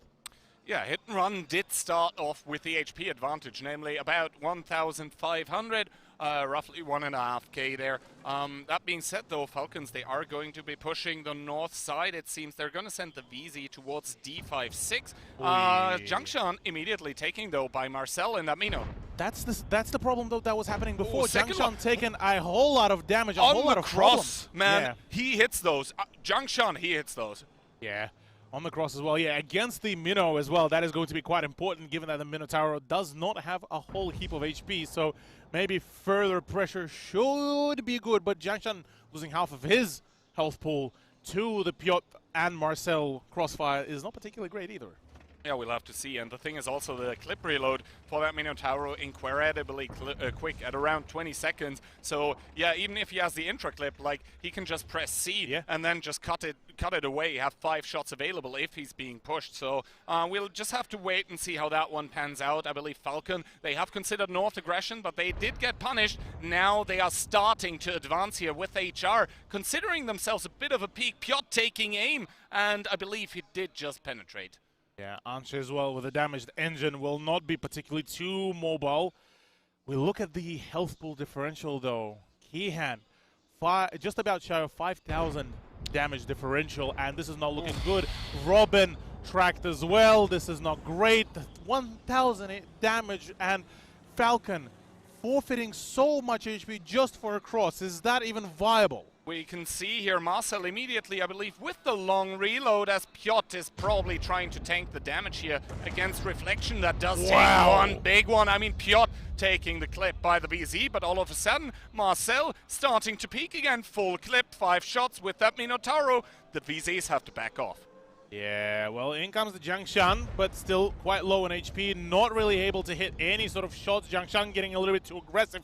They need to collapse now. They have 5 people versus 3. They need to go for the overmatch because right now the 60 is also rotating to make it a 4v5, and this is where problems may start mounting. Falcon are stalling out. Yeah, exactly. HR now with the peak here, taking huge amounts of punishment, though. They're trying to over-peak that Minotauro, but that one has the clip. Jiangshan, Reflection, Robin, all of them driving past the cubby. They're not able to eliminate the tanks, man. What is going on here? How are Falcons stalling out again and again and again is absolutely beyond me. The self-doubt is at all times high, it seems, for the Chinese representatives, and already the first kill to go on Fender is not going to be looking great for the Chinese team. Yeah, Hit and Run still holding strong with 7 people. I mean, the Minotaur of Marcel, he's just gonna hunker down at this point in time. And Falcons with 7,000 HP, only half of what Hit and Run have here. Yes, they do get Marcel, but that was that incredibly low HP. And you can even see here, good ignite onto Kubash, but is it going to matter in the grand scheme of things? I would like to raise serious doubts about it. Kubash just so healthy, he's just able to drive over, man. Yeah, in comes the double peak of the 60s. That's one shot. That's where's the second punch. That is the second one. No, instead actually goes into Jiangshan. Reflection gets to live a little bit longer, but the clip reload is going to be still there, fully present. In comes the sandwich. Ooh, that's still kicking, but HR falling, and there's the reflection gone as well. 3 tanks remain. 3 tanks remaining for Falcons on their attack of Tundra on what is normally considered to be the better side to be playing on this map. But hit and run, they do honestly make it look easy. It is a brutal game to be playing and to be watching if you're a Falcons fan in this round number 3 of the lower bracket finals. And once again, it's going to be the Polish team of Hit and Run in purple that are going to be putting themselves up a spot. It's going to be 2-1. Only Ansha remains. Genuinely curious what is going on with Falcon, because it's either Ansha so far been or Reflection that just end up being out of the fight, out of the brawl, not adding their HP to the overall brawl HP pool. And at this point, is it the question more so of, hey, hang on, I have the shots, I'm going to farm my damage, or is it just a complete breakdown of the communications? Because it just doesn't make a whole lot of sense to me. Does it make any sense to you, Kihan? No, but the thing is as well, like, Hit and Run is a team that have proven in the past that they are so good at making the opponent's team do what they want. They are so incredibly good at putting on the pressure that essentially they are presenting choices to the opposing team, but they essentially get to choose in between bad and worse, and that is what we are seeing. It's going to be Hit and Run 2. It's going to be Falcons 1.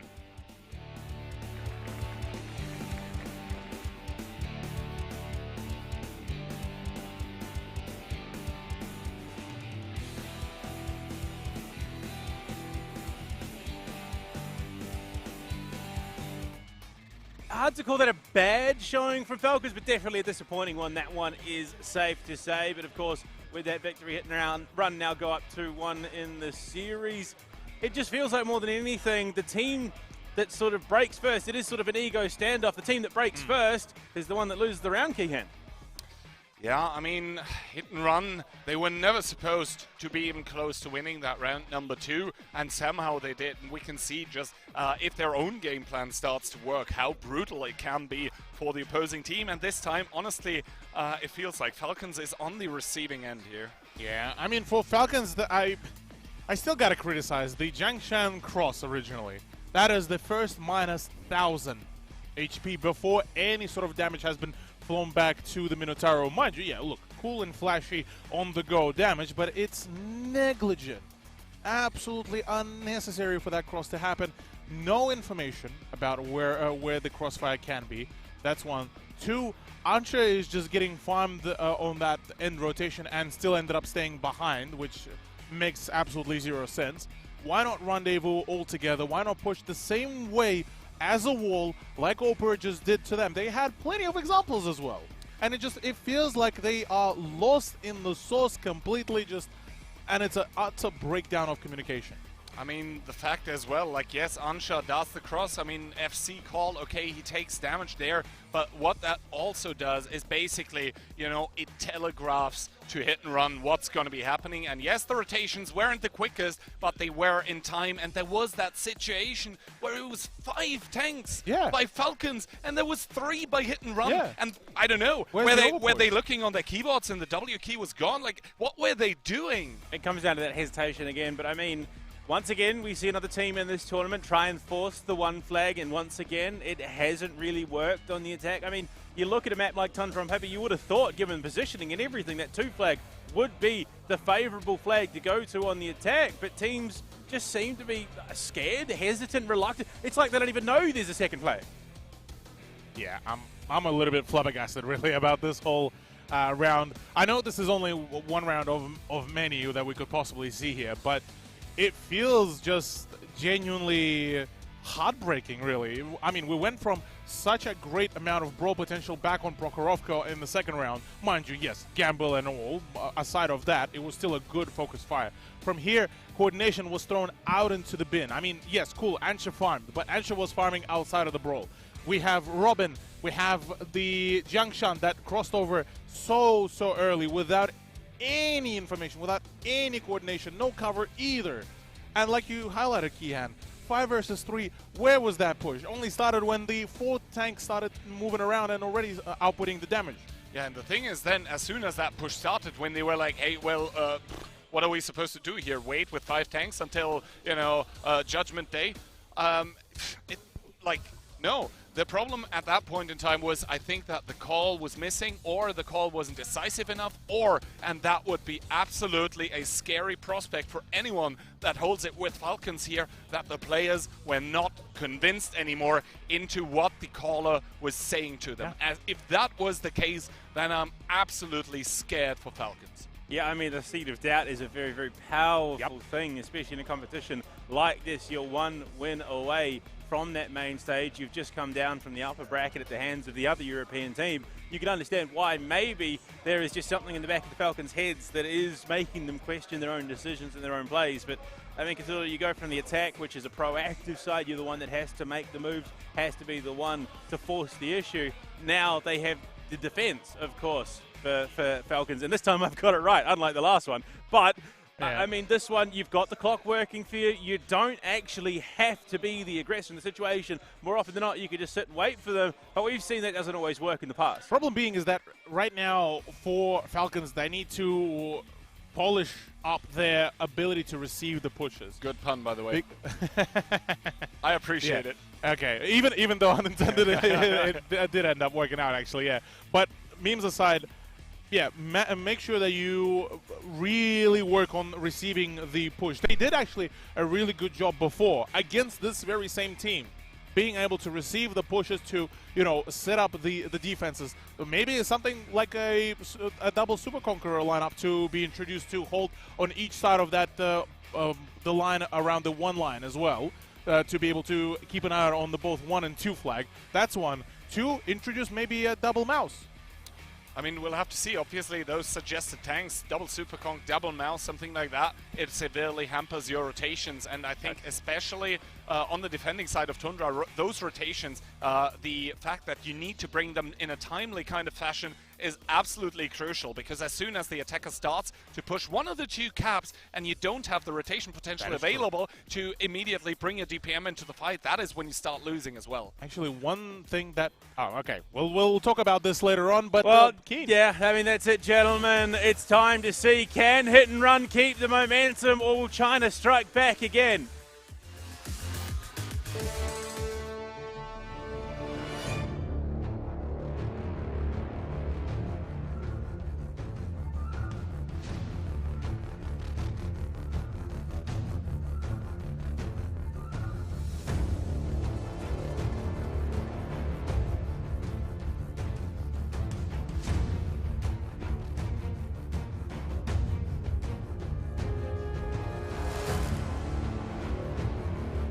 Game number 4 in between Falcons and Hit and Run. Falcons trailing currently, looking to equalize it once again, doing so on Tundra defense with quadruple 60 TP, a singular BZ75, and I think at this point in time their signature pick, it's double VZ.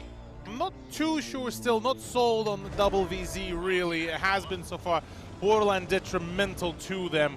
Whereas on the other side of the Hit and Run, the 1 tank pick that raised my eyebrow is the AMX M454. They did play it in the group stage, I believe. Yep. So it was them that pioneered it. Yeah, the tank did get nerfed. I mean, let's be real, it was in a pretty good spot a few months ago.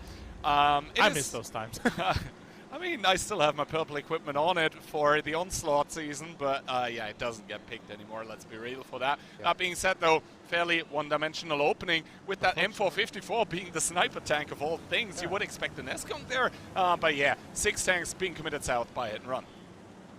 Why was Reflection trying to make that rotation this early, this out in the open is beyond me, but look, I suppose maybe didn't expect to have the sniper already all trained and all the sights on him. Otto with the BZ75. Yeah, look, maybe, yeah, nah, yeah, kind of thing, as the OC does go, but Reflection is the first on the chopping block, it seems, and gotta run. Well, we do see the triple heavy tank coming into full effect by Hit and Run. They're starting to push that K-line here. Kubash starting to go back, though, but Reflection in that BZ just gets found. Normally, you expect the mouse there to just soak the damage, The VZ not able to do that. He tried to do shoe shots, not even sure if he connected those. It is 1 for hit and run in the kill department. It is 0 for Falcons. You are very much correct. The mouse should have been there instead. That there was literally 0 point, and leaving the VZ55 there. It is good in tandem with another VZ55, and yet those two were left on the opposite sides of the map. Otto is about to be circled around. No opportunities to cover him either. No cover fire either here as well, and Otto has already taken just about 1,000 HP damage into him. I mean, the saving grace maybe here for Falcons that Conrad is Amarak seems to not able to be to repair it, but Piotr's still able to screen, to shield here. Obviously, he doesn't want to be taking too many trades against the high alpha BZ75, but now Marcel starting to eye himself a bit of that juicy butt of the BZ75. Instead, he's going to be aiming towards Unshot, taking a lot of damage though, but finally Marcel coming around, come and save Otto. Gonna be the second target for the team of Hit and Run. Gotta push out, Falcons. You can't afford losing another tank. It is starting to get even dicier here as Hit and Run are trialing away, and 3,000 damage differential is kinda nuts. Another tank to fall, and Hit and Run are still yet to lose any of the guns in the fight. Yeah, Hit and Run once again just so good at keeping guns in the game. Falcons not able to get tanks low and finish them off. That is the problem here. They seem to be faltering. Piotr there with a connection, Conrad to finish it off. 3 unanswered kills. Never and Piotr on that one line on a roll here. Yes, Falcons are trying to respond, but the answers to the problems seem to be the wrong ones. Yeah, whilst Mineros falls, that's all not enough. The one line is about to be pushed through. Ansha unable to really do much about it either. Though does manage to put in an extra shot, but after that, it's only 3 tanks remaining. Robin, where are you, my dear friend? Robin is, well, in the midst of it, in the thick of it. He is not getting focused out yet. Once again, the hit and run players with immense trigger discipline. A thing that has been absolutely, a pleasure to watch by this team here. The way that they are able to communicate which shots to put where, which tanks to focus out. The fact that Robin is full HP, well, it's not going to be a redeeming factor. It is 4,600 against 8,000 HP. Finally, Robin takes the first shot of damage, but the problem here is that hit and run, they have more HP and they have double the amount of tanks. Double the amount of tanks, double the amount of damage, basically double everything really here. Keyhand. This is looking really bad here. Once again, Monster puts in yet another shot. This is looking to be like a 3rd point, a match point for Hit and Run to score for Falcon. I hate to say it, they definitely lost the touch ever since that win over Hit and Run in the yesterday's matchup, and from there on, it all went downhill. Yeah, Hit and Run seemed like a completely different lineup today. Piotr there finishing off Fender. It's going to be only HR and Robin remaining. Somehow, Hit and Run have managed to completely turn it around, to completely get rid of that story arc of getting knocked down to the lower bracket. The Cinderella story starting to take shape for the team of Hit and Run, and only 1 round separates them now from going towards that grand final where they meet their rivals, also their friends, their clan mates from Opur that are already waiting and that are probably watching with intense I guess excitement, as well, something that no one probably expected is currently happening. Hit and Run is wiping the floor with Falcons. Wow.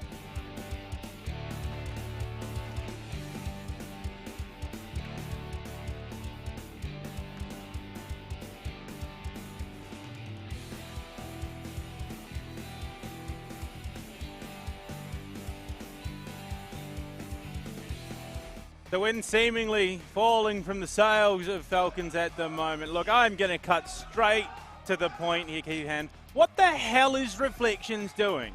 Because I don't know why you're sitting the VZ55 there. Surely you sit it a little bit deeper in, you know, H1, H2 with the other VZ55 so you can play for the resets. But he's just out there in the open, gets swamped by 7 tanks and dies. Well, I guess he was supposed to come as a nasty surprise to any team pushing. Well, hit and run with the quick know you. He was a yummy surprise for them instead. Oh, look, I'm a little bit lost, confused, and confused again, probably, really, with all what is happening. I talked about how they need to practice receiving the push, and well, they received them with open hands. Like, yeah, would you like another point? Yeah, here you go. It's wide on the open platter for you. 3 tanks unresponsive as well. Why are we playing with strays? Why are you not playing a buddy system? Why are you not playing reinforceable positions? That's the thing. Why are you sitting out in the open when hit and run is proved time and time and time again? They are willing to push as a unit. They are all likely going to head the same direction. If you have one person sitting out on their own, their chances are going to be the one overwhelmed and destroyed, Keehan. And I mean, how has Falcons not learnt this lesson already? Yeah, Falcons, I mean, you gotta wonder at this point, because the fact remains, yesterday they had such a good showing against, well, the team that is currently rolling them, let's be honest, against hit and run. You have to wonder what happened, and I think the answer might be the match that happened previously, actually. The match against Opur, where they got their butt handed to them in a bucket and then shoved off the cliff. Honestly, that 4-0 was absolutely brutal. Yeah, that was and even this one here, I mean, the score currently is 3-1. I think that is exactly the score that is how it should be. But the fact remains, like, if there is a couple more shots going in a different way in round number 2, we would be looking at a 4-0 here as well. So, yeah, either Falcons, I mean, for them, obviously, it's do or die, but either they manage to immediately switch something around now, or it's going to be all over, and their story arc of going to the finals on home turf is going to be over.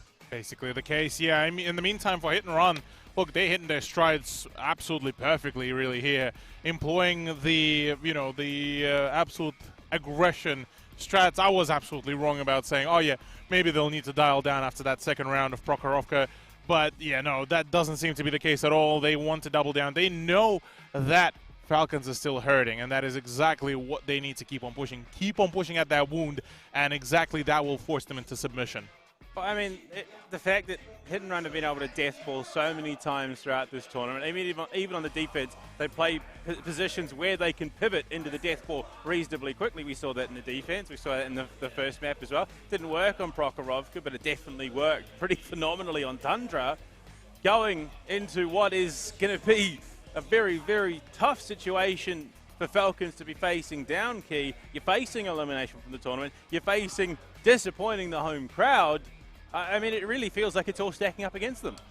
Yeah, and the fact of the matter remains that basically those Polish teams of Opur and Hit and Run, historically speaking, they are teams made out of pure willpower, cohesion, and aggression. The will to bring it immediately towards those opponents. Yes, the aggression can sometimes look reckless, and I think we saw that in that second round of Prokhorovka, but most of the time, even when the push at the start of it might look kind of bad, they're able to just pull it back somehow with that magical communication and focus fire that they are able to pull off. It is absolutely crazy what we're seeing here right now. We are seeing a hit and run that we haven't seen throughout the whole tournament. Maybe we saw glimpses of it against Smile, but that is a hit and run that is looking to go up against Opur right now. Well, there is one more round at least remaining, so for the home crowd, we have to hope that Falcons are able to actually, show up now. I'm holding a lot of faith, though, Cthulhu, given that we are going into Ghost Town. Once again, last map. In that last round of Prokhorovka, it was a 5k damage deficit in that second round. Here in the final round of Tundra, it's, I mean, it's not the numbers you would expect to be seeing from Falcons given the run they've had so far. Utter forfeit is basically the only way to really describe this. I hate to harp on the Falcons because, look, it's already rough for them as it is. You know, going through one loss, about to possibly run into another loss, and then lose in front of the home crowd as the top seed as well out of China. That has to hurt. And I mean, you're looking at the damage output. It's still out there somewhat, but I mean, Jiangshan sub 1,000. Reflection just died after putting out one salvo of his clip, and that's it. I mean, what's he supposed to do realistically? Well, he gets sent there, he does his clip, he dies. Not go there, that's the first thing. The other thing as well worth mentioning, the blame in this specific round, specifically on the callers. Everyone else did their job. They've tried their best to stem the bleeding. No, by the way, M454 tank is going to be the MVP. I mean, Minairos, that was one thing I wanted to say during the lead-up to this match. Also, he was not smiling anymore. Yeah, I mean, the question again. So, not only does Reflection get caught out, but even before he gets caught out, he telegraphs his approach, cops a shot anyway, and then still goes to that position.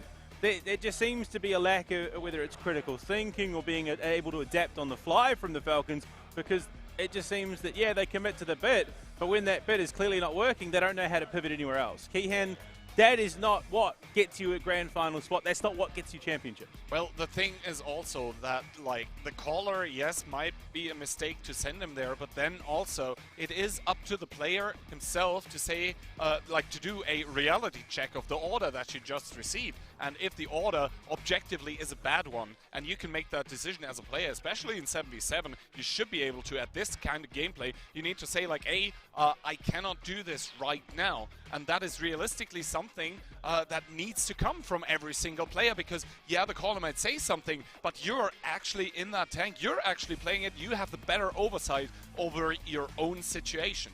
Yeah. And then, I mean, the caller can still overrule. He can say, I know it's crappy, but go regardless in the grand scheme of things, you know, just go, dabei. But, you know, yeah, Falcons just not looking good, no. Yeah, well, I mean, Cthulhu obviously now going to Ghost Town. Falcons. I don't rate it. What do you do? What, I mean, do you place them, or do you go for the fight? Do you just default? I mean, what are you doing? What are you saying? What are you thinking as a Falcons player in this position? Well, the problem being is that for Falcons so far, it's been the two problems. One is they either overcommit to the unscouted positions. That's one. We've saw that throughout both of the rounds of Tundra. That's one. Two is they are hesitant when the opportunity presents themselves. When they see all the tanks spotted in front of them, ready to go, they are hesitant and only realizing that we should have pushed, like, say, you know, a minute ago, only when all the other tanks have started rotating. And it's just the inability to commit at the right timing to read into the situation. And that has been a massive, massive problem for them, where they almost feel like they're blind to the opportunity that opens up to it. Because Hit and Run, let's preface this, Hit and Run are not the perfect team. There were so many openings during the Tundra, during the even the very first map of Prokhorovka, where they had a few openings that could have been capitalized by Falcons, and there was no response. Borderline just absolutely ignoring it, tunnel vision galore. So out here, first of all, don't stall out, and it's easier said than done. Yeah, I mean, that's exactly it. And I mean, you're looking at the two European representatives, you look at Opur, they seem to be very flexible. They can adapt on the fly, they can change things up at pace, whereas Hit and Run, they stick to one thing, they just commit it, they see it through to the very end. And I mean, if you're Falcons, you need to leverage that. They are not a team that adapts amazingly well. Yeah, they can, but usually it's a pretty uncomfortable situation for them. So is that something you do as Falcons? You just try and make them as uncomfortable as possible? I mean, the team that looks uncomfortable right now are certainly the Falcons. Also coming back to that first round of Prokhorovka, where I think it was Reflection. Basically, at the end of the round, it didn't matter anymore, but still bouncing those two shots on that CS tank, it just puts you mentally into a spot that's just atrocious to be in, coming into such an important match. I believe right now on the Chinese stream, actually, they have gone to an analysis segment. I believe there is maybe a player change, there's maybe a technical timeout or something. We'll have to see if it does actually help the Falcons, but well, they are facing tournament elimination here, and I think it is almost impossible to overstate how important it is for those players to be winning this next round, the one after it, and the one after it. And you can already see there is 3 match points that they are going to be driving up against a team of Hit and Run that have, at least today, looked, yeah, pretty scary. Yeah, I mean, as much as it can be a bit of a hassle, I think maybe a change might be justified. You talked about Reflection. Look, you hate to bag on a player, but his consistency has not been what you would expect for a lower bracket final, Cthulhu, and that's not something you can be affording. Apart from it, yeah. Look, it may be at this point a Hail Mary play, really, to go for the replacement. And it's something that I'm not too sure how much you can actually leverage it, how much of an effect it will have. But look, for what it's worth, maybe this will bring in the player that would just be able to stick to the brawl and actually stick around the team rather than having one of the players completely out of it. The thing is, it's Lulu, I believe, that is, you know, the sub for the team, which we haven't seen all tournament. So that is, I mean, Maybe that's a gamble. Weapon? That's a gamble. Ooh. You are one That is a round gamble away and a half. from elimination, Keyhand, and you're choosing to bring in your sub. Now, is it a case of too little, too late? I mean, the thing is that also, you know, with all of those players on all of the teams, we saw already with Opur that they were able to just switch in Karolf. And, you know, it didn't have further chances. They are already in the grand final. So I think all of the players in all of the teams, they do know how to use a keyboard. They do know how to hold a mouse, and they all have eyes in their head to see what's in front of them on their screen. I believe it might also just be down to them trying to generate some additional time to just talk about it right now. And I mean, yeah, you could sort of question that, but honestly, in my mind, that is just fair play to them. They're trying to maximize their chances of going towards the grand final here, and let's be real, maximizing their chances is exactly what they must do, because chances aren't great currently. I mean, credit to our subs that have come and assisted with the tournament. But it feels like the Karolf situation is a bit of a unique one. The guy slotted in phenomenally. He's been there from the start, which is the big difference. And he's a veteran as well. Yeah, that too. He's had the experience, whereas Lulu is coming in at the most dire moment for his team. I mean, one round and you're eliminated. That is an immense amount of pressure to be putting on anyone's shoulders. I couldn't imagine having to be in that situation. Yeah, I think we're reaching the point where this is just sort of they trying to pull out just all of the plays, as many of them as they can, really. There's not much else to be done, really, because if they continue on the same course, well, that's a quick 4th point for hit and run, and that is basically Falcons bowing out of the competition. So I think at this point, yeah, look, they should have probably done it a whole lot earlier. Let's admit, it should have been done. If not just the round before, it should have been done right at the end of the first map after Prokhorovka. I mean, I do tend to agree with you there. I mean, Prokhorovka went 1-1, but honestly, it did so in a very, very concerning sort of way, right? I keep saying it again and again, but the second round of Prokhorovka should never, ever, ever be close. Yeah. Never. Yeah. But I don't know.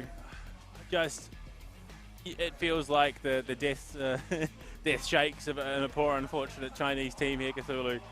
You got to realize the situation that you're putting this this player in. Yeah, you're facing elimination. Not only do you have to win the first, but also the second round of Ghost Town, but and the tiebreaker as well. That is 3 rounds straight that you have to take. And on top of that as well, if we do magically make it to the tiebreaker as well, 9 out of 10 chances it would be hit and run that will be choosing the side, just purely off the back of the performances in the first, 4 rounds, really. So this is far from ideal right now in any case for Falcons. I'm actually not sure right now who would. I mean, just assuming, right? It goes to tiebreaker. Usually use it based off attack, which at the moment the only attack that's been won so far. I mean, yeah, we would have to see another attacking win, but yeah, well, there were 3 attacks being won so far, both of the procs and the Tundra. No, sorry, you are right. Yeah, no. So I'm trying to think right now which one was the faster attack. The proc attack that was with the shootout, but no, Piotr was alive for super long, so that was a pretty long attack. And well, the map that we're heading up, what I'm getting to basically is the map we're heading into is Ghost Town. And that, so far at least during the event, has been a map that has been kind of slow. You know, there is that fast cap potential on Ghost Town that I've been hinting at all event. Let's be real here. Just 3 quick tanks into the cap and then back it up with double super heavy. Well, but I believe the player change or whatever it was that was holding us up, maybe a tech problem, it seems to have been resolved, because now we're looking at the stern faces, I think, of Chinese players facing tournament elimination. Incredible, to say the very least, Cthulhu, whereas hit and run, I mean, arguably in a very comfortable situation. One more round, and they're, of course, through to face their brethren in that grand final. Look, I'd say for Hit and Run, they're still looking fairly stoic, all things considered, just purely for the fact that, look, they've been in that position before, in saying that, you know, oh, look, we're going to win no matter what, and then all of a sudden, 4-2 lost to Falcons before. So, obviously, this is a whole different situation. Obviously, yeah, one round away from the grand finals, but I'd say, yeah, I think for them, they'll start celebrating once the 4th point has been achieved finally. Yeah, I mean, that's two teams on polarizing ends of the spectrum. Yeah, look. Iris once again not smiling. Yeah, you kind of want him in a nice even temperament, though. You don't want him getting too upset. You don't want him getting too happy, because both have been pretty detrimental for this team. I'm just going to put it out there. Every single time that Mineiros seemed dedicated, it was a good round for Hit and Run. Let's see if that series continues, or if it breaks. It will have to break if this match is supposed to go any longer. It is still a match point for Hit and Run. And the Falcons, they've so far only managed to secure a single round here. That one was scrappy as well. So now or never is going to be the time for the home team to turn it up to 11. Yeah, I mean, it really is. It's time. It's time. One team a round from elimination, the other a round away from the grand finals. China, it's time to dig in your heels. EU's coming.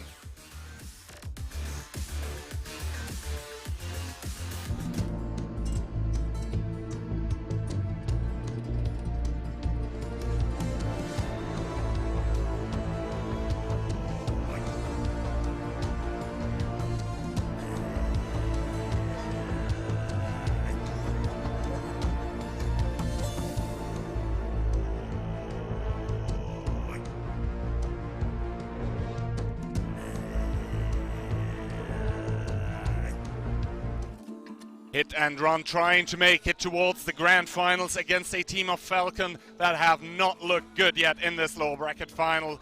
For Hit and Run, we do have double 60 TP, a single i7, double mouse, and one S-Kong together with one CS63. I'm a little bit concerned about the choice of a singular 50B for Falcon. We've been talking about this pretty sure basically throughout the whole of the 3 days. A singular 50B doesn't really have much of a leverage. Double 50B, yeah, absolutely. Maybe even a T57 Heavy instead of the 50B would have been a better choice, just due to the outright damage output. Yeah, and once again, we see a pretty south-oriented opening from Falcons on their attack, sending Jiangshan in that IS-7 directly towards K-Line. Another IS-7 to boot. That one is Robin, and the rest of the tanks are going to be somewhere in the southern part of Ghost Town as well. And I would say fairly standard opening by Hit and Run. That S-Kong in the A4 position, they're never going to be able to challenge it. It is just a position that has been proven to be absolutely impregnable time and time and again. Good shot by Never in towards Jiangshan to start off the round. Hefty amount of damage as well. What was it? Just about shy of 630 HP gone. Nice and solid damage output to commit. Apart from that, Falcon are taking their time. Monster trying to use the HE shells to clear out some of the debris to get a clear vision. As of now for Falcon, look, committing to the south is all great, but they didn't really output any damage on that cross. Monster is going to be feeling all nice and confident, so is Piotr. Yeah, Piotr, they're sitting in the south. The fact of the matter, though, is that Piotr doesn't really have a whole lot of tanks that are backing him up. He's confidently sitting there in the bush, so he shouldn't be getting spotted. We can once again see an IS-7 being played without a rammer. That seems to be the name of the game currently. MB7 competitive and Reflection, they're also taking a shot of damage. Piotr there outspotting the IS-7. He doesn't even really reveal his position, and I think that is kind of a very smart play to do here, because why would you if you aren't forced to? They just don't give up anything. That being said, though, Never has been giving a lot of HP towards the team of Falcons. He is kind of in a forward position now. He seems to be safe. All not for nothing. The spot of Fender has popped through, and the team of Hit and Run is very well aware of the presence of the mouse now, just around the corner here, looking to try to maybe apply some pressure. The problem being 3 people currently out in the field ready to blast the German super heavy tank into oblivion. 4-stack though on the southern hill, can we justify that? It's going to be an interesting one. The fact is also that Piotr in that J1 position, they need to completely overpush him to be able to, well, reliably get him out of the game. And what do they need to do for that? Well, they need to push over the open field, and that does cost HP. We can see Jiangshan in that IS-7 taking another hit here. And I think Falcons are realizing that there is not a lot to win in that southern part of the map. The 50B already getting split off, possibly on towards a rotation. Obviously 50B pre-mobile, but well, there have been over 3 minutes used by the attackers of Falcon that need to do it in this round, otherwise it's going to be all over for them. And apart from the damage onto Never, that is essentially playing an anchor position that you need to overpush, not a lot has been done. Not at all. HR is now moving away. Falcons are stalling out yet again. 1000 HP differential. That's just about shy of what, 1 salvo from 2 high alpha tanks. Apart from that, really, yeah, for Falcons, not much. This is, though, the do or die. You are correct, Keyhand. They need to do something, but at this point, the stall out seems to be almost just choking. We'll have to wait and see. Double I-7 still committed towards that south part of the map. The mouse spotted as well. That is a lot of tanks by Falcons that are not going to be able to assist in the north part. And yes, the 277 is now starting to push up against A4, but that is a 277 against a hull down S-Kong. And honestly, I mean, Kubash, yeah, formidable player. He's already starting to show why that position. Like we've seen 1v2s, 1v3s there even by a Super Kong that were won by the Super Kong just because that position is so crazy good for that British tier 10 heavy tank. Yeah, the position is good, the gun suppression is good, the ability to peek with just your turret as well and hide the cupola, all of it commits to a phenomenal ability to hold those elevated positions. As it stands, Falcons, yeah, look, now 2.5 HP, well, 2,500 HP down. This is not looking good, but I gotta give kudos for hit and run, flawless performance despite originally losing the HP by Never. I mean, Falcons, honestly, they seem to be running in towards a brick wall here, and that brick wall is just purple colored all over. Yes, Marcel does take 1 shot of damage here, but I think hit and run, they realize at this point in time that it must be some sort of 2-cap play that is going to come out. They should be set up for it, but we'll have to wait and see. Jiangshan and Reflection starting to drive in. HR to boot in that 50B is going to try to get some exploit, but actually the damage on the cross, not really there.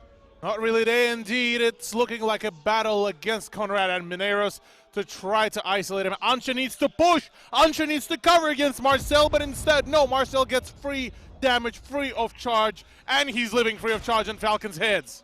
Yeah, exactly. Marcel there is going to come in with the resets now. Ansha doesn't dare to peek on towards that mouse of Marcel here at the cap going, but 37 seconds, that is still a lot of time. And I think hit and run, they're taking their sweet time here to reshuffle their tanks, to bring them in towards the prime positions, to be delivering a devastating strike on towards that team of Falcons. Somehow the HP they have come, even though Never in that 60 TP pretty low in that southern part of the map. And now we can see another reset, but the ignite from Reflection on towards Marcel. Maybe a little bit of RNG to help out the home team. We'll have to wait and see. Minairos in that 60 TP finally has arrived at the cap.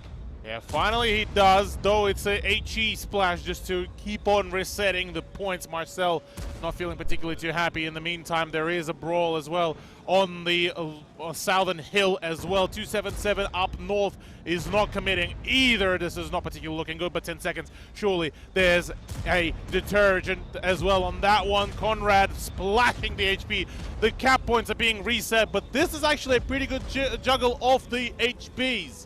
Yeah, good juggling coming out by hit and run, and by both teams actually, as both teams do deliver a kill here. Conrad, though, in the 1v1, losing currently. Piotr in the back of the map is going to be losing, probably as well is Amarek, but he does have the reload available. We'll have to wait and see. Both of those teams neck and neck, 55 seconds on the clock, but currently the cap's still running. Minairos with another good reset. HR down towards a one-shot. Reflection with the exploit onto Minairos. This is still anyone's game. Could very much be, though. Hit and run are 1 tank up. Oh, Make good it one now by HR. Even game. HR about to fall, though. That is the problem. Mineros claims Ansha gone as well. All of a sudden, deficit by 2. Deficit by 2, but Minairos, I believe he doesn't have the reload. He's Emmerich in that 60TP. He just got that reset on towards the 50B. Piotr also Emmerich coming in. 15 seconds on the clock. Never there with the reset. And Reflection from the back lines gets reset. Monster, the team captain, finally there, does not get it. No time. Reflection, good shot in towards Monster, but that CS63, brutal DPM. Can Fender turn his turret? It doesn't seem like it. Monster should have the reload against Reflection. Does he get it? We'll have to see. Low blade, he does get it. 2 tanks remaining for Falcons. No time. No time, though, is there, and that is the 4th point.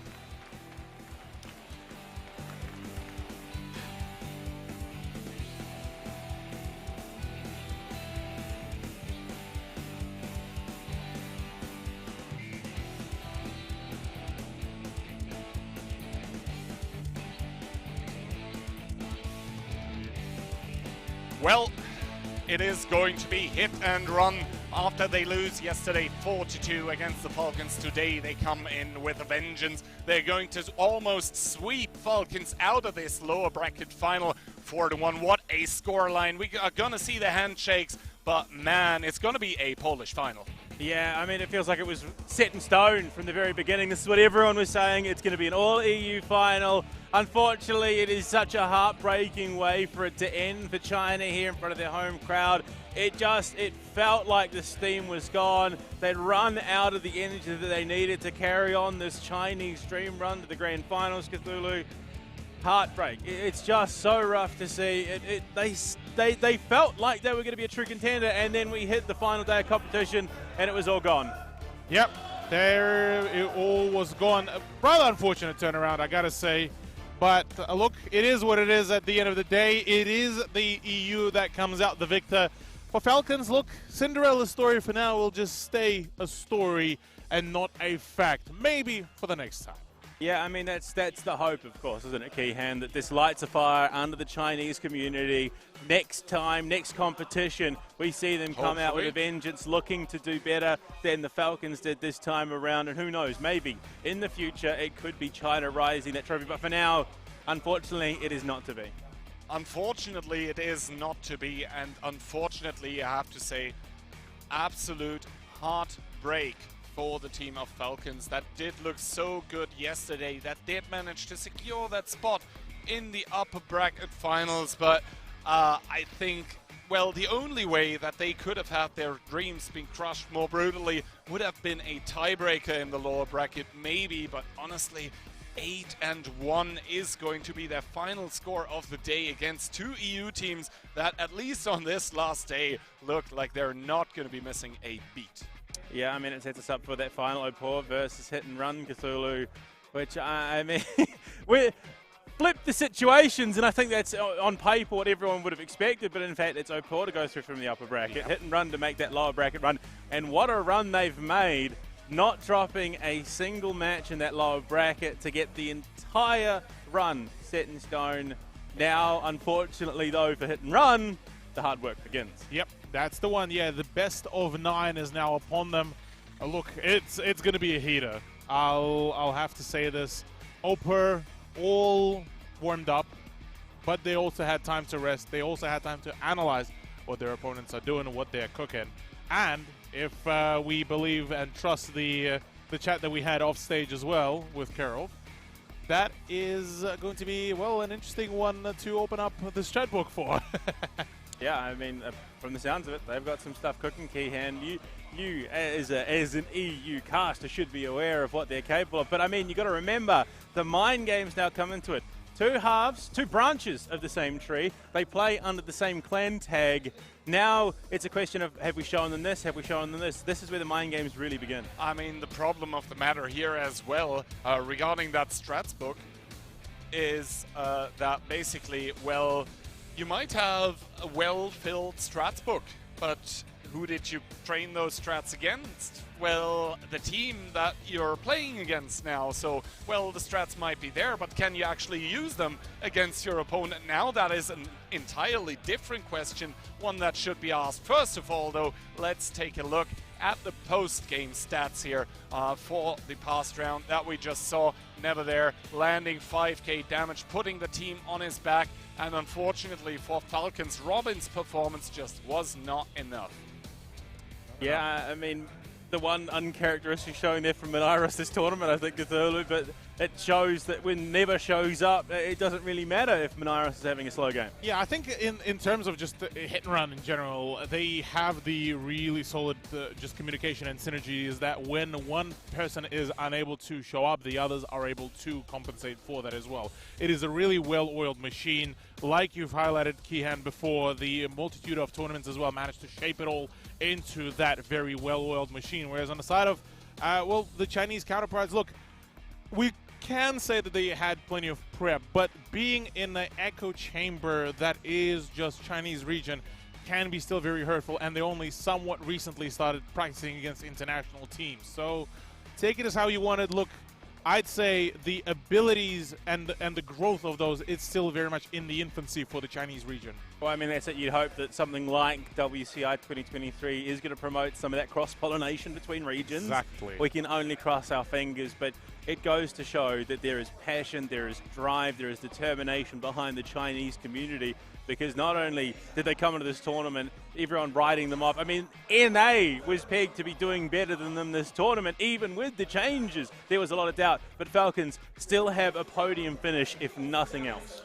Yeah, exactly, and they're going to be taking down 100,000 yuan as well.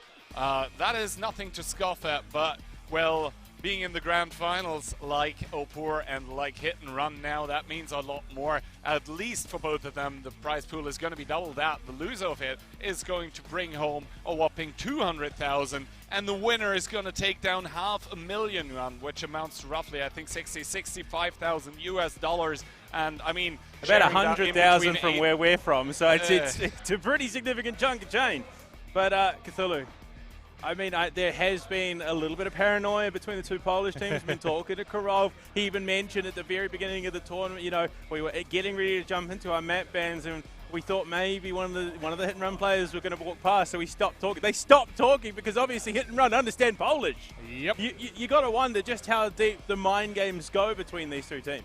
Yeah, there's a lot of it to really go into it. They have to be very secretive about it, and yeah, despite the fact that you know, they could be withholding some of the information within even just their own clanmates, it would still be a very dangerous venture, seeing as, oh yeah, I heard about this strat, you know, from one of the other mates and whatnot. So, look, there could be definitely problems galore, and I'd say going into the grand finals, the reads are going to be happening the moment they see each other's tank picks as well. I mean, the mind games are going to be not around 2, 3, or 4 corners. It's just going to be absolutely off the charts.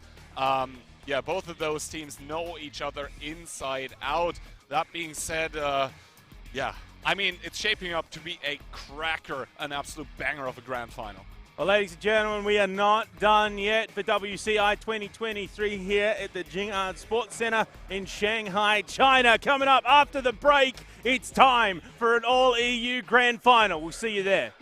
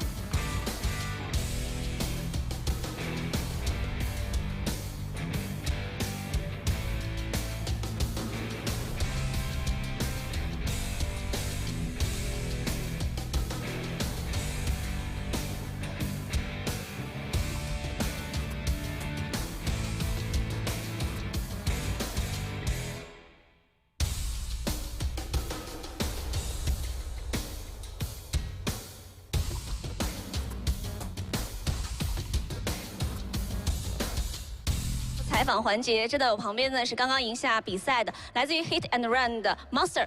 首先，请大家跟大家打个招呼吧。Welcome back. Right now, standing on stage is the Monster from the team. Well, would you please say hi to the audience? Hello, everyone. What can I say? That's why his hands are still shaking after the great match against Falcons. Really good games. Thank you so much for playing with us. It was really pleasure to play against you guys. Thank you everyone who is supporting us and also that is cheering for us and also that you believe in our comeback. I'm really glad to be here, really. 哦，介绍几句，我应该怎么说呢？我的手还在抖。刚刚跟 Falcon 打完比赛，他们是非常非常棒的对手，我们比赛进行的很艰辛，很高兴我们能最终战胜他们。他们是非常非常棒的对手，也感谢各位以及在线的所有朋友，能够相信我们，能够经历大反转，能够成功走到决赛。好的，我们把掌声送给 Monster。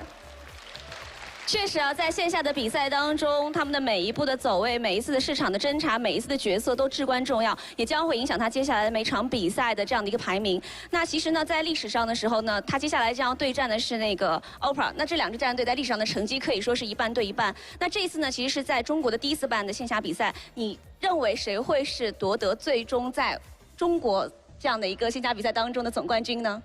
Well, upcoming you gotta play against the Opur. While being a very old friends, you play with and play against them quite a lot. So since this is the very first offline, the major championship, which team do you think had a better chance winning the final championship? Oh, what can I say on that question? Obviously our team.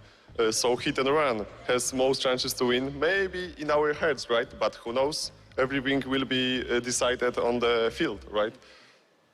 当然了，这个怎么说呢？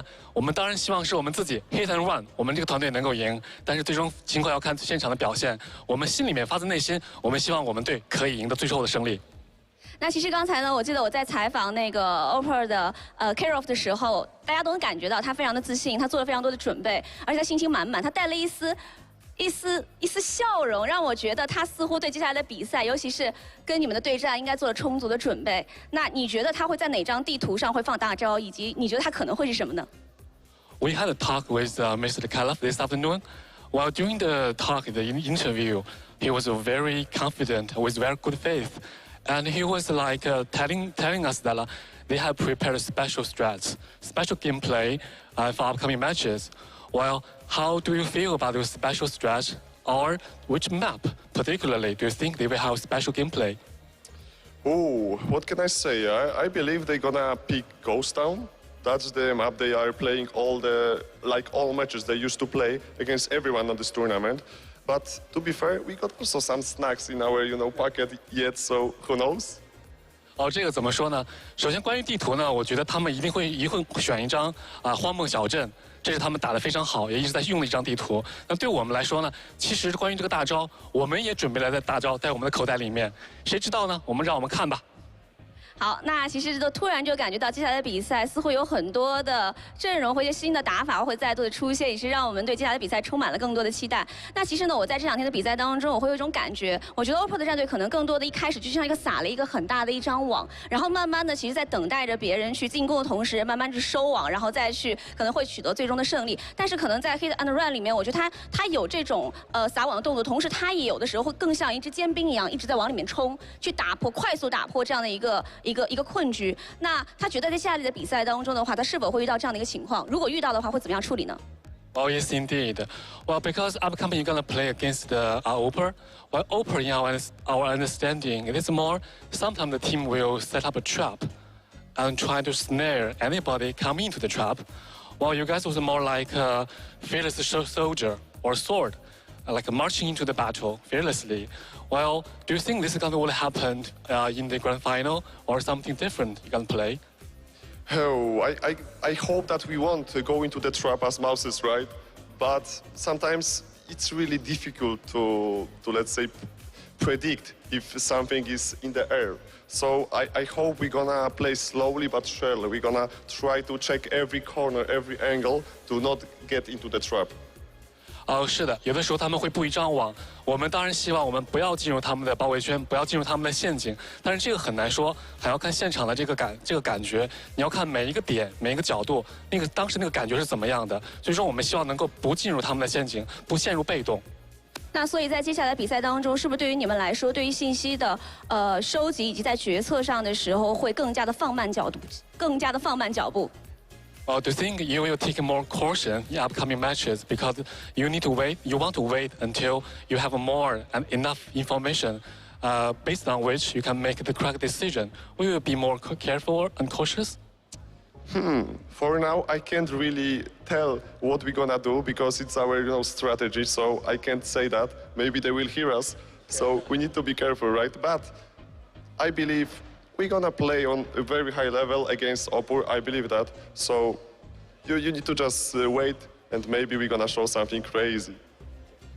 关于这个打法，我现在还不太能说，因为我们接下来还有比赛要打，而且他们可能对方会听到，所以我现在还不会说。但是我能够保证的就是，这一定是最高水平的竞技，我们一定是把最好的状态、最好的水平拿出来，打出最好的表现。好的，那其实呢，最后一个问题是这样的，就是对于我们在后面一直在聊嘛，可能对于对方的战队来说，他们的7个人每个人的实力都很平均，所以他们非常不怕在单独一个地方去接这样的一些可能性的这样的一些团战，也知道如何去处理。那如果要让你去选择在这7个人当中选择一个人去做重点突破的话，你会选择哪一条边呢？ Well, even though we know all the team members, they are the most excellent, most outstanding players in this world, actually. And in terms of 1 versus 1, everyone is definitely the best. However, if we insist, we're gonna ask you, so who will be the weakest link of the other team? If there's only one name we can pick, so who will be the one you think that will be the weak link? With Opur? 是 Opur 战队，对方战队 ，yes. Oh, I can't say that someone is worse than others. Like those guys are the top level, like the highest level in World of Tanks. That's why we are here with them. So I can't really. I would lie if I would say that someone is worse than others. Like everyone is a very, very good player. 这个实在很难讲，因为对方的每一个选手都是最顶尖的选手，这也是他们能够来到世界总决赛的线下舞台，这也是我们能在这里见到他们的原因。所以很难讲他们究竟哪一个人是最差的一环。对，所以这也就是坦克世界最大的一种魅力。当我们哪怕做了万全的准备，我们也必须不能去轻敌每一个的对手，我们要更加谨慎的去对待，才有可能在接下来的比赛当中用这么认真的态度去找到一丝丝的破绽，去拿下这场比赛的胜利。那你最后会觉得比赛会打满吗？ Well, yes, indeed. Well, do you think you will complete or go through all the 9 matches for the grand final? Back in the days when we were playing against Opur, games were very close, and yeah, usually it finished, let's say, after all 9 matches. So this match also can be very close. So maybe you can expect 9 games. 是这样的，因为我们过去跟他们交手的经验来看，我们有时候常常会打满比赛，甚至打满9局。所以今天的线下总决赛，我觉得这个也有可能会发生打满9局的情况。好的，那我们一起期待最精彩的总决赛。再次把掌声送给 Master， 送给他。OK。谢谢你接受我的采访，谢谢。Thank you very much. Thank you. 好，接下来让我们把话。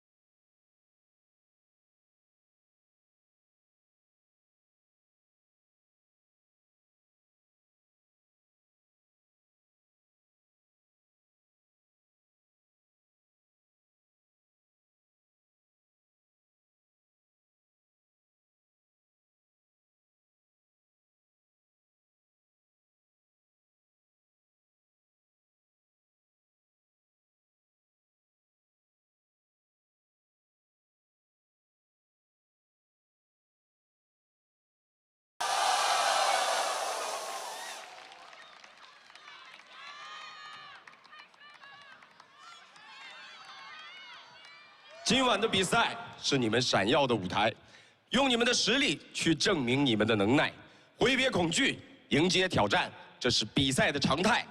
无所畏惧，热血相伴，好运与你们同在。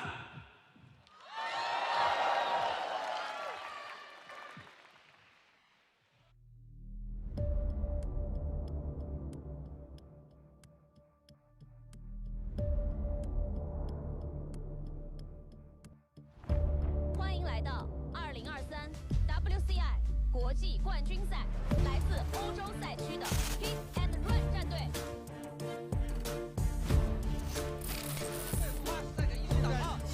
来六这边7人围把他围踩死，还剩430人。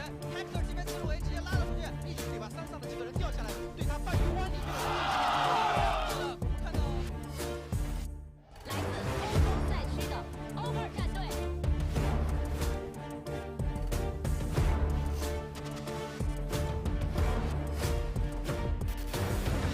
拉还打排炮，果然有一台2机拉过去了，0.0米更需要打排炮，昨天还是打着了。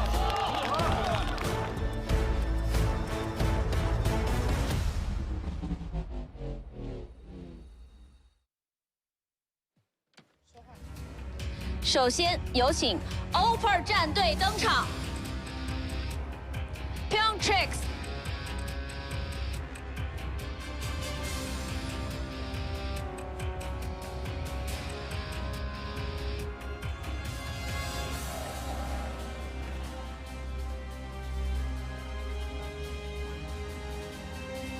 T-Sack。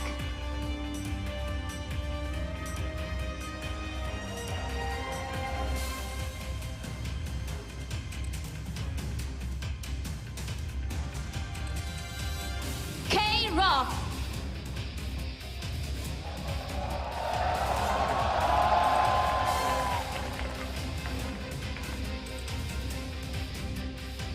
Ozak。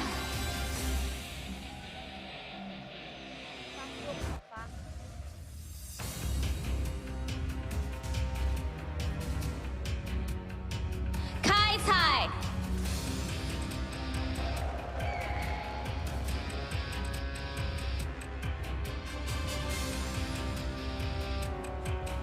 Rockstar。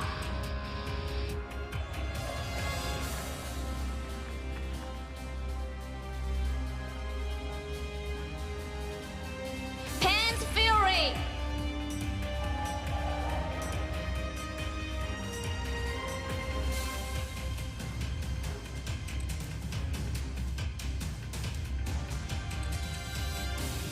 接下来有请 Hit and Run 战队登场 ，Minerals。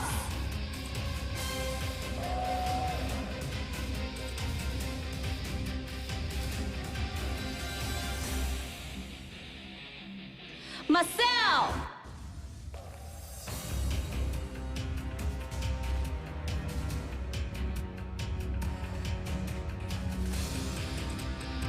Never。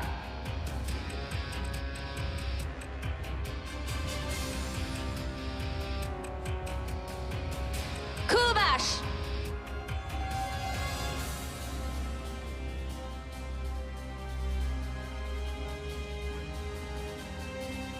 Monster。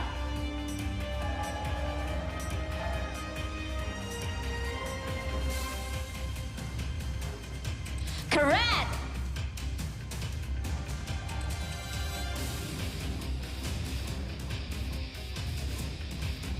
P-Oint。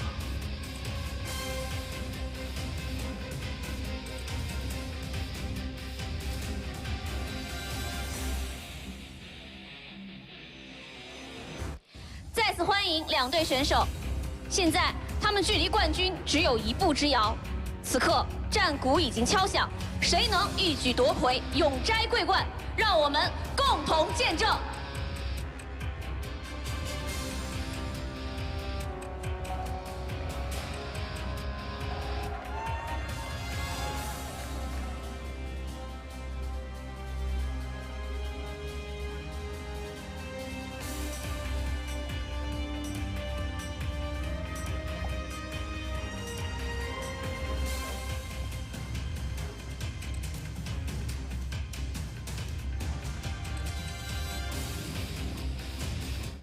Two equally epic moments playing out on stage just moments ago. The debut of the WCI 2023 anthem to end a war with a war by Jem Jem, one of China's own prominent stars, and of course our two grand finalists taking to the stage. But before that, we've got an English rendition of the song courtesy of Jordan Elfish. Go Maze! That's right. I'll be getting that one to you guys in the after show. If you want to check that out, hit me up on Twitter at Elfish Guy, and you can find it there.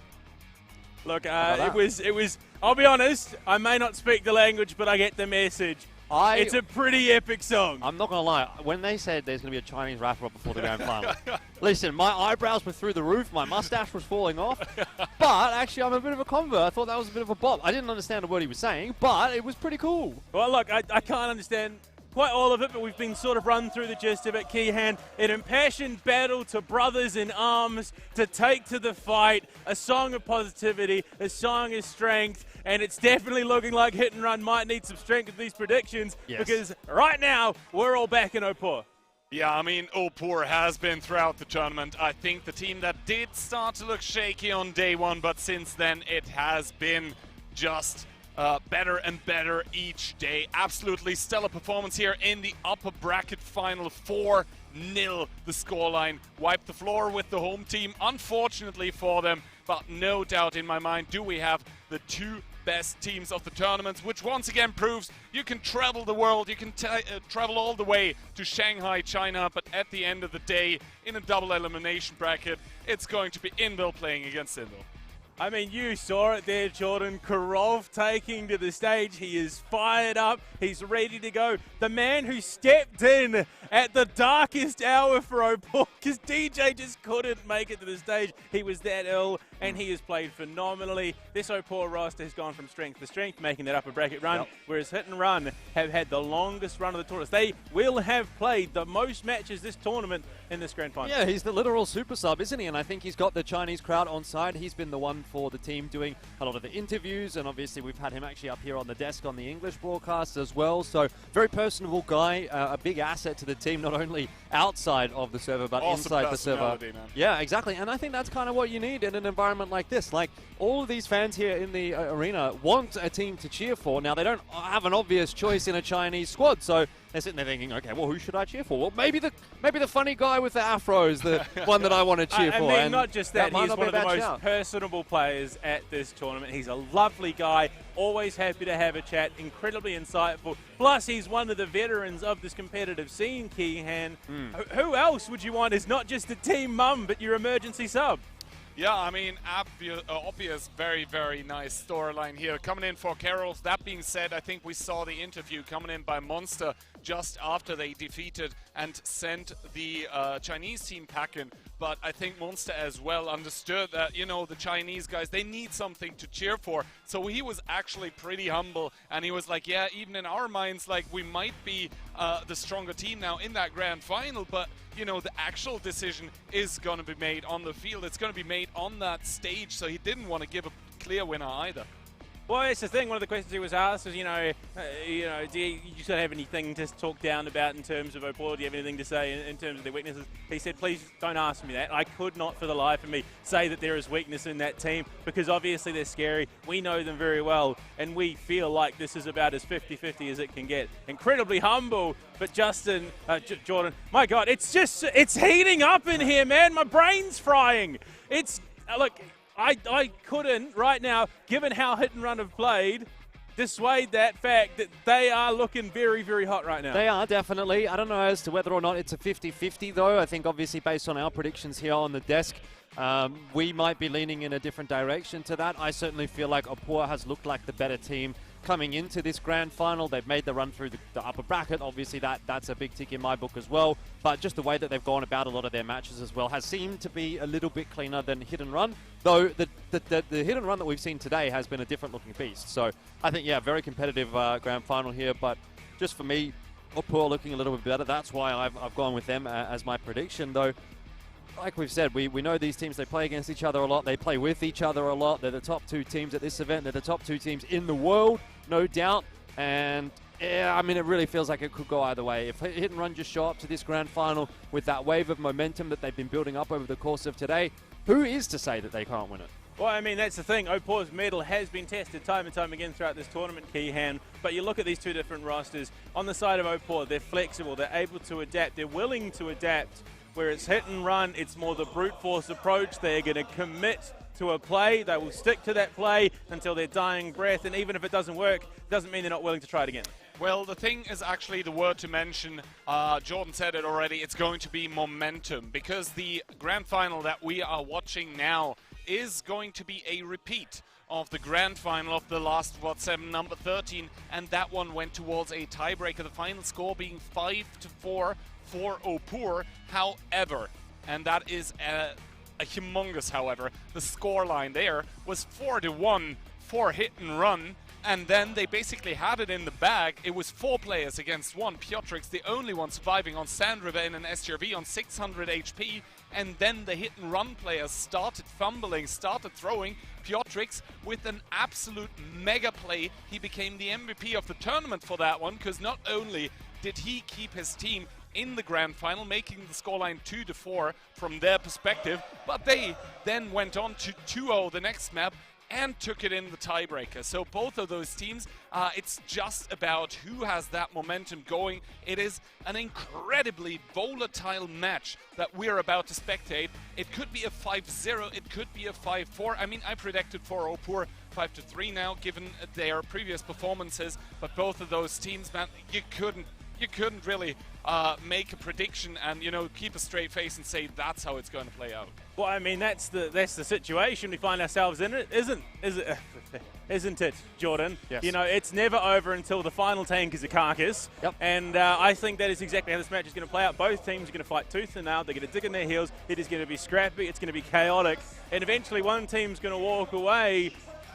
But I think, yeah, Opur has felt like they've justified themselves a little bit more. Yeah, look, I will say, though, I think Hit and Run have gone about today the way that they needed to. The fact that they were able to get the 4-0, the 4-1, keep it pretty clean, a pretty clean sheet in that lower bracket is going to really do them a world of good coming into this grand final. In theory, not only have they not had to show as much against the weaker teams that, you know, will give away some strategies or any pocket picks, something like that, to Opur, but also they don't necessarily have to overexert themselves until they get into this grand final, which we know is going to be a bit of a marathon. Now, it is a best of 9. That is longer than any match that we've seen here at this event so far, though as far as World of Tanks is concerned, BO9 used to be what used to be played. It used to be pretty standard. I don't think it's a massive difference maker necessarily for the players that are playing just this game, but when you put it on top of 2 best of 7s today already, that's where it starts to become a pretty long day, and I'm hoping that they're going to be able to have that tenacity to maintain their mental focus through in the grand final. Now, what is the difference maker, of course, Keehan, is that advantage that you get through the upper bracket. I mean, run us through it. It can be a bit of a game changer. I mean, then again, well, first of all, let me explain that advantage. Basically, the team that moves through the upper bracket does get a first pick and first ban. That means the permaban of the opponent's team does not apply, and you, on top of that, definitely get to play the map that you want, and you also get to still ban your permaban. That being said, historically, both of those teams and Invil, the 15v15 team made of them, has a history of dropping the first pick 0 and 2. Right. Well, I mean, there's definitely a discussion to be had around what maps we're going to get here.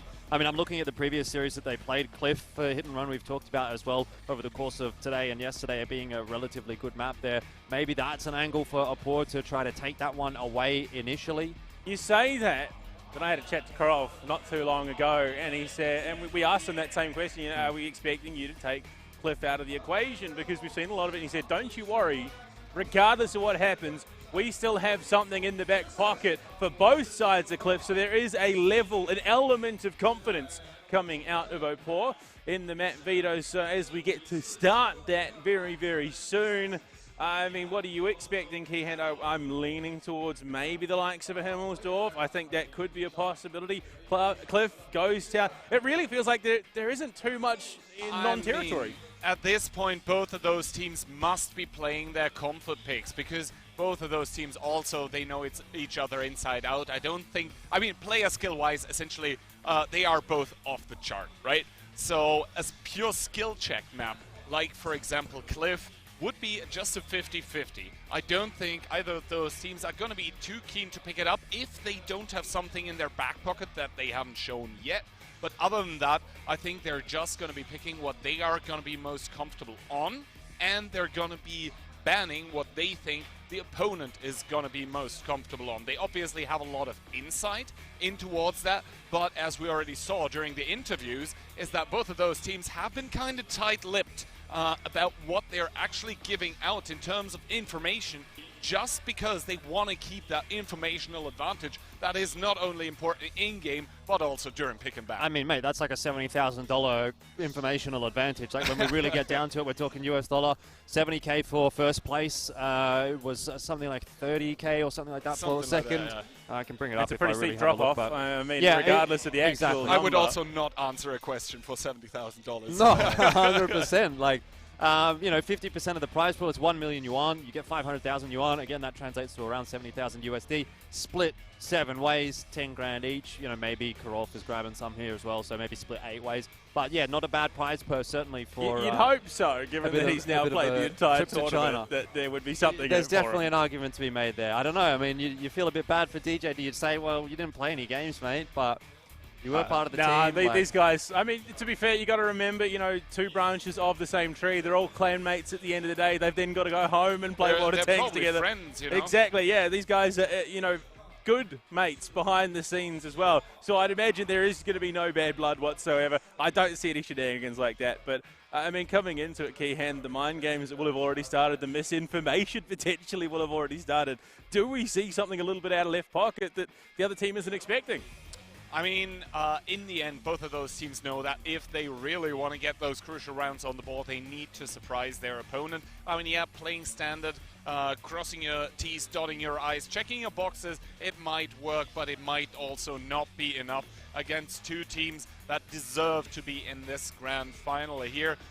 You know, just your Bob standard gameplay isn't going to be enough. Most certainly, both of those teams are looking to surprise, and maybe they're going to be the surprises here. First of all, and Opur with the mines. And the cliff ban. And cliff ban. Oh my word, this is spicy already. Karolf maybe with a bit of misinformation coming our way. Prokhorovka follows it up. Muravanka's out, goes Towns coming through. Opur looking like they're here with a plan. Himmelsdorf as well. Jordan, this is gearing up to be a spicy one. Yeah, I was thinking we were definitely going to be seeing Ghost Town Himmelsdorf somewhere in there. Both teams like to play that map. I think mine's a bit of a curveball, definitely, and that's probably what you want to see out of that first pick from Opur. Not too surprised by the cliff ban either. I was talking about that a little bit earlier on in the piece, but yeah, I was sort of thinking maybe there would be a Sand River in here for Opur, given that they had a good performance on that one last time they played against Hit and Run, but they're not going to leave it to that, and so that's the veto that we end up with, which is a pretty spicy one. I think that will catch Hit and Run off guard, so already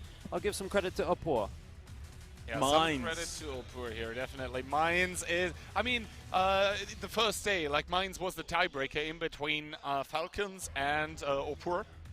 They were pretty comfortable leaving that open and having that be the tiebreaker because, like, between the lines, it was pretty obvious that, you know, Mines normally the 1-1 map. Opur seemed pretty confident that they have something figured out about how to break a Mines defense. The problem obviously being that Mines is kind of a weird map coming down to it, because on Mines it's actually the defender deciding the pace of the game. They decide, do we park the bus or do we actually bring it and send it towards that middle of the map, at which point that funny little plan that you might have figured out for your attack might not even be viable. Which makes it a little more interesting because Hit and Run has been a team that's always attempted to wrest control away from other teams when it comes to that map control, that pace, and dictating it, of course. But Jordan, I mean, in this lineup, Opur having that advantage, you reckon it set them up for that championship? Yeah, I mean, look, I won't renege on my prediction at this point. I did say 4-2 to Opur. I think Mines is definitely an interesting choice as a first map, particularly because that is usually considered a bit of a 1-1 map. And you know, in my opinion, if you're picking a map, you would look at it and say, we can 2-0 that. So, I don't know. I mean, that's definitely screaming a lot of confidence in your attack side of Mines there from Opur. It's a tantalizing prospect. It's certainly interesting to see how they're going to go about this, but yeah, I just want to wait and see how Mines goes before I really double down on that prediction, because that one seems like a real curveball of a pick to me. It sounds like Jordan's hedging his bets here, Key. Are you going to back that, or are you sticking to your guns? I am also not yet gonna, do any kind of those dangerous predictions, because whatever I do, it will be caster cursing either of those teams. As I said, I personally think that this match has the potential to become an absolute banger of a series, a match to be remembered, but it is very volatile. Both of those teams have shown in the past that they can take a match and run away with it. So a very, very brutal scoreline possibly also in the cards for that one. We'll have to wait and see. Well, ladies and gentlemen, it's grand final time. Mines to get things underway.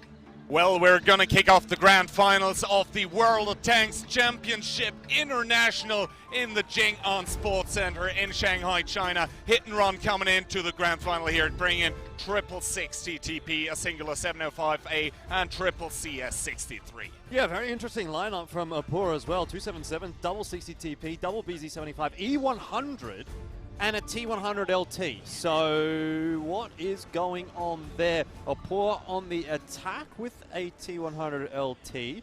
What have they got cooking? I mean, T100 normally picked on the defense to essentially make a hull down in that H1 area for one of the I7s, but on the attack, it's quite a curious pick. He is probably going to spot out Monster that's driving over towards the sidelines. No, he does not get the spot. He does see Minairos in that 705A, and this indeed seems to be a very quick 1-2 line attack by the team of Opur that picked this as their first pick. Good blind shot in towards Ketsai. Yeah, he's already been chunked down pretty substantially, so not sure that we can say this T100 LT choice is working out just yet, but I wonder if he's going to get snuck on the cap, and that's potentially going to be hidden behind another tank at some point. Looks like he's off to the races, though, elsewhere. Opur going for the 2-line push, more than happy to just set themselves up on the 2 flag and try to pump the response from Hit and Run, but they've given up full control of mid, and so far they are bleeding a lot of HP. Oh. It is looking like this Mines pick is about to blow up in their face. Yeah, exactly. Opur taking a lot of damage on T-Sec as well. Those 60 TPs above the cap, Conrad, Nether, Marcel, all of them get a hefty chunk of damage. That being said, 10 seconds remaining. There was a reset coming through. I believe that was HE coming out from one of the tanks, probably Monster with that CS. Minaros with another HE reset. You can see the damage coming in from that CS63. The resets are there currently, and I think Opur realized that that plan for the Mines attack is currently not working out at all. No, certainly not, and it really begs the question, why do you pick Mines as your first map choice if you can't win on the attack? It's certainly not looking like they're going to win on the attack either, by the way, because Opur is getting absolutely wrecked. They're driving into a crossfire. They've given up so much HP, and I have to say this is a failure of an attacking side from Opur. Whatever strategy they had, whatever they thought they had, it has not worked out, and they are gifting Opur the first round of this grand final. Yeah, exactly. I mean, still 9,000 HP, make that 8.5 remaining, but 2 tanks already dropping for Opur. And this Mines attack, I don't know, man. They picked it. They probably had something very, very interesting planned, but honestly, it looked pretty bland, if you know what I mean. I mean, this looks like something that they've sort of cooked up in the scrims, and it's worked in the scrims, and then they brought it out in an official game, and it has just literally fallen flat on its face. This is one of the most comfortable rounds we've seen Hit and Run win today, and to be fair, they've barely put a foot wrong today, so that is saying something. I don't know what that is for Opur. I don't know what they're going to be saying in their comms after this, because they certainly are going to need a little bit of a recuperation. That was utter demolition, and it's going to end up being a 7-0 here as well. T-Sec, the last one alive for Opur. I don't even think you can really get that excited about this one for Hit and Run just yet, because as far as I'm concerned, and I know this sounds really harsh, but like I just don't think Opur have really shown up in that round. Yeah, no, Opur, once again, right, it came down to that. It is almost tradition by now for them to lose their pick, but yeah, 1-0 here. Good stuff by Hit and Run, I guess.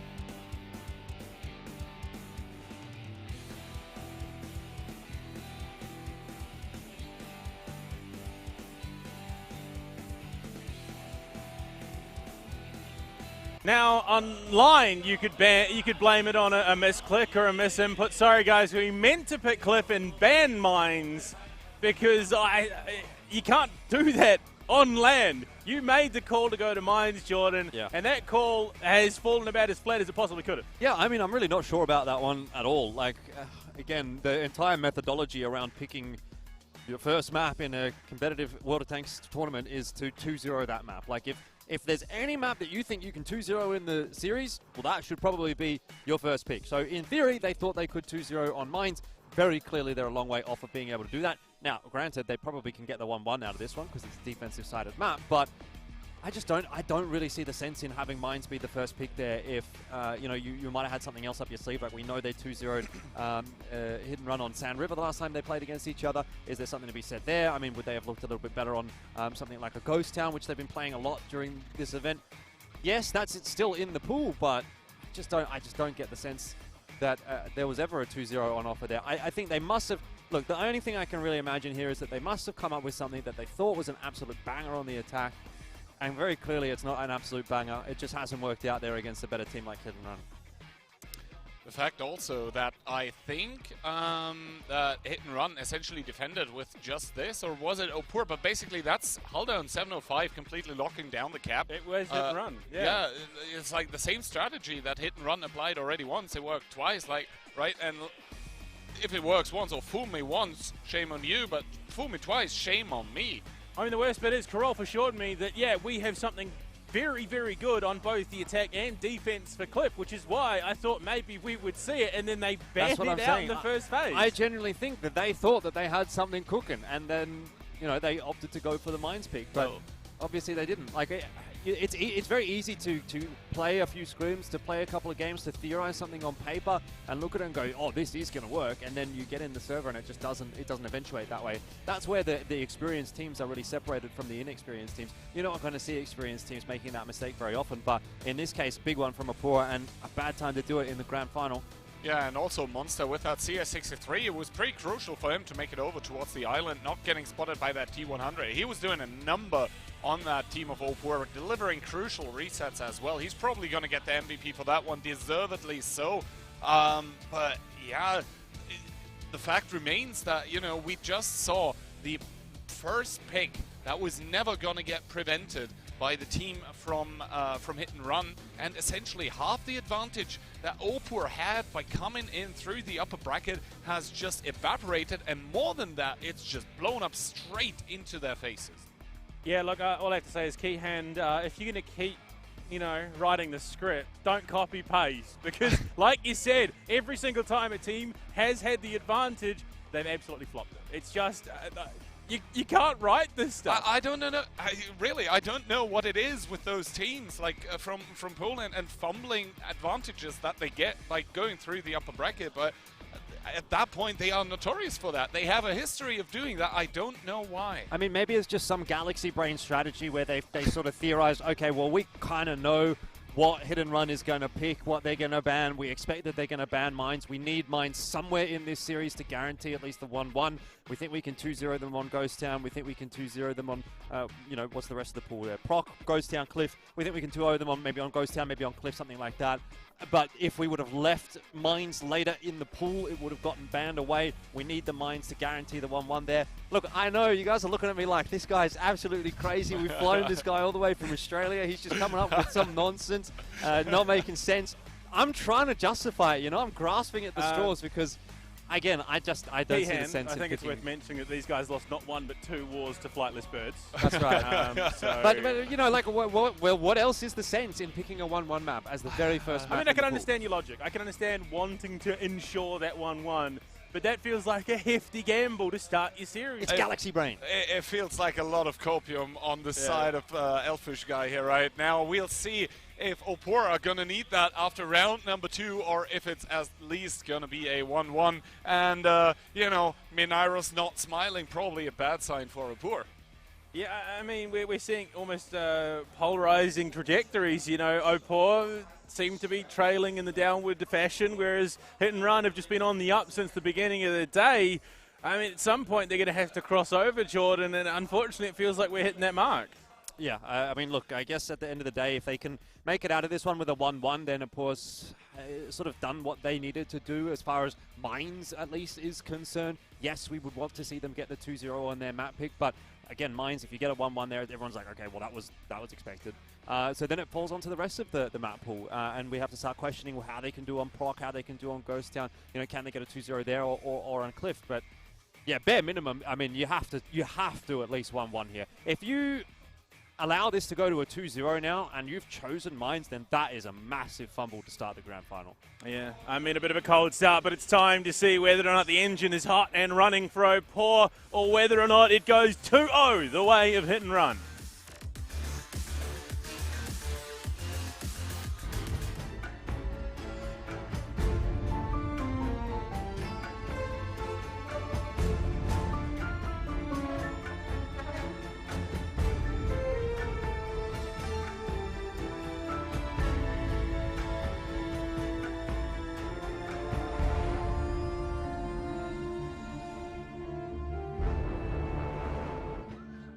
Mines number 2 in between Opur and Hit and Run. Opur on their defense, bringing quadruple 60 TP, double IS-7 and the mouse. A pretty hefty setup to start off their defense. Yeah, a bit of an interesting one again coming through here from Hit and Run. Very fast lineup, 4 CS63s, a TVP as well. I love it. A mouse and an IS-7. So you do have a little bit of bulk there, but generally speaking, this is a team that is all about pace. It's all about catching your opponent off guard and just booming them with that high DPM. So I'm very excited to actually see what Hit and Run is going to do here on the attack. They're going to try and do something very interesting.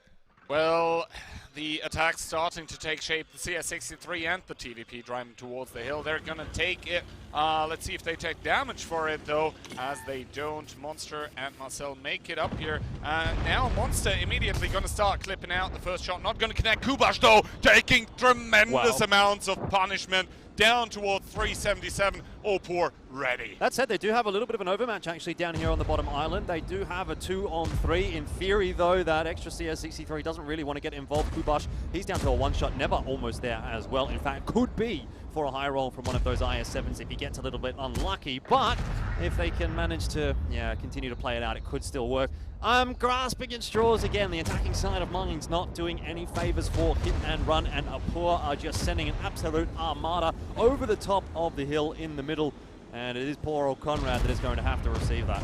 No tanks currently in the spawn for Opur, which is where double tank got sent for Hit and Run, essentially into nowhere. That DPM is not going to be coming into effect. Conrad now driving backwards in that mouse, driving away from the 60 TPs, but who are we kidding at this point in time? Opur firmly in the driver's seat. That being said, Hit and Run, they do have more tanks available still. They have cleaned up the island in the southwest, but Conrad is probably gonna not be long for this world as Pan's Fury does another big hit into him. And also, weirdly enough, sort of the sides have been switched. Yeah, look, I don't know. This one's definitely favoring Opur. There's a lot of HP to play with, but the fact that they're down a tank does have you a little bit worried at the moment. Conrad is certainly receiving a lot of assistance from his teammates. There's good firing lines to keep that mouse alive. And Opur, if they make a mistake here, if they fumble, if they send a tank out into an awkward spot and walk into a crossfire, that tank is going to blow up very, very quickly. You've got still a lot of healthy CS63s, a full HP TVP as well. So Hit and Run do have the tools to clutch this round out if a mistake is made by Opur. But Opur on the defense, they recognize that fact. They know that they don't have to push the issue all that much, and they have slowed down the play.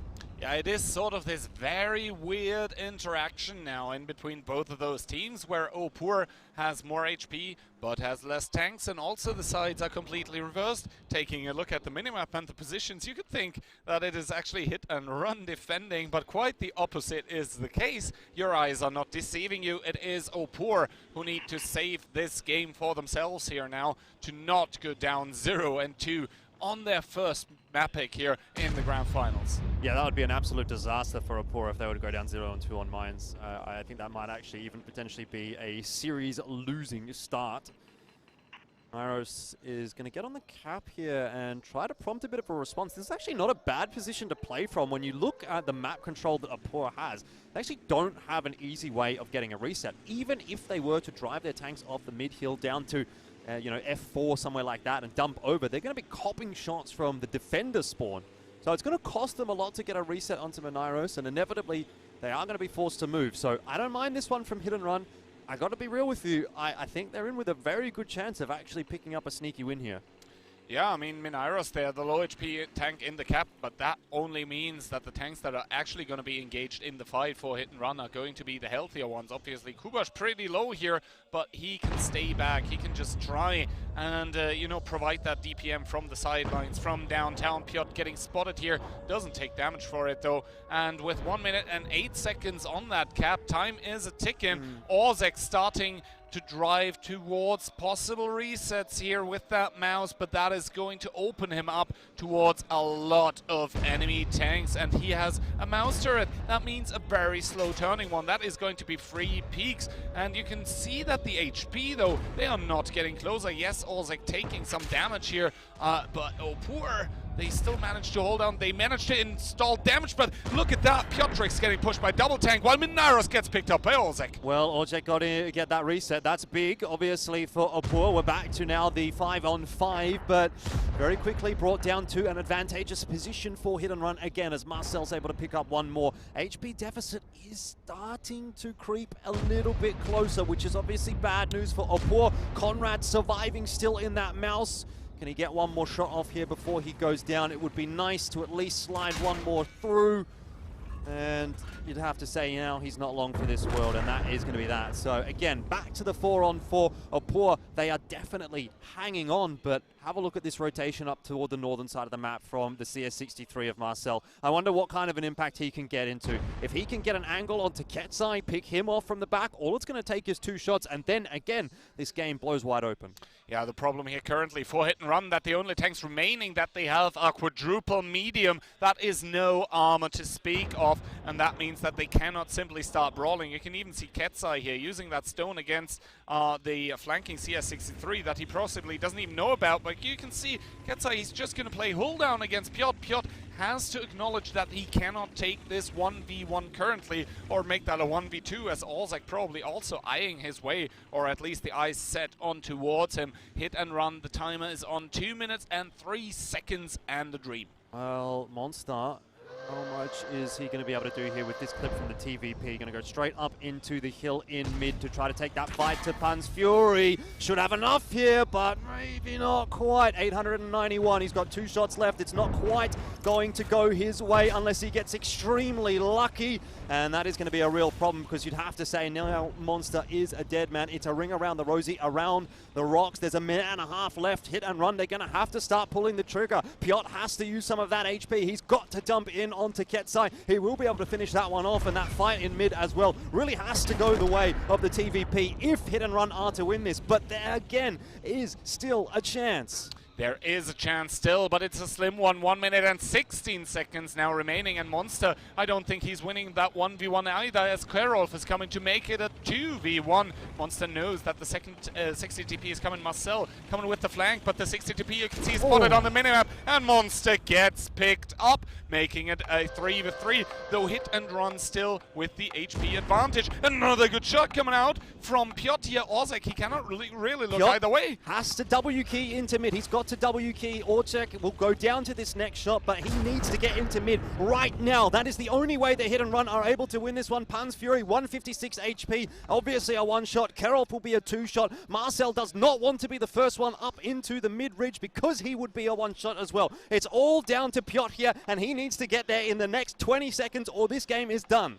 Piotr once again put into a clutch situation in the lower bracket finals. He wasn't able to do it. Let's see if he can in the grand finals. Dumped off. Driving towards Pan's Fury. Yes, Kerolf has dumped off. He tries to get Can more they find time. him? Can they find him? 13 seconds. Kerolf driving out of the proxy of the hill, driving towards behind, back away from the house. Piotr is dropping down. 6 seconds. That means no reload available anymore. Kerolf with 2 seconds. He does get spotted, but it's not going to matter. It's going to be the 1-1.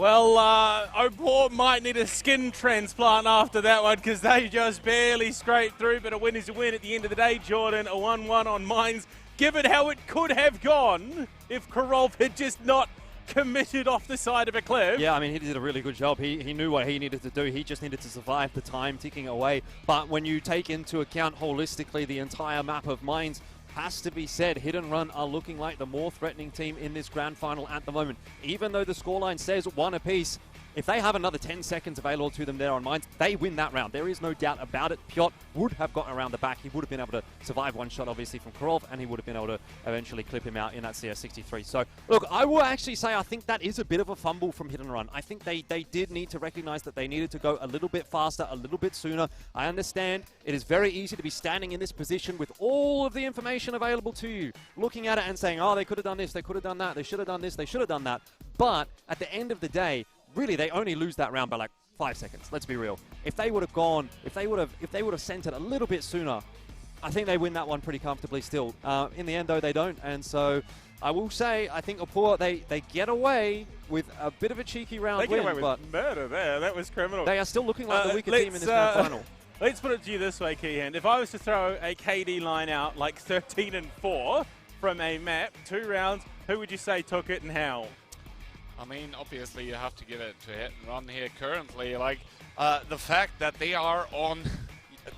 It is so weird to say, but Opur's first pick of Mines, that is a hard 1-1 normally, and then it is instead Hit and Run who almost make it 2-0. You gotta wonder how much steam do Opur have left in the tank, because yes, you can talk all day long there. The strats book is full, guys. The strats book is full, and then you actually check, and it is full of blank pages, it seems. Yeah, it's almost feeling a bit of false bravado there, Jordan, that, you know, Opur coming through and they say, yeah, we got this in the bag, don't you guys worry. We've planned, we've prepped, we've done all of this, and then all of a sudden it's felt like they really haven't got much of a clue. Yeah, I mean, it's definitely safe to say that the Mines pick hasn't worked out for them. And I think there's no doubt about that. Obviously, they had something planned. They had an idea of what they wanted to do. But Hit and Run definitely looked better on that map pick. So talk about advantages coming through from the upper bracket. That is now their advantage gone, right? We're into the rest. We're into the deeper parts of the series at this point. Next map is going to be the map choice all for Hit and Run. They obviously banned away, you know, their opponent's map that they thought that was going to be a tough one, and they picked Mines as a bit of an interesting choice. But realistically speaking, now we go into Hit and Run territory, which is Prokhorovka, and I do have to wonder whether or not they've kind of squandered the advantage that they got from that upper bracket final win. Yeah, I mean, even going on to Cliff, it's such a coin toss map. It feels like, you know, Hit and Run have struggled more than I think they've succeeded on Cliff. Even though they've found victories on it, they haven't been comfortable victories. They have lost a couple of key fights, so it feels like, yeah, I think the odds of a 2-0 probably were higher on a Cliff than they were going on to Mines there, Key. I mean, we'll just have to wait and see. Obviously, Mines is now gone the way of the dodo. It is 1-1, and I think all, like, excitement aside about how it did go, I think it is time to just put those 2 rounds at ACTA. It's time to, you know, not worry about it anymore, because it was a 1-1. Now we are left in a best of 7 here with the next map that is on the cards for us, being Prokhorovka, that we just saw Hit and Run play against Falcons. Now, that also was a 1-1, but I have to say, once again, Hit and Run, just like the Mines, all right, not going to completely toss it aside just yet, as I keep talking about it, but Hit and Run also looked very good there. I'm mind-boggled by the stats on screen. Opur cracked 20k. To be fair, they did start with about 3.5 more damage, K more damage, health on the board to work with. But Piotr with a 5,500 damage game, and then you look at it, Conrad playing in that mouse, blocking 3,500. I mean, Hit and Run really dug in their heels, Jordan. Yeah, that is one of those rounds, though, where every single player, especially on the losing side, if you were to go on now to lose this grand final, you'll be thinking about that Mines game and thinking, if I would have just penned one more shot. And Piotr had 1,240 blocked damage in the CS63. You gotta wonder what went wrong there. But yeah, it is going to be Karolf that's the MVP here, obviously, as he was the one that survived, the one that got away. I mean, not to mention the fact that that last second shot to keep his teammate alive, as well as the fadeaway to find victory. Yeah, look, I think you can justify that MVP, but it was a very, very, Indiana Jones under the door grabbing his hat type deal, Jordan. But now, obviously, yeah, we go to Proc. Feels like a nice reset, I think, for both teams. It should be a nice bit of a fresh start. But yeah, obviously today it has looked good for Hit and Run. Opur, I mean, how shaken do you reckon they are at the moment? I think you'd be pretty shaken, actually. You've potentially almost gotten 0-2'd on your map pick. You only got one round on the map because, let's be real, of a bit of a lucky break. Well done to Karel, definitely, but that should not have been their round in the end, and so they'll be a little bit rattled. They'll be sitting in the comms saying, okay, what actually went wrong there, guys? We need to mental reset going into the rest of this series. Also, I would argue it shouldn't be Karel who has to step up for that team. I mean, he's just been subbed in because, well, essentially DJ is sick, right? It shouldn't have to be Karel. It should be the other 6 that carry him. Well, I mean, that's the thing. Karolf has time and time again put the team's efforts on his shoulders to help lead them to victories through this tournament. He has justified his position in this team, I think, more than once, Jordan. Yeah, I would definitely agree with you as well, and maybe he's going to have to keep doing it here as we are about to head into Prokhorovka. I mean, I would be feeling pretty good if I was Hit and Run. I think they've definitely got the momentum flowing. They're feeling good. They've been playing all day. They're warmed up really nicely. They've very nearly 2-0'd on Mines. They've got to be feeling confident about this series at the moment. And yeah, a bit of sweat starting to show for Opur, and no surprises there. Yeah, I mean, and it is a bit warm in here. I mean, remember how Ketsai looked in that upper bracket final? And Minairos. I mean, that was a hint. It looks of more a like smile, a facial stretch than anything. He's not as quite confident as he was before. Yeah, but definitely. I have to say, Minairos has the shirt unzipped a little bit here, so I think the teams are feeling the heat as well. Yeah, exactly. I mean, as we do here in the casters booth, it is a lot of lights that are shining on top of us, but there is the spotlight actually on the players. Well, unfortunately, map 1 falls a bit flat for Opur with that advantage, but we wipe the slate clean. It's back to even territory and off to Prokhorovka.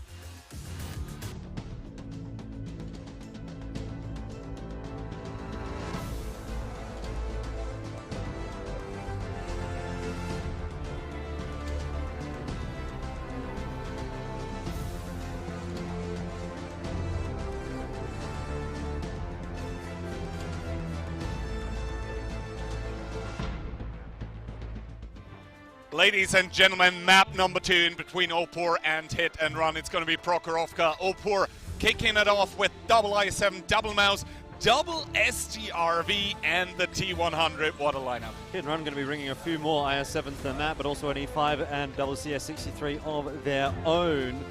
STRV T1, double STRV T100 LT though is a bit of a curveball from Opur. Both teams, you can really already get the sense they're kind of bringing out a little bit of magic in this grand final. Something a little bit non-standard, non-meta that they want to try to catch their opponents off with. mean, you can really tell both of those teams know each other inside out, and they are trying to surprise the respective opponent.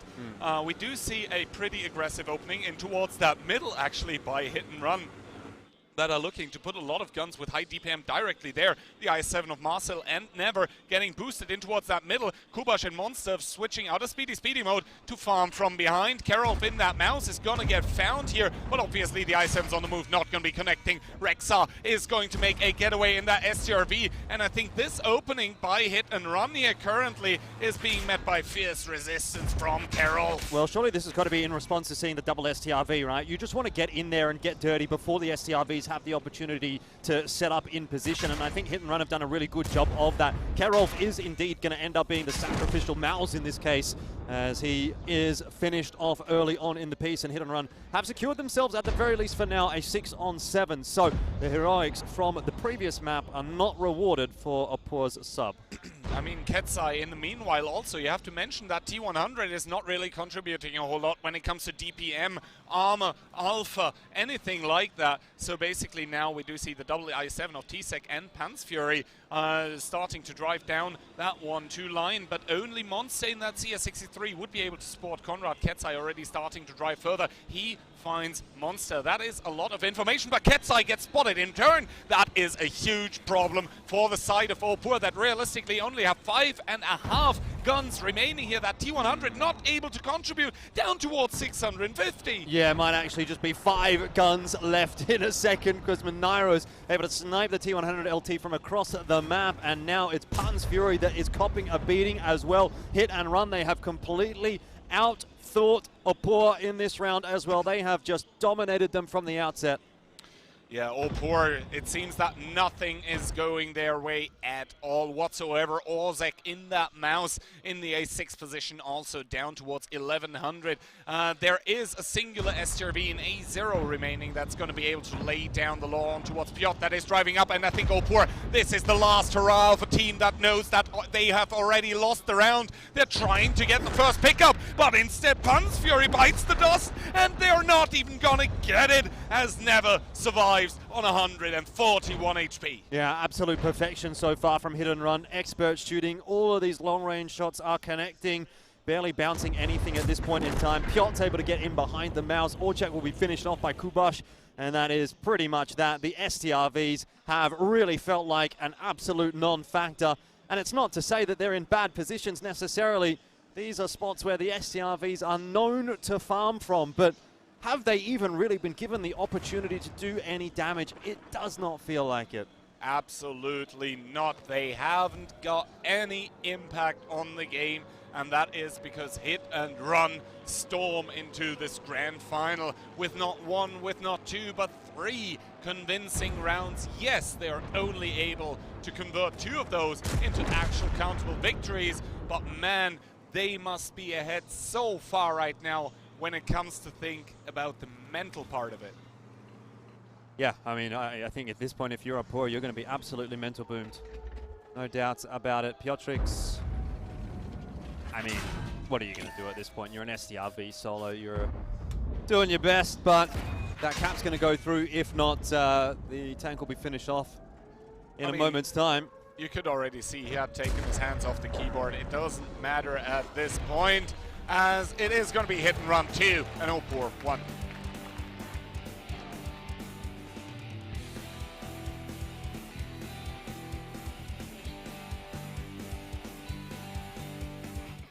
So far, it's been a pretty flat performance from Opur here in the grand finals in Jing'an, Shanghai. Look, I think it's time for a bit of a change for Opur. Now, Jordan, there's a phrase that we know in ANZ that does generally apply to rugby. It's up the guts, which means you just go up the middle with as much as you can muster, and that is exactly what Hit and Run has been doing. And every single time they have done damage. They did it on mines. They've done it here on Prokhorovka, Keyhand. Opur just asleep at the wheel. What's going on? I mean, I was talking about momentum coming into this match, and there is no doubt in anyone's mind where that momentum is currently. It is firmly on the side of the purple team here, on the side of Hit and Run. Absolutely stellar performances back to back to back. Yes, the score is only 2-1, and I say only 2-1 because there is the realistic possibility of it having been 3-0 at that point. That being said, I want to highlight once again those teams not long ago have met where the score was 4-1, and then the other team won 5-4. So neither of those teams can afford any kind of slip up. As soon as they start to give even an inch to the enemy team, those are going to be pulling ahead. Has to be said, though, as far as Hit and Run is looking today, it doesn't seem like they're going to be slipping up, right? They've already gone through 2 teams pretty clean. This game's looking pretty clean so far as well. So, I mean, look, quick math, I don't know how many rounds they've actually played, but it'd be like up above 10, 12, something like that at this point. 12. And the score is 10-2. Yeah, exactly, right? So they've played 12 games. They've, got a near flawless conversion rate. Yeah, they actually lost one more round really here than I think they ought to have, but let's almost even give them that Mines round and say it was 11-1. And against Falcons, the other round, they almost pulled back on Prokhorovka again, as well. A good point, right? So they've, of the rounds they've lost, they've barely lost, and pretty much other than that, they've just been winning all day. So are they going to put a foot wrong? Are they going to falter at this point? I can't imagine that they will, because they've just kept it up so consistently over the course of the day. Yeah, I mean, it seems that, right now, Opur need to find some of that mongrel spirit, you know, that is necessary in the competition. You need to show that mongrel. You need to show that you got the dog in you. We have a word for it in New Zealand. It's called mahi. It's time to put in the mahi. It's time to put in the work, because right now Opur aren't really putting in the work. It feels they're being swept over. But I mean, Keehan, you're down 2-1 in a best of 9. There is no better time to start putting in the mahi now. I mean, you know, there is still time. That is very important to emphasize. There is time. It is best of 9. There has been a third of the maximum amount of possible rounds played. That being said, though, I think it is time for Opur, most of all, to step it up. Because in the 3 rounds that we have seen played, every single time, I think it is fair to say that Hit and Run have looked like the better team. This time even, I would say strat and calling difference. I mean, we take a look at the damage numbers. Minaros being on top with that E5, that is a very comfortable gun to play with a lot of DPM. But again, at the end of it, I think it isn't down to individual plays, at least for this round. It was just the call by, I believe, Monster or maybe Piotr, who is helping with calling, to book it down middle, to immediately get Karolf out of the game, that won it decisively. I mean, what a terrifying stat to behold, Jordan. Orshek with 22% of the team's damage, but then also blocking double that damage in that round. That is abysmal. I think it'd probably be the best way to describe it. That is far from what you're wanting at this stage of the competition. Pretty crazy stuff, though. But I was saying, you know, the shots have really been on point in that game from Hit and Run, and you can see there 100% pen rate for Minaros in that E5. Yeah, you know, it's got a good gun, but like, let's be real, it just felt like everything was connecting for Hit and Run there. They were cerebral, and unfortunately for Opur, that's going to put them in a pretty awkward spot. They definitely need to find a way to lift here, and I don't know if it's going to happen. Again, the score's 2-1, but as far as I'm concerned, that's 3 rounds where Hit and Run have looked like the better team, and that is bad news for Opur. So, yeah, they need to get a bit of that dog in them. Well, I mean, Minaros, just even when he's not topping the leaderboard in damage, he's consistently hitting the shots. He's consistently penning. He's been one of the standout players, not just for Hit and Run, but for this entire tournament. Mostly today, it has been a bit of a rough run through the bit push through the elimination bracket. But at this stage, this is when you want to show up, Key. Yeah, indeed. If not now, at what other point in time are you going to show up?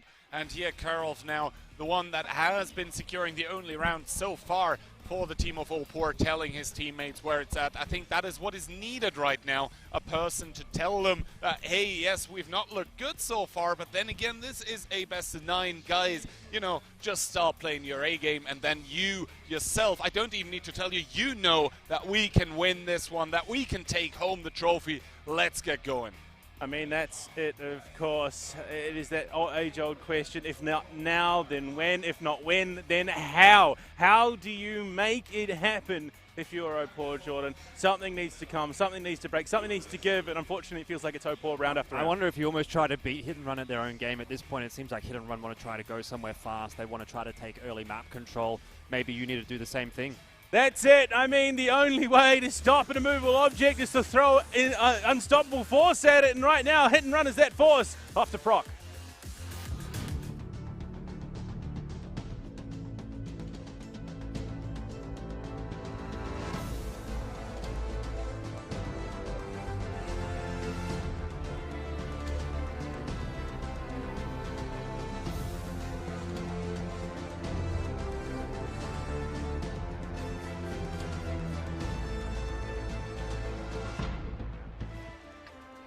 Proc number 2 coming up, Hit and Run looking to extend that lead to a 3-1, doing so with double I7, a single A5, an S-Conk, and triple CS63. We're going to change it up a little bit. Quad IS7, E5, double super conk. So again, quite a heavy lineup coming through from them. Nothing too light about it. Got the CS63s though on the behalf of Hit and Run. So again, fast pace is going to be brought to the table by them. At this point in time, gotta wonder if Hit and Run don't have a bit too much mobility here, just because Opur brought so much beef into this lineup. It is going to be 7 heavy tanks. That being said, though, we do see the initial openings, and that by Hit and Run looks a heck of a lot like what we've seen already. And that one fell flat. Well, not flat, but it did fall on its face. Once again, the double i7 going to get pushed by that double CS63. We see Marcel going to be able to farm with that Super Conk if something comes to it. But Opur here currently with the quadruple IS7. Once again, the Kazna call coming out. Yeah, I mean, look at the setup from Opur. They are ready and waiting for this from Hit and Run. And I tell you what, Hit and Run are nothing if not consistent. Though I wonder how this is going to play out. It's going to be a massive brawl. Who wins? 4 IS7s up against 2 IS7s and 2 CS63s. There is an E5 round in the back there and a Super Conk helping out. But Monster has just been absolutely obliterated. And Opur, this might be a good opportunity for them to bring this one back to a 2-on-2. What an absolute mess. But it's exactly what I said. Maybe you just have to beat Hit and Run at their own game. Exactly the repeat of what we saw against Falcons happening to Hit and Run once again, and Opur surely are not gonna let that one slip from their hands as the second kill comes through for them. An answer on towards T-Sec though, but the HP are good for Opur currently. Conrad gonna be the focus probably, or make that Kubosh as he goes down towards a one-shot. Osek going down as well. How are Hit and Run staying in that game? Well, Kubosh isn't at that point, but Opur, they need to get further kills on the board. They need to get Conrad out of the game. They need to get unspotted with Piotrix and Karolf after to be able to create crossfire. Well, no doubt they will be able to get Conrad at some point. Just waiting for the reloads to come through for those IS7s. In the meanwhile, Minairos is getting some free farm in there, but okay, it takes one extra shot. Not too bad, not the end of the world. Piotr in the CS63 going to try to duel a Super Conk. I'm not sure that's going to work out for him, and I think the game is at this point lost for Hit and Run. They just took too much of a battering in that initial exchange. I mean, the mind games there for Hit and Run not working out at all. It fell flat on its face against Falcons, and it's going to get battered. It's going to get bruised. That's going to get beaten into submission by Opur once again. That cheeky 1-2 line opening with the double I7, double CS not working out for the second time of the day in the second match of the day. Hit and Run trying to be cheeky. Hit and Run ending up looking stupid. Yeah, what I will say is actually for Opur, I think this is a really big win. It kind of shifts the momentum of the series a little bit. It's the first time that it hasn't felt like Opur have looked like the worst team in a map. So, you know, they've kind of grounded out. They've gotten through the hard yards 3 rounds in a row. Hit and Run look like the better team. And yet, now, after the 4th, the scoreline is still going to be 2 apiece.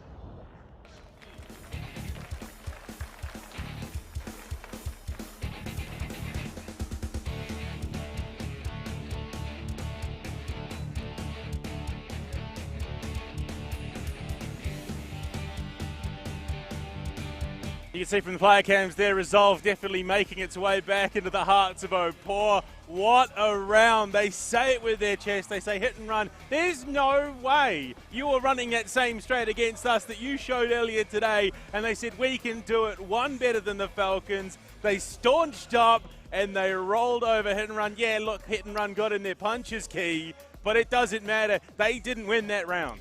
Well, honestly, I think there was a cheeky little smile on the face of Never after that round, and I think Hit and Run, they knew that they got read by Opur like an open book in broad daylight. I'll tell you one thing that's really important about that we have to think about is that that was a very fast attacking side win. So I know it's not really that big of a deal right now in the series, but if we do end up getting to the tiebreaker, I don't know if you're going to beat that for an attacking side win. I mean, what have we got next? We've got Ghost Town and Himmelsdorf, not maps which you generally see very fast attacking side wins on. So if it does come down to Tundra, it might actually end up being Opur that have the advantage there in terms of the choice of side. I mean, they've had the advantage already once today and it didn't matter. But yeah, Keir, I think you hit the nail on the head. That you got to meet Hit and Run at their own game. You can't play around. You can't stall out. We saw what happened in the first round of Proc. Karolf stuck out in the open. All of a sudden, every single member of Hit and Run is just throwing shots his way. You need to meet them and play their game. I mean, the fact of the matter is also that we have seen 2 maps now, and realistically, Opur have looked better on 3 out of the 4 rounds. But the fact also is that, well, that scoreline that we see behind me right now reads 2-2. So effectively, the teams have been trading punches, and honestly, that's exactly what we want to see here in the grand final of the WCI. So yeah, good stuff by Hit and Run for the first time here, though they get their second point on the board, leaving us with a best of 5.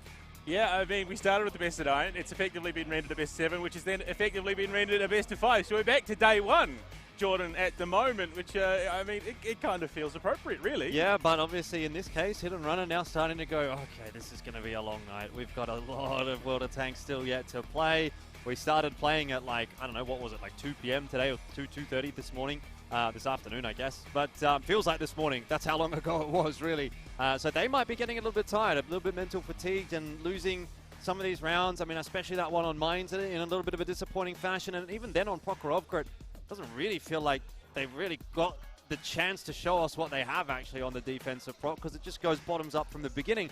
I could imagine a bit of frustration maybe starting to creep in there. So it's not just a physical game, it's going to be a mental game here as well for them, and we'll have to see how that continues to shape up as we do go deeper into the series onto Ghost Town as the next map. Yeah, I mean, it's not really something that you appreciate as a Twitch viewer at home, Key, as these are long days. I can tell you, I feel exhausted. It has been a marathon run for us, and we've just been talking about the game. These guys have been living it. Yeah, absolutely. I mean, Jordan said it. They started playing at 2:30, and looking at one of the clocks here in the stadium right now, it is currently 8:30. So basically 6 hours ago. That is a monumental task to be doing and to be asking from any kind of team. But it seems to me like Hit and Run seem to be up to the task. 2-2 the scoreline. And now we do see the damage numbers coming in. But once again, this round of Prokhorovka here, I don't think that necessarily was down to the individual shooting. It was just the cohesive team reaction that we saw come out.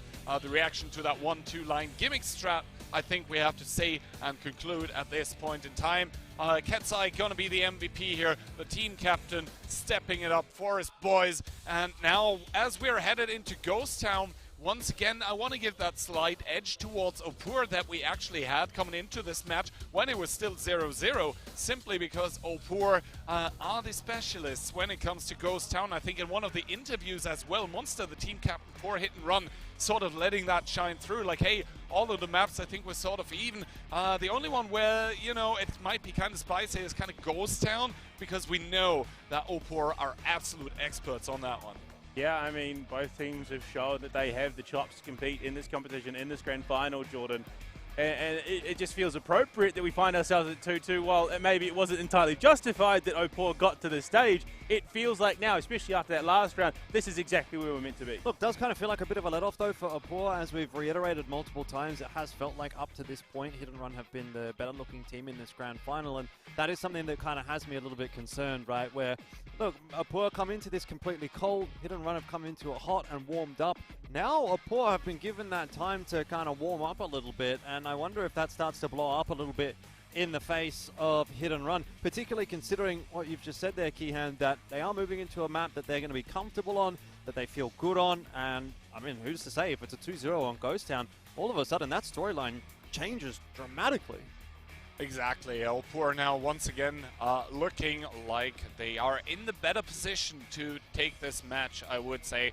The first 3 rounds, obviously, they didn't look particularly good, but in that last round, they really showed that if Hit and Run so much as slip up even a little bit, then they will not even give the chance for Hit and Run to come back into that one. I think that is also a team diff that we see coming in. Basically, Hit and Run, they almost made that round succeed with that same tactic, getting counted in the same way, but there was no doubt at any point in time that, you know, Opur were going to take it.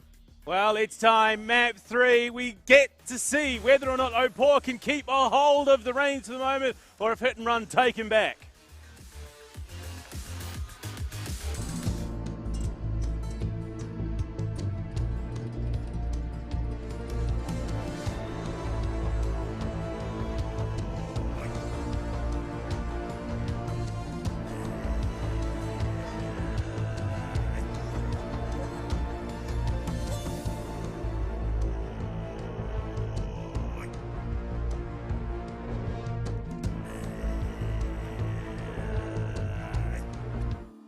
Well, Round number 5 in between Hit and Run and Opur. Hit and Run looking to go into the lead with the double 60 TP, 1 IS7 double mouse and double CS63. Not sure Opur are going to let that one happen. Triple mouse, double T110, E5, IS7 and CS63 to round out the composition there for them.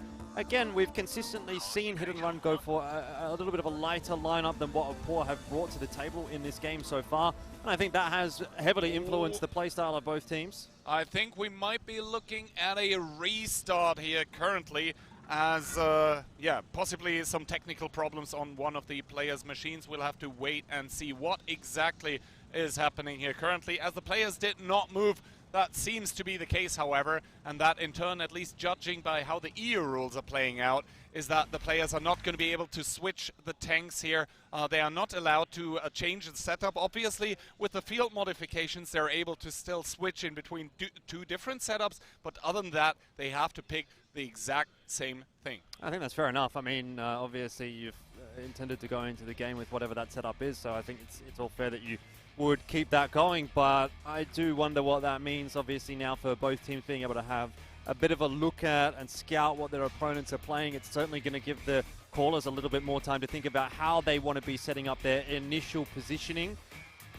I mean, we'll have to wait and see. That is obviously information given to both teams here, and that in turn means that the comms are gonna be red hot with communication. That is exactly what you want, and at the same time, the mind games obviously start because you have given information, the enemy has given information. How does that stack up? What do you do with it? Yeah, I guess that's the big talking point, isn't it, right? Do we change things up now that we know that they've got the information, that we've got the information, that they've got the information, that we've got the information? Lots of questions there, and something that the callers really do have to think about at this point. So, I don't know, will it change much? Probably not. I think both these teams are pretty experienced. They know what they need to be doing. And they would have had, I would say, a fairly decent understanding of what they might be facing in the server anyway. I mean, it wouldn't be a tournament without a restart of a round. I was just waiting for it to happen. I would have been very surprised if we could go 3 days without an actual restart. Well, here we have one, and actually the rules also say that in every match, every team has the opportunity to once call a restart during Battle Countdown if something is wrong. There might be something wrong with one of the player machines, with one of the peripherals. I don't know. Like, at this point in time, you know, a battery of a mouse could be empty. Who knows? Yeah, look, batteries, headset issues is normally one of the big ones that we get at live events, because you want to be ensuring that everyone can hear what's going on. Microphone issues definitely as well. Communication, such an important point, but yeah, like you said, it's been an absolute miracle that we actually haven't had a tech delay up to this point. I almost forgot that they existed. Yeah, we'll have to wait and see. I think all of the players here have dealt with tech issues before, or at least having to have to deal with, you know, having to wait. That being said, moving into Ghost Town, I believe it was the team in blue, so Hit and Run that were on defense first, and Hit and Run, or sorry, Ghost Town being the defense-sided map that it is. It means that they have the potential to go up again in this matchup here. Can they pull through, though? I mean, Opur have looked like the worst team, but the score is even. Yeah, I think it's one of those interesting sort of things that you see, one of the repercussions, I guess, of the format in World of Tanks, that the way that the scoring system works and the way that the game plays, you're always going to have one team that's ahead and one team that's behind and trying to catch up. And if it ends up going 1-1, 1-1, 1-1, you know, in this case, you're always feeling like you're having to play catch up, which is a little bit annoying, right? You never really are the one with your foot in front. You're always playing catch up. You're always playing from behind. It never really feels like you get to dictate how the series is starting to play out.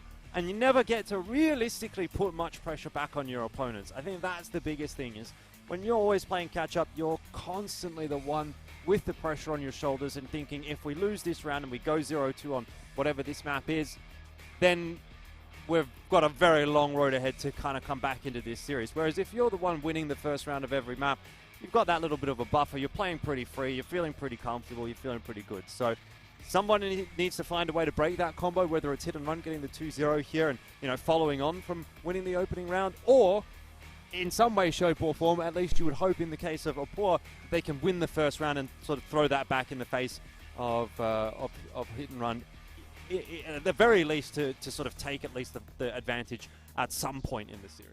Yeah, I mean, taking a look behind us right now, I'm trying to look at the stage, trying to figure out what exactly is the holdup here. There is referees on both sides, actually. Double referee on the side of Opur, double referee on the side of Hit and Run. But I think currently the interest seems to be on the side of Opur, but I think we should be able to move into the match pretty soon, because there is, as mentioned, a lot of competent people in that production here, and they're going to have a lot of backup stuff planned and prepared. That being said, what do you make of the faces of the players right now that are on camera? It seems to be pretty cool, calm and collected. You know, this is one of those unfortunate parts of esports where you do have to sort of just wait around a little bit. So maybe it's a pressure release for both teams, but it looks like we're going back into game, and as you've said, no change-ups allowed. No change-ups allowed, so the setups are not going to change. Once again, Hit and Run, double 60 TP, IS7, double mouse, and double CS.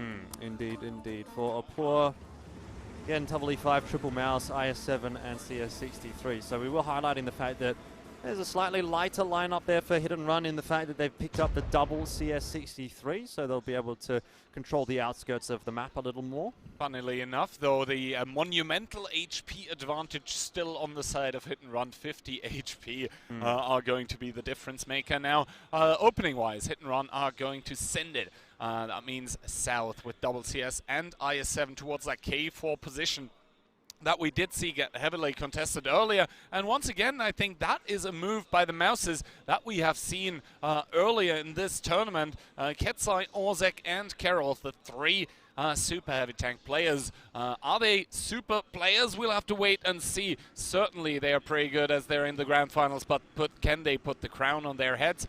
That remains to be determined. Yeah, just holding that W key down the 7 line for the moment. Everybody else on the attack set up nicely. Piotrix and Rexa more than happy to chill out behind the rock on the outskirts of the map. But they're not really going to receive any kind of aggression just yet from Hit and Run, who are more than happy to essentially set up in some defensive positions. They've taken an IS-7 up to the K3 hill, and the double CS63 now working their way along the 1-2 line. Might start to have a little bit of a look at the A4 position as well. Yeah, I mean, Marcel and Karov, they're currently in a Mexican standoff. I don't think either of those players is willing to unangle their turret currently to try and maybe take a pot shot at one of those cheeks. That being said, Marcel, I think he smells that something is fishy here, as Ozek from the sidelines in that mouse would be trying to exploit any kind of opening given by Marcel that will be trying to maybe capitalize on towards Karov. We'll have to wait and see. Both of those teams playing very careful. The only tank having taken a shot of damage so far is one of the Hit and Run Mouses. Conrad playing that one. Nothing too egregious as of yet, though. Yeah, Kubosh being very careful when climbing this hill makes a lot of sense. Obviously, you'd be expecting at this point in time there's a good chance that an attacker tank is on this hill somewhere, but not what has occurred, and so he'll start to take control of that area, though it's not really exactly where he'd want to be. You'd want to be actually up in over the top of the hill there that you can shoot into the town from. But in any case, he's able to deny this position away from Opur. So it's already a pretty big win for Hit and Run to have control of both of the hills on the north and the south. I mean, currently a pretty slow round of Ghost Town attack that we're seeing coming out of Opur. That yeah, are said to be very comfortable on this map. Is it going to hold true is the question, but then again, I think Opur, they still have at least a minute more to just play the information game, get more of those positions, make them known to themselves, and then all of a sudden what they will do is just explode into action, into aggression everywhere, just try to overload, yeah, basically the environment for Opur with, for Hit and Run with targets, and I believe that's what we're starting to see here. Olzek taking a shot of damage somewhere in the city.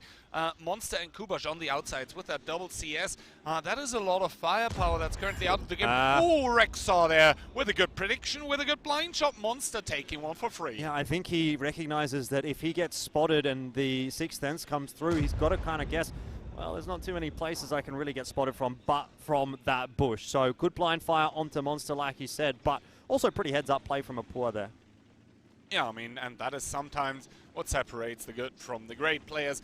Just blind shot the correct bushes. It's literally that easy, guys. Just do it. Just do it. Lol. But yeah, exactly. Marcel there trading one out against Karolf. I think that's fair by both. And now T-Sec and Pan's Fury in that double E5 are going to move through that C line, are not going to go on towards the cap, but they are getting spotted. Both big shot in towards one of them, and now they're actually starting to be in crossfire. This doesn't really look too healthy by Opur currently. Yeah, I can't imagine this is going to work out very well for them, considering there's two CS63s on the A line. They haven't got firing angle at the moment, but they are looking for one, that is for sure. Kensai is pushing his way forward as well in the mouse.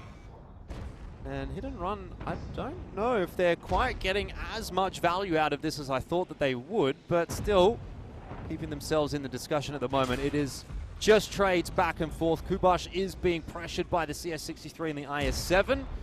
I mean, I would love to see Rexar just push off Kubash, maybe try and crash him, but the fact remains that Monster from the backlines is putting in some punishment here, some work, and the blind shot by Rexar I don't think connected, and obviously the CS63 of Kubash is then going to connect, is going to peek out and just try and get something done here as the W5 does start off the cap, and now Monster gets pulled close, but I'm not sure if Kubash and Monster can actually win this 1v1.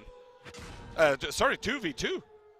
Oh, that cap pressure is going to become a bit of a problem in a second, and 20 seconds remaining here for Hit and Run to find themselves a reset. Conrad is going to have to just go for a cross that is out in absolute no man's land to ensure that the reset will come through when necessary, but is this more of a bait than anything else from the E5s? They're not even interested in keeping that cap pressure. They know that they've drawn out the rotation that they were looking for, and now Hit and Run are out in awkward positions. Conrad taking that duel against T-Sec. He does see Kubash get the opening pick onto Rexar. Hit and Run once again have an advantage, but the HP deficit is still there for the team in blue. 7 versus 6 tanks if you're a Hit and Run fanboy, but the HP just not there. Conrad trying to battle it out against T-Sec, but 2k HP on that E5, still very healthy as both Monster picks up Pan's Fury, making it a 7 versus 5. Opur not able to keep those tanks alive here, as Never with another big one into Ketsai, who in turn picks him up, and all of a sudden it's 6 versus 5 here, but the kills just keep on coming. Conrad, the next one to the grave, making it a 5 versus 5, but Hit and Run still with the HP advantage here in this round number 5 of the Grand Finals. Piotr there with a swing and a miss, and Karolf not able to capitalize either. Both of those players fumbling here currently. 1 minute and 20 seconds for Hit and Run to hold on. Look, easier said than done, but this time Piotr will get that one through. Actually, no, it was Minaros that picked up Karolf, either way helping his buddy out. It is 5-on-4. Look at how many one-shots there are available. Certainly Piotr and Marcel down to a one-shot. Kubash and Monster, depending on the roll potential for that one as well. It's a 4-on-3 now as Monster can get that finishing blow onto T-Sec and Opur. They got so damn close to winning an attacking side round here on Ghost Town, but I just don't think they're going to be able to get it done. Piotrix, that's a nice shot to slide through onto Kubash, who has a broken gun, which will make this a more difficult fight. Ozek falling. Even if he wins the 1v1 here, Piotrix, I just don't think there's enough there for Opur. Yeah, and the thing is right now that Piotrix is aiming in towards the direction of the opposing CS, so he knows that the gun is/was broken. They do have the skill available, and 25 seconds remaining. It's only Ketsai and Piotrix waving the flag of Opur as Minairos from downtown is gonna pick up that CS, gonna crush the dreams of Opur of converting a 3rd round here on their Ghost Town attack. Yes, Ketsai gets another good shot into Minairos, but that is probably going to be all she wrote. Wow, absolute stunner through the gun mantlet, 3-2.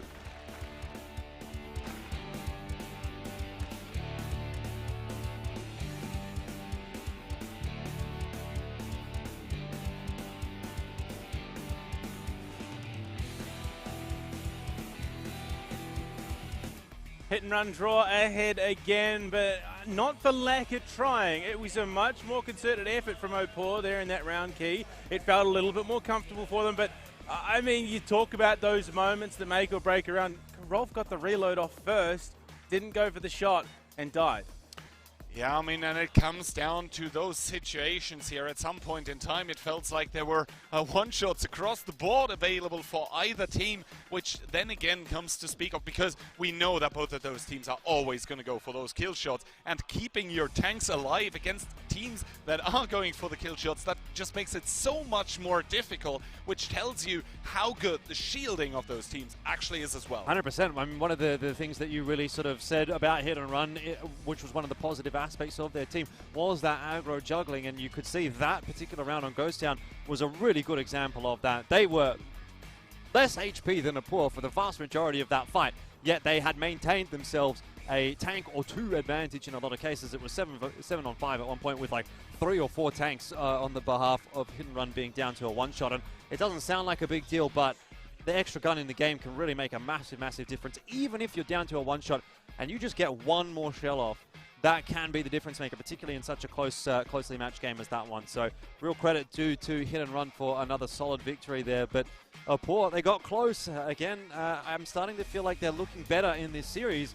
Just unfortunately, they haven't been able to get it over the line yet. Yeah, I mean, Hit and Run consistently overwhelming their opponents, whether it be the brute force approach or just the sensory overload of aggro juggling. There's just too many different targets to worry about, too many shots that you need to hit, and then that's when those opportunities start slipping, Keith.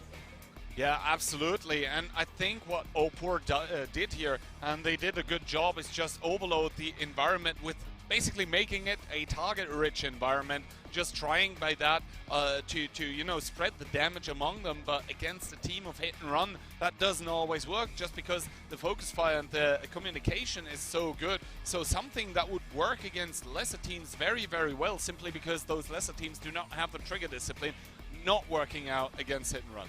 I mean, it's you're using that team strategy against them, because Hit and Run have been able to prove time and time again that that style of play works for them. But look, 3 versus 2, Jordan. I think it's not time to start panicking just yet if you're Opur or an Opur fan. I think this next round could be that tipping point, though. Well, it really comes down to whether or not they can hold on in the defense of Ghost Town. Again, you know, the rounds which we've expected to go one way have more or less gone. I mean, look, it was Mine's defense on both sides. Double attack on Prokhorovka, a bit of a surprise there.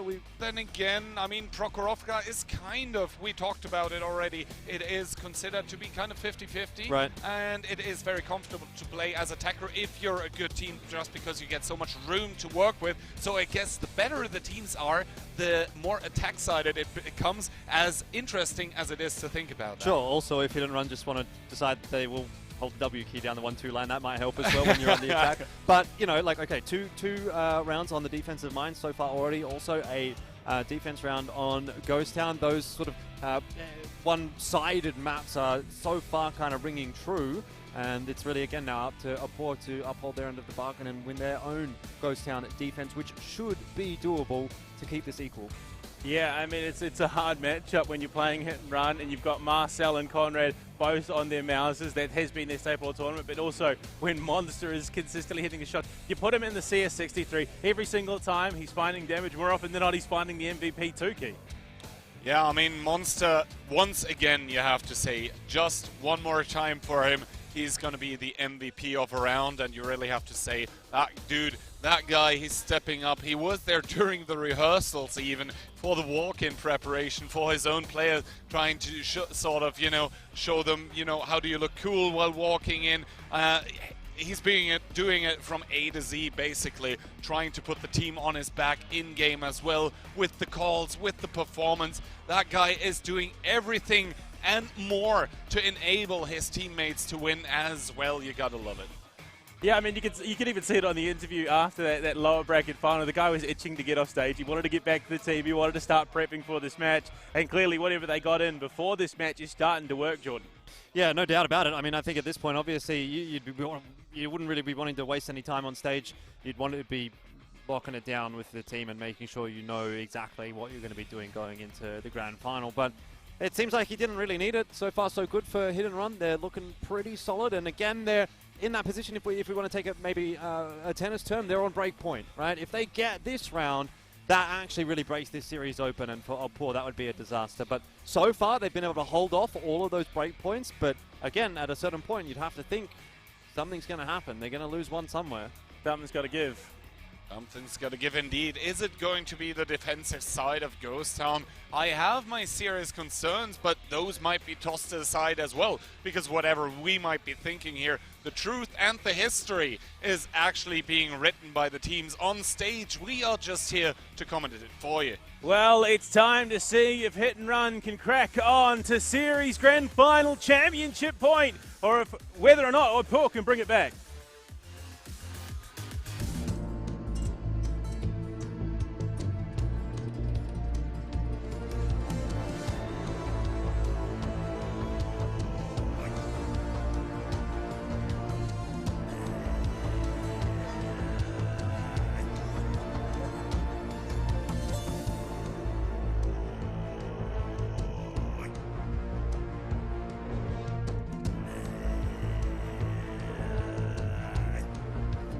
Well, ladies and gentlemen, Opur trying to equalize the scoreline and doing so with one IS-7 double T57 on Ghost Town. Once again, then we see the triple mouse and the S-Cont.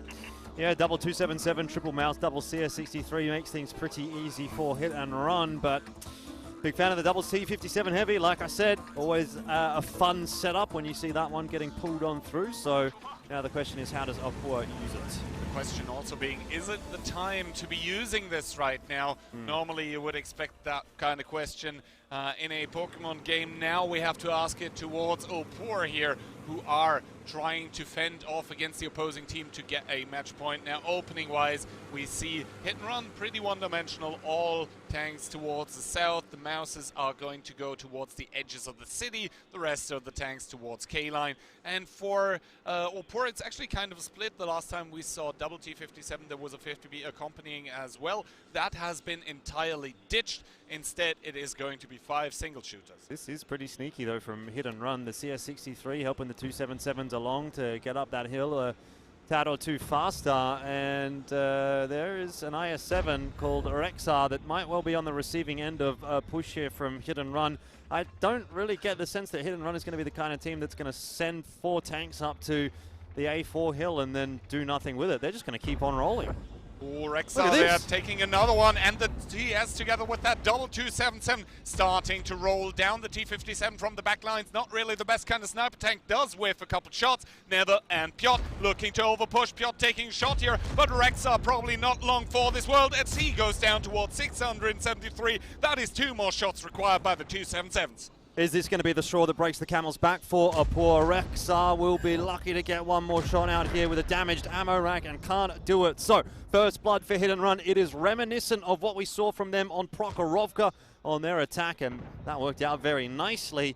Here, though, now they do have 2 277s in a bit of an awkward spot that's going to be difficult to get out of, but the trade-off for that, of course, is they do find the opening kill in the round. So it's a bit of column A, bit of column B as to whether or not they will find it worth it. Piotr has managed to climb the hill to relative safety, and there was a corpse for the remaining 277 of Never to work with. Well, now we'll have to say HP advantage definitely there for the team of Opur, but then again, you could argue that that HP is mostly bound on that triple mouse here, who together have like over 10,000 of it. That leaves less than 7,000 probably on the tanks that can actually rotate. And one of those quick tanks, the quickest one arguably on the Opur lineup, with that I7 of Rexar having been taken out of the equation as well. So Opur now with those heavy tanks, they need to do those preemptive rotations. They need to actually predict what Hit and Run are going to do, but you know, predicting a team like Hit and Run, not the easiest feat. Yeah, I mean, as we've seen, Hit and Run have been throwing curveballs in this entire series with the aggressive plays that they've been bringing on the attack, and to be fair, even on the defense as well. T-Sec and his T-57 heavy is on the move. Not too keen on staying along the outskirts, recognizing he might be needed in the town. We'll check. Interesting that they leave Piotrix with the full HP T57 actually on C1 and not T-Sec. Then again, they are maybe suspecting that there is going to be a push over that one line here that is now wide open with the 277. So they are probably saying like, hey, if we leave the full HP T57 there, he might be able to survive after his clip and maybe do another one. Ketsai though, driving out, taking a lot of damage. He didn't expect Monster and Kubosh to be there, and those CS is down towards 709. That is punishment that you cannot afford if you are Opur. Yeah, I know, but I mean, I can really empathize with it because they wanted information. They wanted to try to figure out what was going on. But they did a true key hand trade right there. HP for info, if I ever seen one. Yeah, look, you're not wrong. They definitely will not find that one worth it. But when you're down 6 on 7, you kind of have to go for something and see if you can find a way to equalize or at least grab the information. And sometimes that's going to blow up in your face. And that very much is the case there for Opur. But where do you go from here? I mean, 6 on 7, it feels like this is a pretty doomed round, but it's not over yet. Never in the 277, pretty low. Conrad, Piotr down to about half HP. Oh, look at that. 5 out of the 6 remaining tanks for Opur are spotted. So for hit and run, it is just a matter at this point in time of, you know, getting their assets in the correct locations and then springing whatever action plan that they have in mind, because the information, it's actually there, and their trump cards, the double CS and never also in that 277 still, they are undetected. They can just freely roam the map as Minairos takes one in his mouse, but that only does little to remedy the fact that the HP have gotten very, very close, but the tanks are still in favor of hit and run. Yeah, double T57 heavy is going to have to come up in a big way here. I don't know that Opur is really going to be able to come back into this round, but if they do, I think it will be off the back of somehow Piotrix and T-Sec getting like 3 clips off each. Karolf is being pressured. Karolf has the problem that now in FG1 there is that double 277, so he doesn't really have any way to stay safe anymore. You can just see the shots starting to rain in, the crossfire coming into full effect. Conrad and Minairo starting to drive in. Piotrix from the back lines with that T57, trying to do what he can, but that is a T57 trying to clip out at, what is that, 400-500 meters? He hasn't even fired a shot just yet. Only now is he starting to fire, and yeah, I mean, like, wishful thinking, really. So it's not looking good for Opur. Been caught off guard, hook, line, and sinker, hit and run. They pulled out another cheeky strategy on the attack here on Ghost Town, and this time it's worked out pretty nicely. And from that point, the round has really just snowballed away from Opur. Yeah, hit and run here, looking to be in prime position currently to take the first position on match point here, on tournament point, on WCI point, as T-Sec driving out with that T57 does get picked up by Conrad as well, making it a 4 versus 7, an undoable task. Hit and run now, even sending those CSs in towards the town. Orzek down towards 741, does get a fire on towards Monster, but it is not going to help. Monster there, the team captain also with good focus fire into the mouse. Orzek down towards 4 HP, does get another kill, but it's not going to help. Yeah, and again, another really good example of how good hit and run are at juggling the aggro on their tanks. Has he overstepped a little bit there? Is this still possible for Opur? I don't think they can get the reset. They've got some kills in there, but the reset's going to be a bit too much for them. And hit and run will cap out. Yes, they will. There was a small chance, a slim chance. I wanted to keep it there, but in the end, hit and run get break point.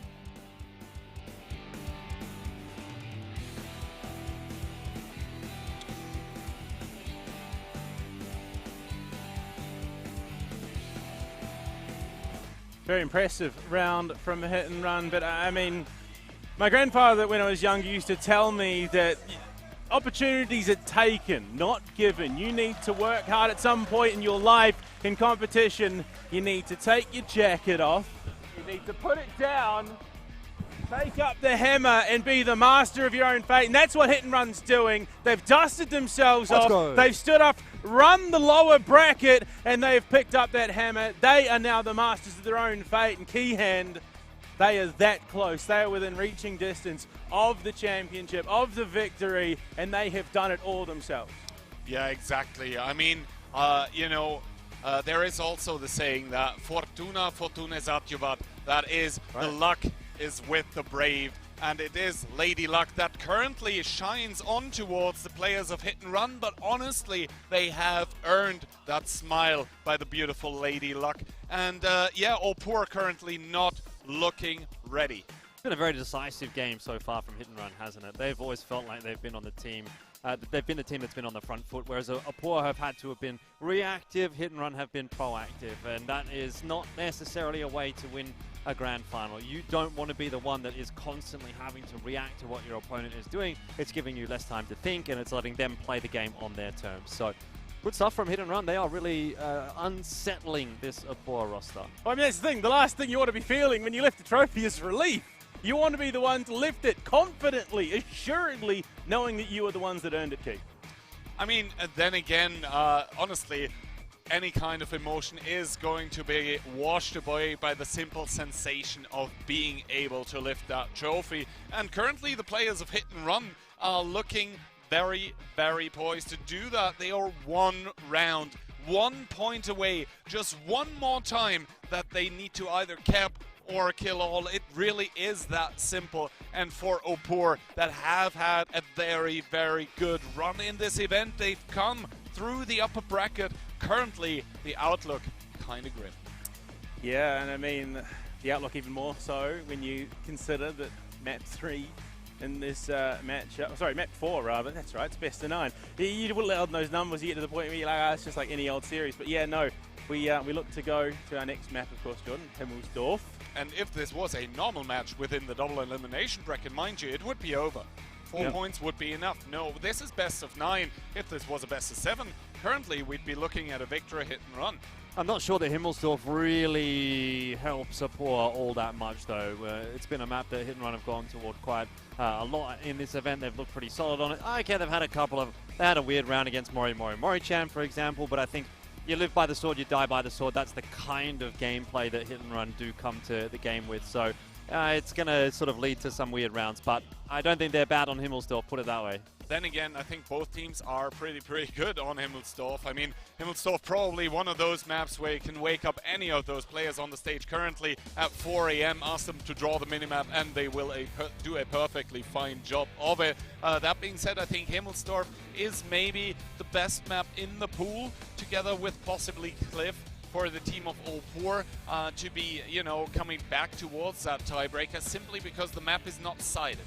I mean, 1 out of every 3 shots missed there. That's not a spectacular statistic to be considering if you're Opur, especially given that you're facing down the barrel of losing this championship, Jordan. Yeah, I think contextually, though, obviously they were down 6-on-7 from the start of the game, so they're kind of having to go for some riskier plays, right? High risk, high reward if they go for a snapshot or they don't fully aim in, or they're sort of trying to jiggle peek a corner and, fire off some of these happy-go-lucky shots to just see if they can maybe draw back some of that disadvantage.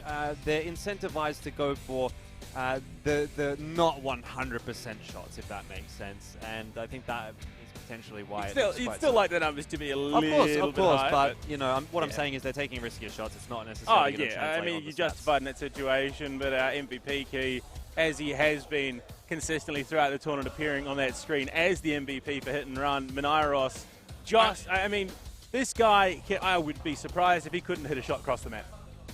I mean, Minairos, one of those players that we keep seeing on that MVP spot here. There is a number of those players across the teams that just make those continuous appearances. I mean, then again, that might be down towards the fact that those are supposed to be the damage dealers, the best aimers in their team that get put into those positions where they are just supposed to farm the damage.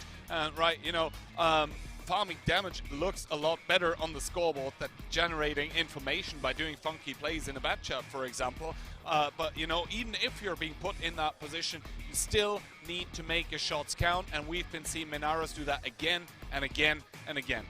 I mean, that dude, I would imagine, could probably thread a needle through the eye, a shell through the eye of a needle. That guy has been hitting some very, very crisp shots through some very, very tight angles all day.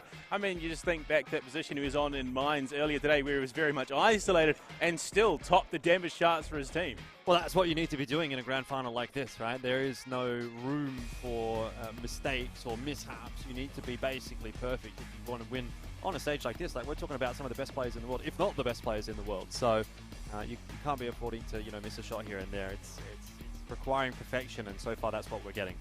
Yeah, I mean, 2 rounds needed to tie, and then the tiebreaker, of course, has to be won for Opur to take the championship. So 3 rounds straight in a position where they have looked a bit iffy all through today. I mean, currently we are looking at a 4-2 scoreline, match point for the team of Hit and Run. And the thing is, my prediction obviously at this point down the drain, 5-3 was it? For Opur, I believe there were some 5-2s coming in as well. So every single one of us has been proven wrong. But, and that is a pretty big but, I want to emphasize, the last time those two teams met in a grand final, it was actually a scoreline of 4-1 for Hit and Run. And the victor at the end of it all was not Hit and Run, but Opur 5-4. Definitely not over. Look, I've cast a lot of best of nines in my time. It was the WGL format, and there was a lot of tiebreakers back then as well. So I'm not going to count it out just yet. I think definitely Opur have looked good enough to pick up a 2-0 on Himmelsdorf. They just need a little bit of luck to go their way. Well, I mean, Hit and Run have been fighting this entire tournament to prove why they were considered the top seed coming into it. They've had it hard in Battle Journey doing just that, Key. And I feel like, if we're being honest with ourselves, if anyone deserves to win this Hit and Run, looking like the front runner for that.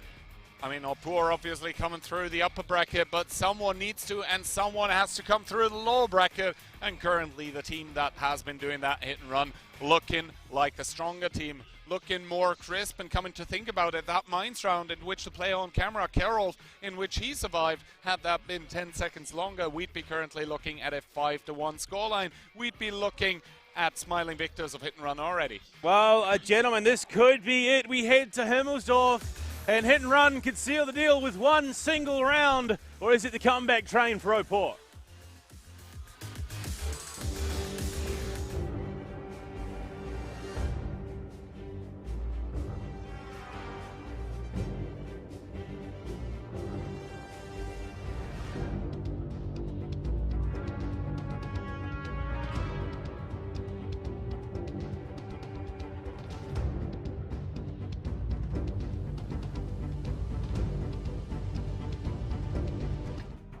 Well, possibly the last round in between those two teams. Opur trying to fight off the match point by Hit and Run, and they are bringing double 705A, a singular IS-7, and quadruple E5, brutal DPM, brutal firepower. Yeah, nothing too untoward though from Hit and Run with a double 277, quad IS-7, and also a 50B to round things out. Minairos in the 50B as well. He has been probably the pick of the bunch as far as this grand final is concerned. So you want to put him in an impact tank. Nothing better, really, than a 50B on the map like Himmelsdorf.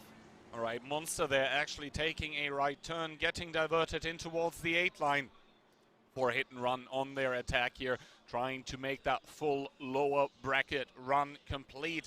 And now we'll have to wait and see how this one actually pans out, as Opur with a little trap there in that 8 line. They do spot out the IS-7s that are booking it through the courtyard. Hit and Run with immediate aggression, but kind of disjointed. There's a couple tanks out of the fight on the 1-2. This is an interesting one. It looks like Opur wants to try to take Hit and Run's game to them. Marcel will set up inside the pillbox, but he might have been left isolated by his teammates. Piot's gotten out of there, that is for sure. Marcel is in an awkward spot, needs assistance from his team. He's getting shots coming through from the hill. The 50B of Minairos has been able to dump out a clip already on the reload. Monster on the run, but Marcel is just so isolated and just so dead.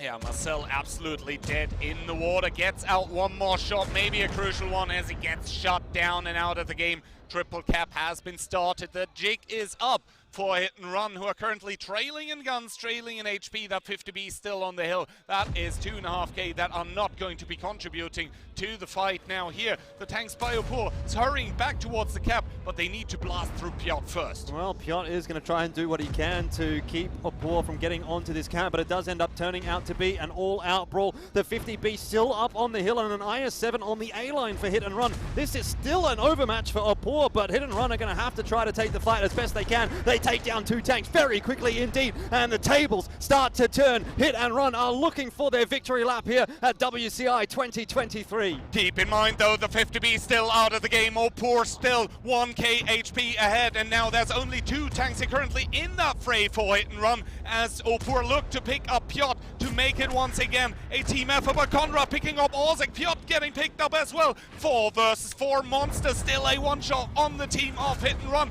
Is he going to get picked up by Karol? Is the question here. As Minairo starting to clip out. Does get the high roll onto Karol. Piotr driving towards Conrad. 3 versus 4 tanks here. Can Hit and Run make it? 50B on the reload again, and this is the time that Opur needs to strike. They absolutely have to bring this back to a 3-on-3 or maybe even a 3-on-2, favoring them if they want to stay in the game here at WCI. As soon as that 50B comes off the reload, full HP 50B. What a clutch master in a situation like this, and the time is now for Minairos to make the difference. Kubash there bouncing a shot on towards Piotrix, but the 2 tanks coming from the 1-2 line are going to be the difference maker as Kubash does bite the dust here. The 50B starting to clip out. He does get a good connection into Ketsai. Reverses into the house though. Doesn't get that one. Ooh. Takes no damage for that somehow.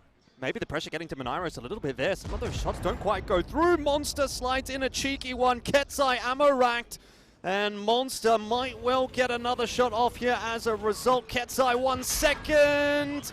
Can't find the angle, but it'll be fine. Hull down, not enough for Monster to survive. And now Minairos, what a moment for him. 1-on-3, but an entirely winnable 1-on-3. Ketsai able to get around the corner, but we'll go down to 1 shot from this 50B. And now Minairos, oh, the pressure really does feel like it's getting to him. All it takes is 2 shots to finish Rexar, 2 shots to finish off Piotrix, but the issue is he's only got 3. He's only got 3 as another shot coming in by Rexar. He does put a good number in towards him, aiming for the cupola. Oh! Does he get it? He does! Insta but the reload. problem remaining. Piotrix still there, insta reload getting pulled. Is he going to make the getaway is the question. Piotr, oh my goodness, that is one. Piotrix here trying to go through that window here. Does he get the shot? No. The jiggle back, the jiggle forth. Both of them eyeing each other like no tomorrow. We'll have to wait and see who actually has the courage to peek. I mean, this is still tough for Minairos because he needs to get 2 shots through onto Piotrix, and obviously,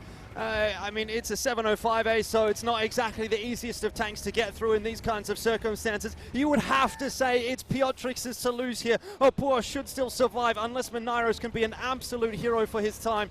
He's got the reload off, but what does he do now? Yeah, the problem being that Minairos at one point in time will have to make the peaks in that 50B simply because he's on the attack, and he does try it. The RNG doesn't favor him. It's going to be 4-3, still match point for Hit and Run.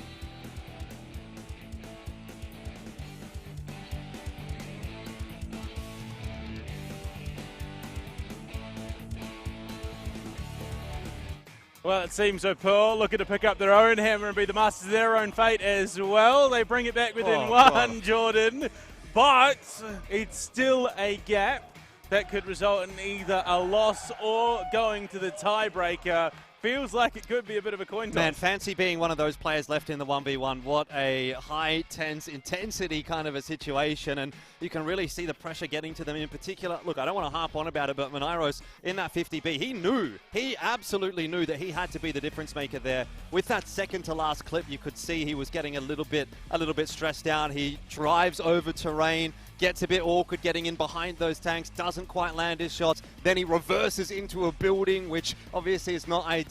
These are some of the best players in the world I'm talking about, and of course, granted, none of us could do better, but you can even see these small little 1% mistakes coming through that are potentially costing games. If he gets a clean second last clip off, that's game over, we're done, it's going to be Hit and Run getting the dub. But then he's stuck in the 1v3 clutch, and even then, he gets it close, but just not quite able to get it over the line. And again, that's another one of those rounds where I'll go back and say, if you're any one of these players and you're thinking about it again tonight, when you're trying to go to sleep, you're thinking, man, why didn't I just pen one more of those shots? But the thing is worth remembering, who was he in the 1v1 against? Was it not the man, the myth, the legend, the Clutchmeister, Piotrix himself? I mean, yeah, Piotrix once again, the player that ruined the dreams of Hit and Run in the 1v4 here, and Piotrix once again the difference maker for Opur. We'll have to wait and see, can he do it again? Can that man get away with a daylight robbery for what feels like the end time at this point? Because they need another round, Opur. They need one more on a Himmelsdorf to make it to tiebreaker.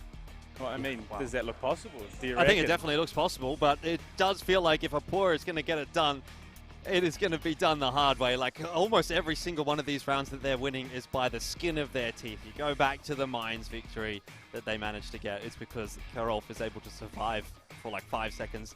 And then obviously this one comes down to a 1v1, which they almost lose as well. It's just a tiny, tiny little bit. If Hit and Run were 5% better today, they would have already finished this series off. But somehow, some way, Opur is sticking in it, and they're just going to have to hope that they can continue to do that throughout the second half of Himmelsdorf, because if they do make it to that tiebreaker, as we've reiterated, they should have the advantage in terms of the side selection, which might be for the first time them feeling ahead in the series. Well, I mean, it almost feels apropos that this is how Opur are doing it. They started the tournament fighting for their lives, only just managing to take down Falcons in that tiebreaker. Yeah, they had the side that they wanted, but they still had to fight to get to that point. And you look at the numbers, much better this time around. They didn't have to go for the desperation plays. They knew that they had the positioning. They had the opportunity to commit to that fight, much in the same way that Hit and Run have done so many times in the past. But this time, it was Opur that were the aggressors key. Yeah, I mean, we'll have to wait and see. First of all, 6,500 damage by Minairos. So the player that was put into the 1v3 clutch situation, he was playing out of his mind for the entirety of this game. It certainly wasn't his fault that they lost it, you could argue, but obviously the other team was the one that took it all, at least on that first Himmelsdorf round. And I mean, man, it honestly feels like every one of those rounds that Opur are winning, Hit and Run are making them work so hard for it. But at the end of the day, if you manage to get those rounds, it doesn't matter, right? Because so many of the rounds, talking about, for example, the cliff defense here for Opur, that was, you know, almost won by Hit and Run, but they barely got it, but they did get it. That is a fact. Yeah, I mean, you look at a situation like this, you look at a match like this where it is a best-of-9 format, it is a long-run thing. It's been a long-run day for both these teams at this point. It's about keeping your team in the moment mentally. You just want to make sure, yeah, you have a couple of rough rounds, but if you can keep them mentally, you take to the stage where you are within the grasp of winning the tournament. That's exactly what you want to do, and it looks like Opur have weathered that storm, the onslaught of Hit and Run, Jordan, and they're in a position where they could strike back and tie things up. I'd love to see it. I feel like this grand final definitely deserves to go to the tiebreaker. We've had some pretty good grand finals in our time in World of Tanks esports, and it feels like this one is no different. It's very tightly matched. You've got some high-octane games. You've got some that are really going down to the wire. You can tell that all the players are leaving nothing on the stage. They are throwing everything at this game. And I do hope that it is going to go into Tundra. I know that's a little bit sad to say for Hit and Run. They will definitely want to get it done right here. But, you know, I just feel like it's been a great event. And if it culminated in a grand final finish in the tiebreaker map, what's not to love about that? I mean, Hit and Run obviously are going to try and do everything in their power to not let it get to Tundra, to finish off in regular time. One round separates Hit and Run from the Cinderella lower bracket run. And unfortunately, it's just Opur that stands in their way.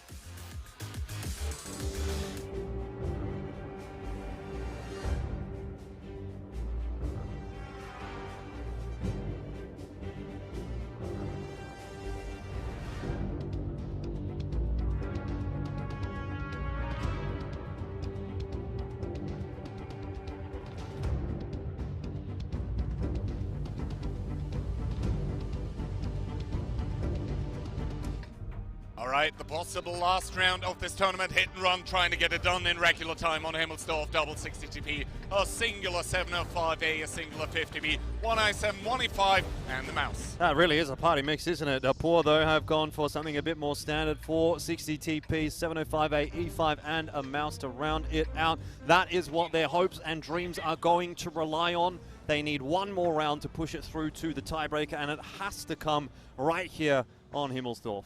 It has to come right here, right now. It's now or never for Opur. Hit and Run with a possible chance in the back pocket if they need to do it. And once again, I believe there is going to be a restart. It will be the second one of the match, actually. So of the tournament. of the tournament, of the match. I mean, this match is basically going to decide the tournament, so that means, well, there shouldn't be any more of those because both teams used theirs. That being said, though, we can already talk about that basically on the lineup of, I believe, Opur, we just had double 60 and then 460 TP. 460 TP. So already we can deduct that Opur, they're going to get this one done, or they're going to try to get this one done, I believe, with Alpha Trades. Yeah, I think on the other side of the field, obviously, we're talking about the 50B again. That one gets picked up by Hit and Run. I think there's no reason not to go for it after seeing Monairos go absolutely superhuman in the last round. Absolutely mental. Yeah. I mean, the real question is, it's getting late. I mean, it's what? Yeah, just after 9:30, in fact. Yeah. It is getting late. It's been a long day. These back-to-back cold starts are a pretty deadly thing, especially in esports, especially for these guys, especially for Hit and Run, who have been playing all day. Well, I would say actually especially for Opur right now, who are facing down the barrel of a defeat, right? This is match point for Hit and Run. They at least have that one extra life in them that they know that if they lose on Himmelsdorf, they get another sort of crack at it, another bite at the cherry, so to speak. Whereas for Opur, they've got all of that mental pressure, knowing that this is it. It's now or never. We have to essentially get it done here and then on Tundra to win this series. And they're now stewing in all of that mental pressure as whatever this is, this tech issue or whatever it may be, is getting sorted out in the background. So it's just heaping on that extra mental pressure. I mean, also the stamina as well. I mean, you got to remember, Hit and Run have played more matches today, more rounds today. One more round today, I suppose. So, look, I couldn't speak to how they're feeling. I know I'm getting tired. It's getting late. They don't have the opportunity to go and reset themselves in the lounge or have a coffee, have some caffeine. They have to stay, wait, and play this out. And I can't imagine that's going to be all that great for them at this stage. They must be absolutely shattered. I mean, they started Hit and Run, at least, that is, at 2:30. It is now 9:30, so it's 7 hours into the day for them and us. Well, actually, I started, casting the second match today, so I started a bit later, but both of you have been here for that time as well. Only very little breaks for us, but we are just the ones, you said it, we are just the ones talking about it. Those guys are actually the ones putting on the show. Beautifully so, but, it has to be getting to them. Yeah, 100%. It's got to be getting to both teams at this point in time. But, I mean, there isn't really a better time to be having a break like this one because it just adds a bit of the suspense, right? It's something bubbling under the water. I don't know. I've talked to coaches. I've talked to players. It can be, yes, a good thing because it allows you to sit and discuss what's going on, what you're going to be facing. Obviously, that extra information before the reset. Sometimes but you can also, it may be good. Sometimes it may be, what. But you can also sit there and second-guess yourself, psych yourself out. You can read into a situation that may not necessarily be true, and you're going to be kicking yourself if that costs you the game. I'm mostly just talking as far as the storyline for the grand final is concerned, right? I mean, who cares about the players? I'm just talking for the viewership, for the suspense, for that storyline. That's where now we've had a little bit of extra time to build that level up a little bit, let's say. Yeah, look, it does build into the anticipation, the tension coming into this grand final, but I mean, we also do want to see the best possible word of tanks out of them, and getting tired does drain away from that a bit. We've seen some of the signs that maybe there is a bit of fatigue coming through, shots just a little bit off the mark. Backing into a building in a clutch situation is always going to be a bit rough, but I mean, for the most part, players still keeping their composure at the moment, Keehan. They're looking about, I'd say pretty blasé, but realistically they're laser focused on the match right now. I mean, laser focused, stoic is basically the word, or are basically the words that I would use here. Obviously, a player like Piotr that we see currently on camera, he has been in this situation countless times before. At the end of the day, those players, they know what it's like to wait a bit more. They've played enough matches of World of Tanks. All of those players also have played enough matches in the grand finals of some tournament. The tiny little difference, though, here being that, one round decides as a team if you take down 30,000 more US dollars or you don't. Yeah, I mean, it's two teams locked in a room, a knife in the middle of the room. One team has to get it and walk away. At the moment, it looks like maybe Hit and Run just a little bit closer, of course, but I mean, there is still every possibility that Opur wrenches this back and forces us onto a decider. At that stage, Jordan, if you did get forced to Tundra as one of these teams, Do you think Opur has the momentum off of this victory to then take Tundra as well? Yeah, definitely. If they win 2-0 on Himmelsdorf and then get the choice offside on Tundra, I think at that point you debate that they do actually have the momentum that can bring it through. I mean, are we going to start talking about what you would pick on Tundra, though? Because the map is supposed to be attack-sided, but as we all know, time works for the defender. And in a tiebreaker of the grand finals, do you really want to be playing against the clock? I think this is one of those things that, you know, you can look at it statistically and you can look at it, oh, okay, it's 50, 60, 70, whatever percent. But at the end of the day, it really comes down to comfort for whichever team it is that's getting that choice of side, because time and time again, and we've had this conversation as well on our domestic products for World of Tanks, teams would get the choice of side, and particularly on Tundra, it is interesting that it sort of chimes through that even in 5v5, the format that we're used to, it was attacking sided. In 7v7, it rings true as well. But we would almost exclusively see teams pick defense, just because, I mean, the perception is maybe that is the easier side to play, yet it may not necessarily get translated quite so much. So hard one to call. Look, if you were a statistician, you'd pick attack, but I think there's every possibility they go for I mean, a lot of titles, usually the clock is considered the 6th man for a defensive team. Here, obviously, the 8th man, given that it is a 7 versus 7. But preference, I'd argue, of the teams that we've seen play Tundra this tournament, only a handful have looked comfortable on the attack, and of those, hit and run would be the most prominent key. They've looked pretty phenomenal on the attack. I mean, hit and run have looked good on the attack. Opur have as well. If both of those teams hadn't looked good in this tournament, well, they wouldn't be where we are right now, which is in the grand finals. And I believe the lobby has just been recreated, so maybe even tech issues on the observer side, not necessarily on the player side.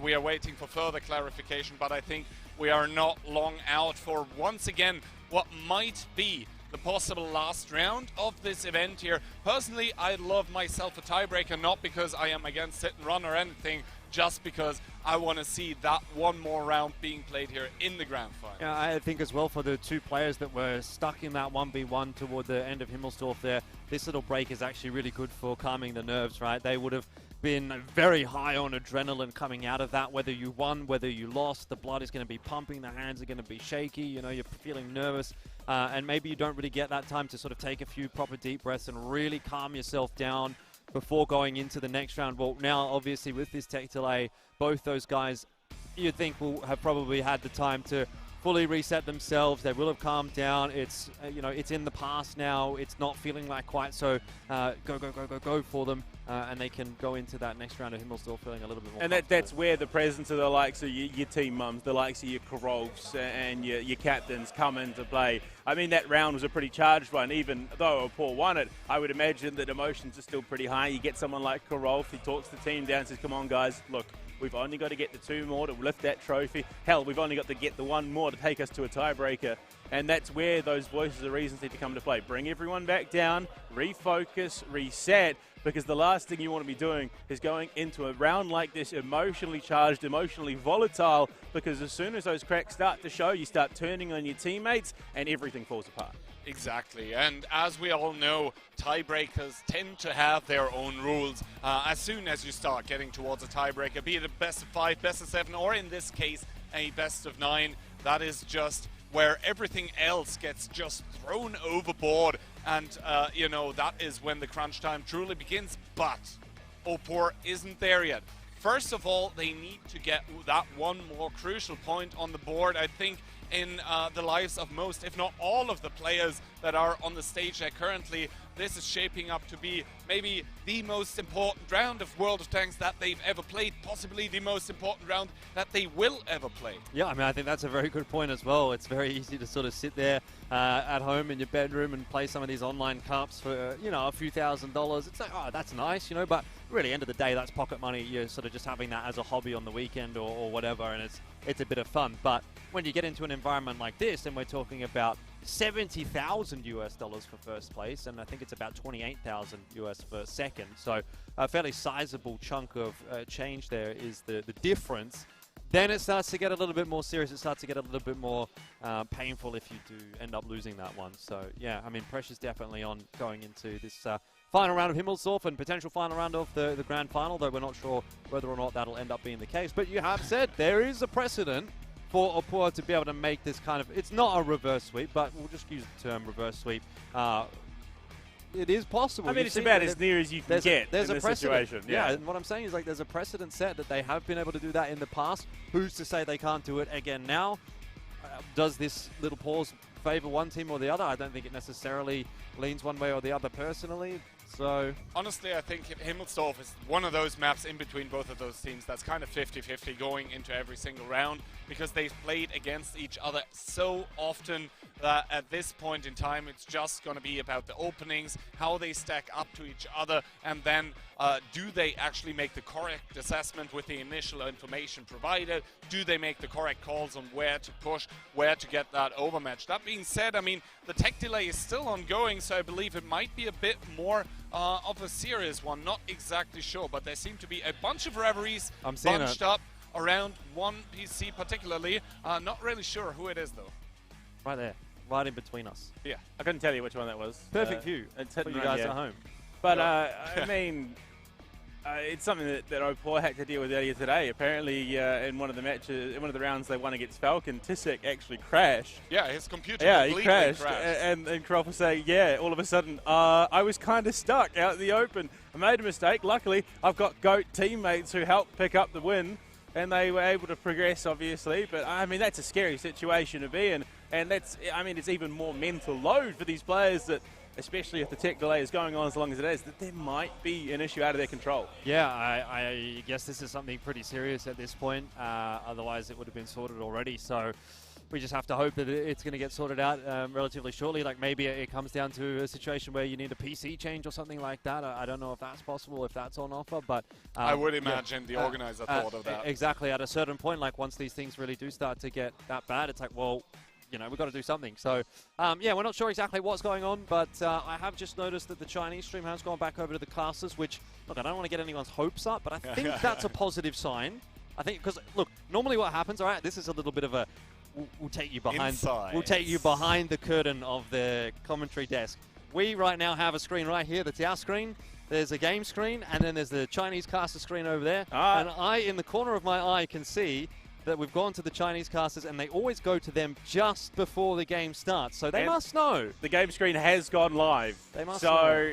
Everything, all signs are pointing to go time, gentlemen. I think we'll have to wait and see. The game screen has gone live, but it is a pretty empty map I'm seeing there now. Yeah. So yeah, we're left here in kind of a bit of a limbo, but then again, I mean, the Chinese casters are there. We go. And I think on the game screen, we currently have the game running. So once again, into the final round. Monster there without the player mod, so maybe that was the problem. But it is going to be hit and run coming in with that double 60 TP. We have a singular 705A, a singular 50B, an IS-7, and E5, and the mount to send it straight down the railroad tracks. I thought we were getting a reset there, but it's all good. Don't worry, ladies and gentlemen.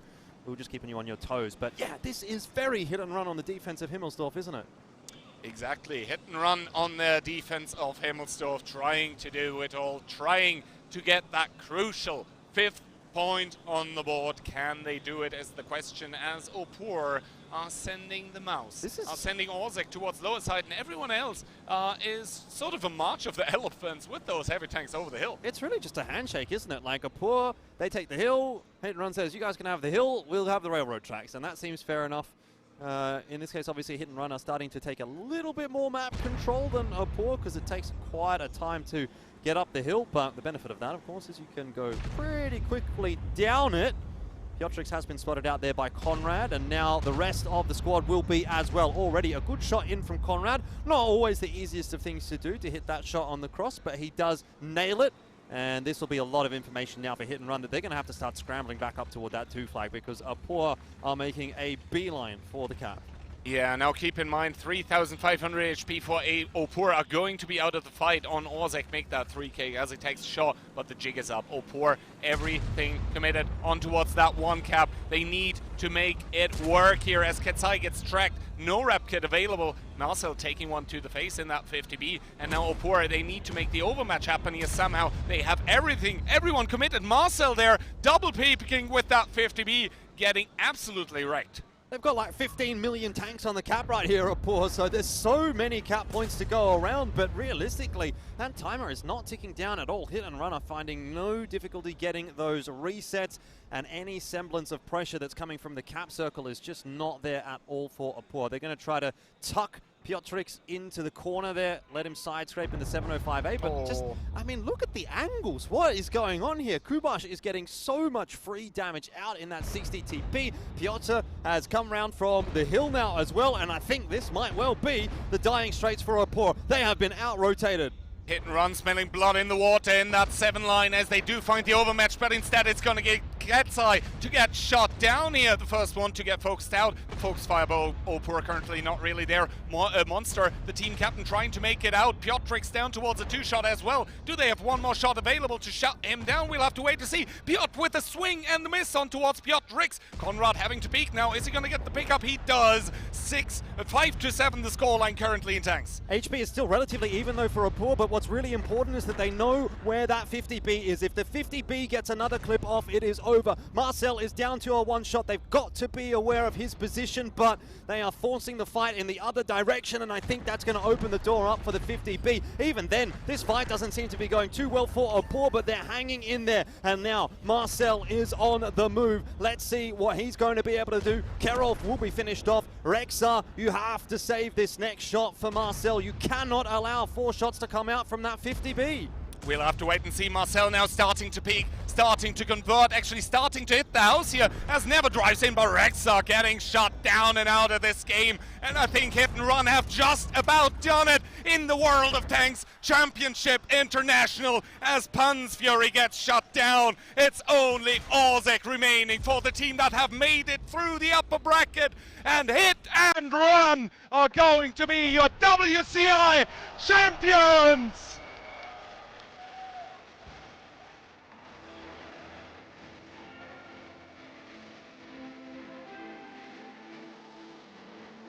Yeah, check there. Yeah, the rest of the team, Monster is up and hugging. And look, key, I think the takeaway from that round is if you are playing a team that you are intimately familiar with, don't try and bait them to overpush, because they are going to read that instantly.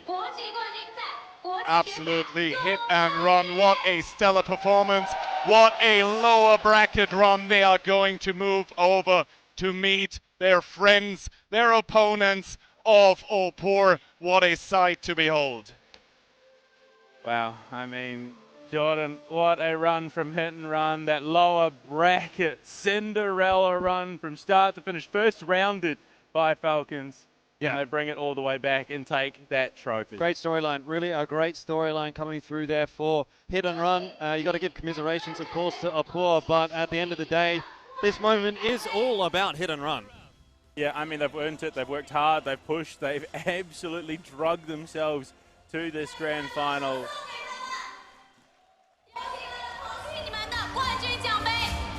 We can lift up the trophy now.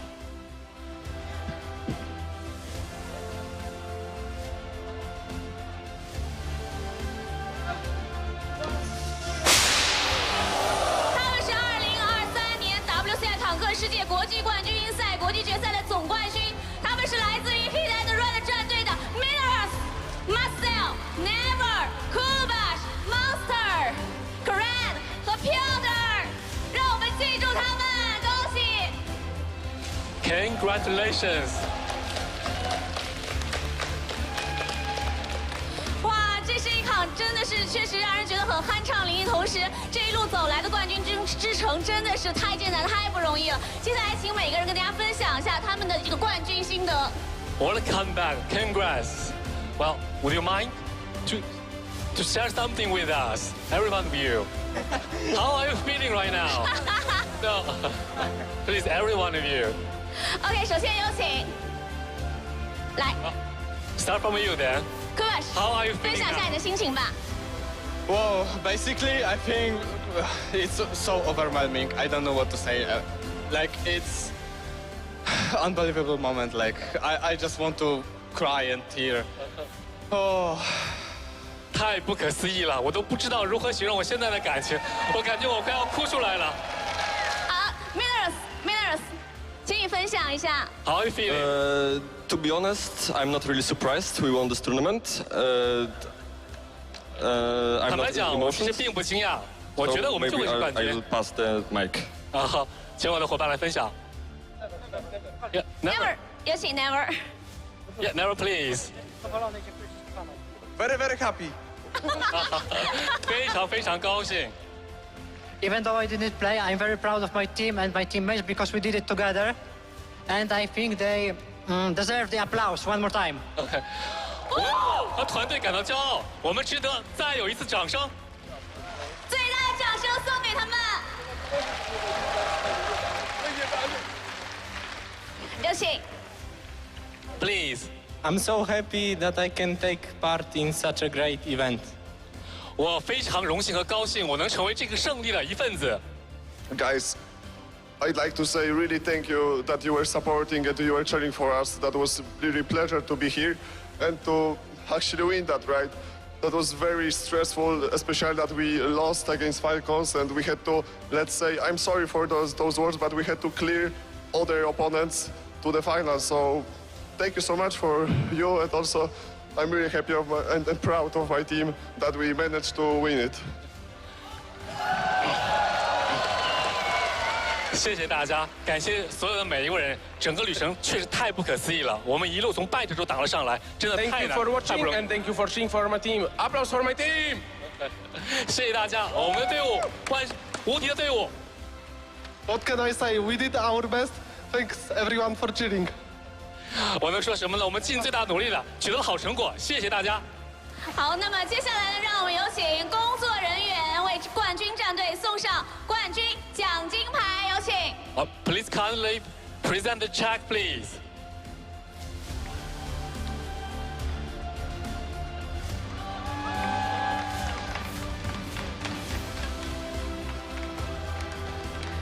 他们实在是太棒了。 Amazing team. OK， 那接下来我邀请他们来到舞台的前方，然后有请现场的媒体朋友们帮我们记录下这一难忘的瞬间。Please step further to the audience. Let's capture this glorious moment. Please look at the camera, please. 接下来我也邀请现场的所有朋友们以及所有的媒体朋友们，跟我们共同见证这一时刻，让我们的摄像机，让我们手中的相机定格这一刻的加冕时刻。 Congratulations.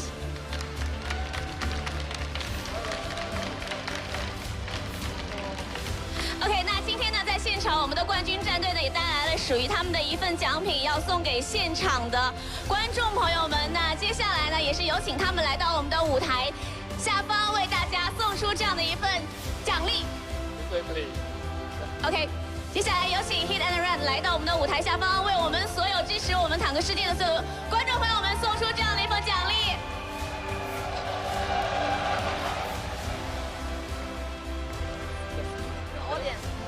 获胜的那一刻，我看到 Monster 的眼睛都已经流泪了。这一战确实太不容易了，他们打得非常非常的棒。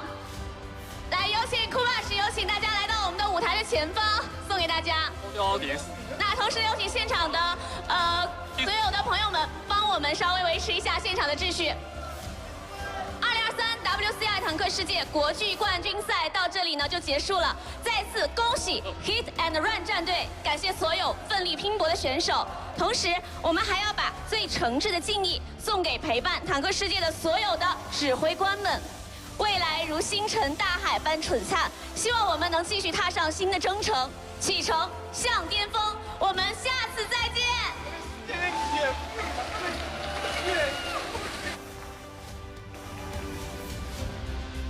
It is easy to start something. It is how we finish things that defines us. And Hit and Run finished with a trophy, a check, and the applause and love of the local crowd. Jordan, I think this Polish team has crossed international borders and won some fans. Yeah, it really makes you hope that there's something more coming next year, because this is definitely a storyline that I would like to see continued, I think, for Opur as well. They will also want to have another bite at the cherry, and the Chinese teams also come close, but not quite close enough. But you think you give them another 6 months, they might be a team to really be reckoned with. Falcon certainly gave both of the European rosters a bit of a speed bump to get past. It was Opur in the group stage. It was hit and run in the first round of the bracket stage. But at that point, yeah, I mean, I think, again, looking at Falcon, definitely give them some time. We might see them in the grand final. We might see them signing the camera at the end of the competition. Well, for the gentleman and also Cthulhu behind the camera currently, it has been an absolute blast covering the World of Tanks Championship International with you over the course of the past 2 days and past 3 days actually. And with all of that being said and done, also thanks to all of you guys that are watching from home, because in the end those events are not only being done for you, they are possible because of you. So thank you for watching. Until a possible next time, we're going to see each other probably during the Winter Invitational that's going to take place on the 9th and 10th of December, where some familiar names of the teams that did play here are going to show up. That all being said and done, I guess, Blue Panda, you've been a fantastic host. I'll leave the last words to you. I mean, it's been a privilege getting to open the show only a handful of days ago here in Shanghai. Look, it's such a privilege to be here with you guys in the grand final and closing out the show. Thank you for sticking with us. It has been a hell of a run. Stay safe out there, and until next time, we'll see you then.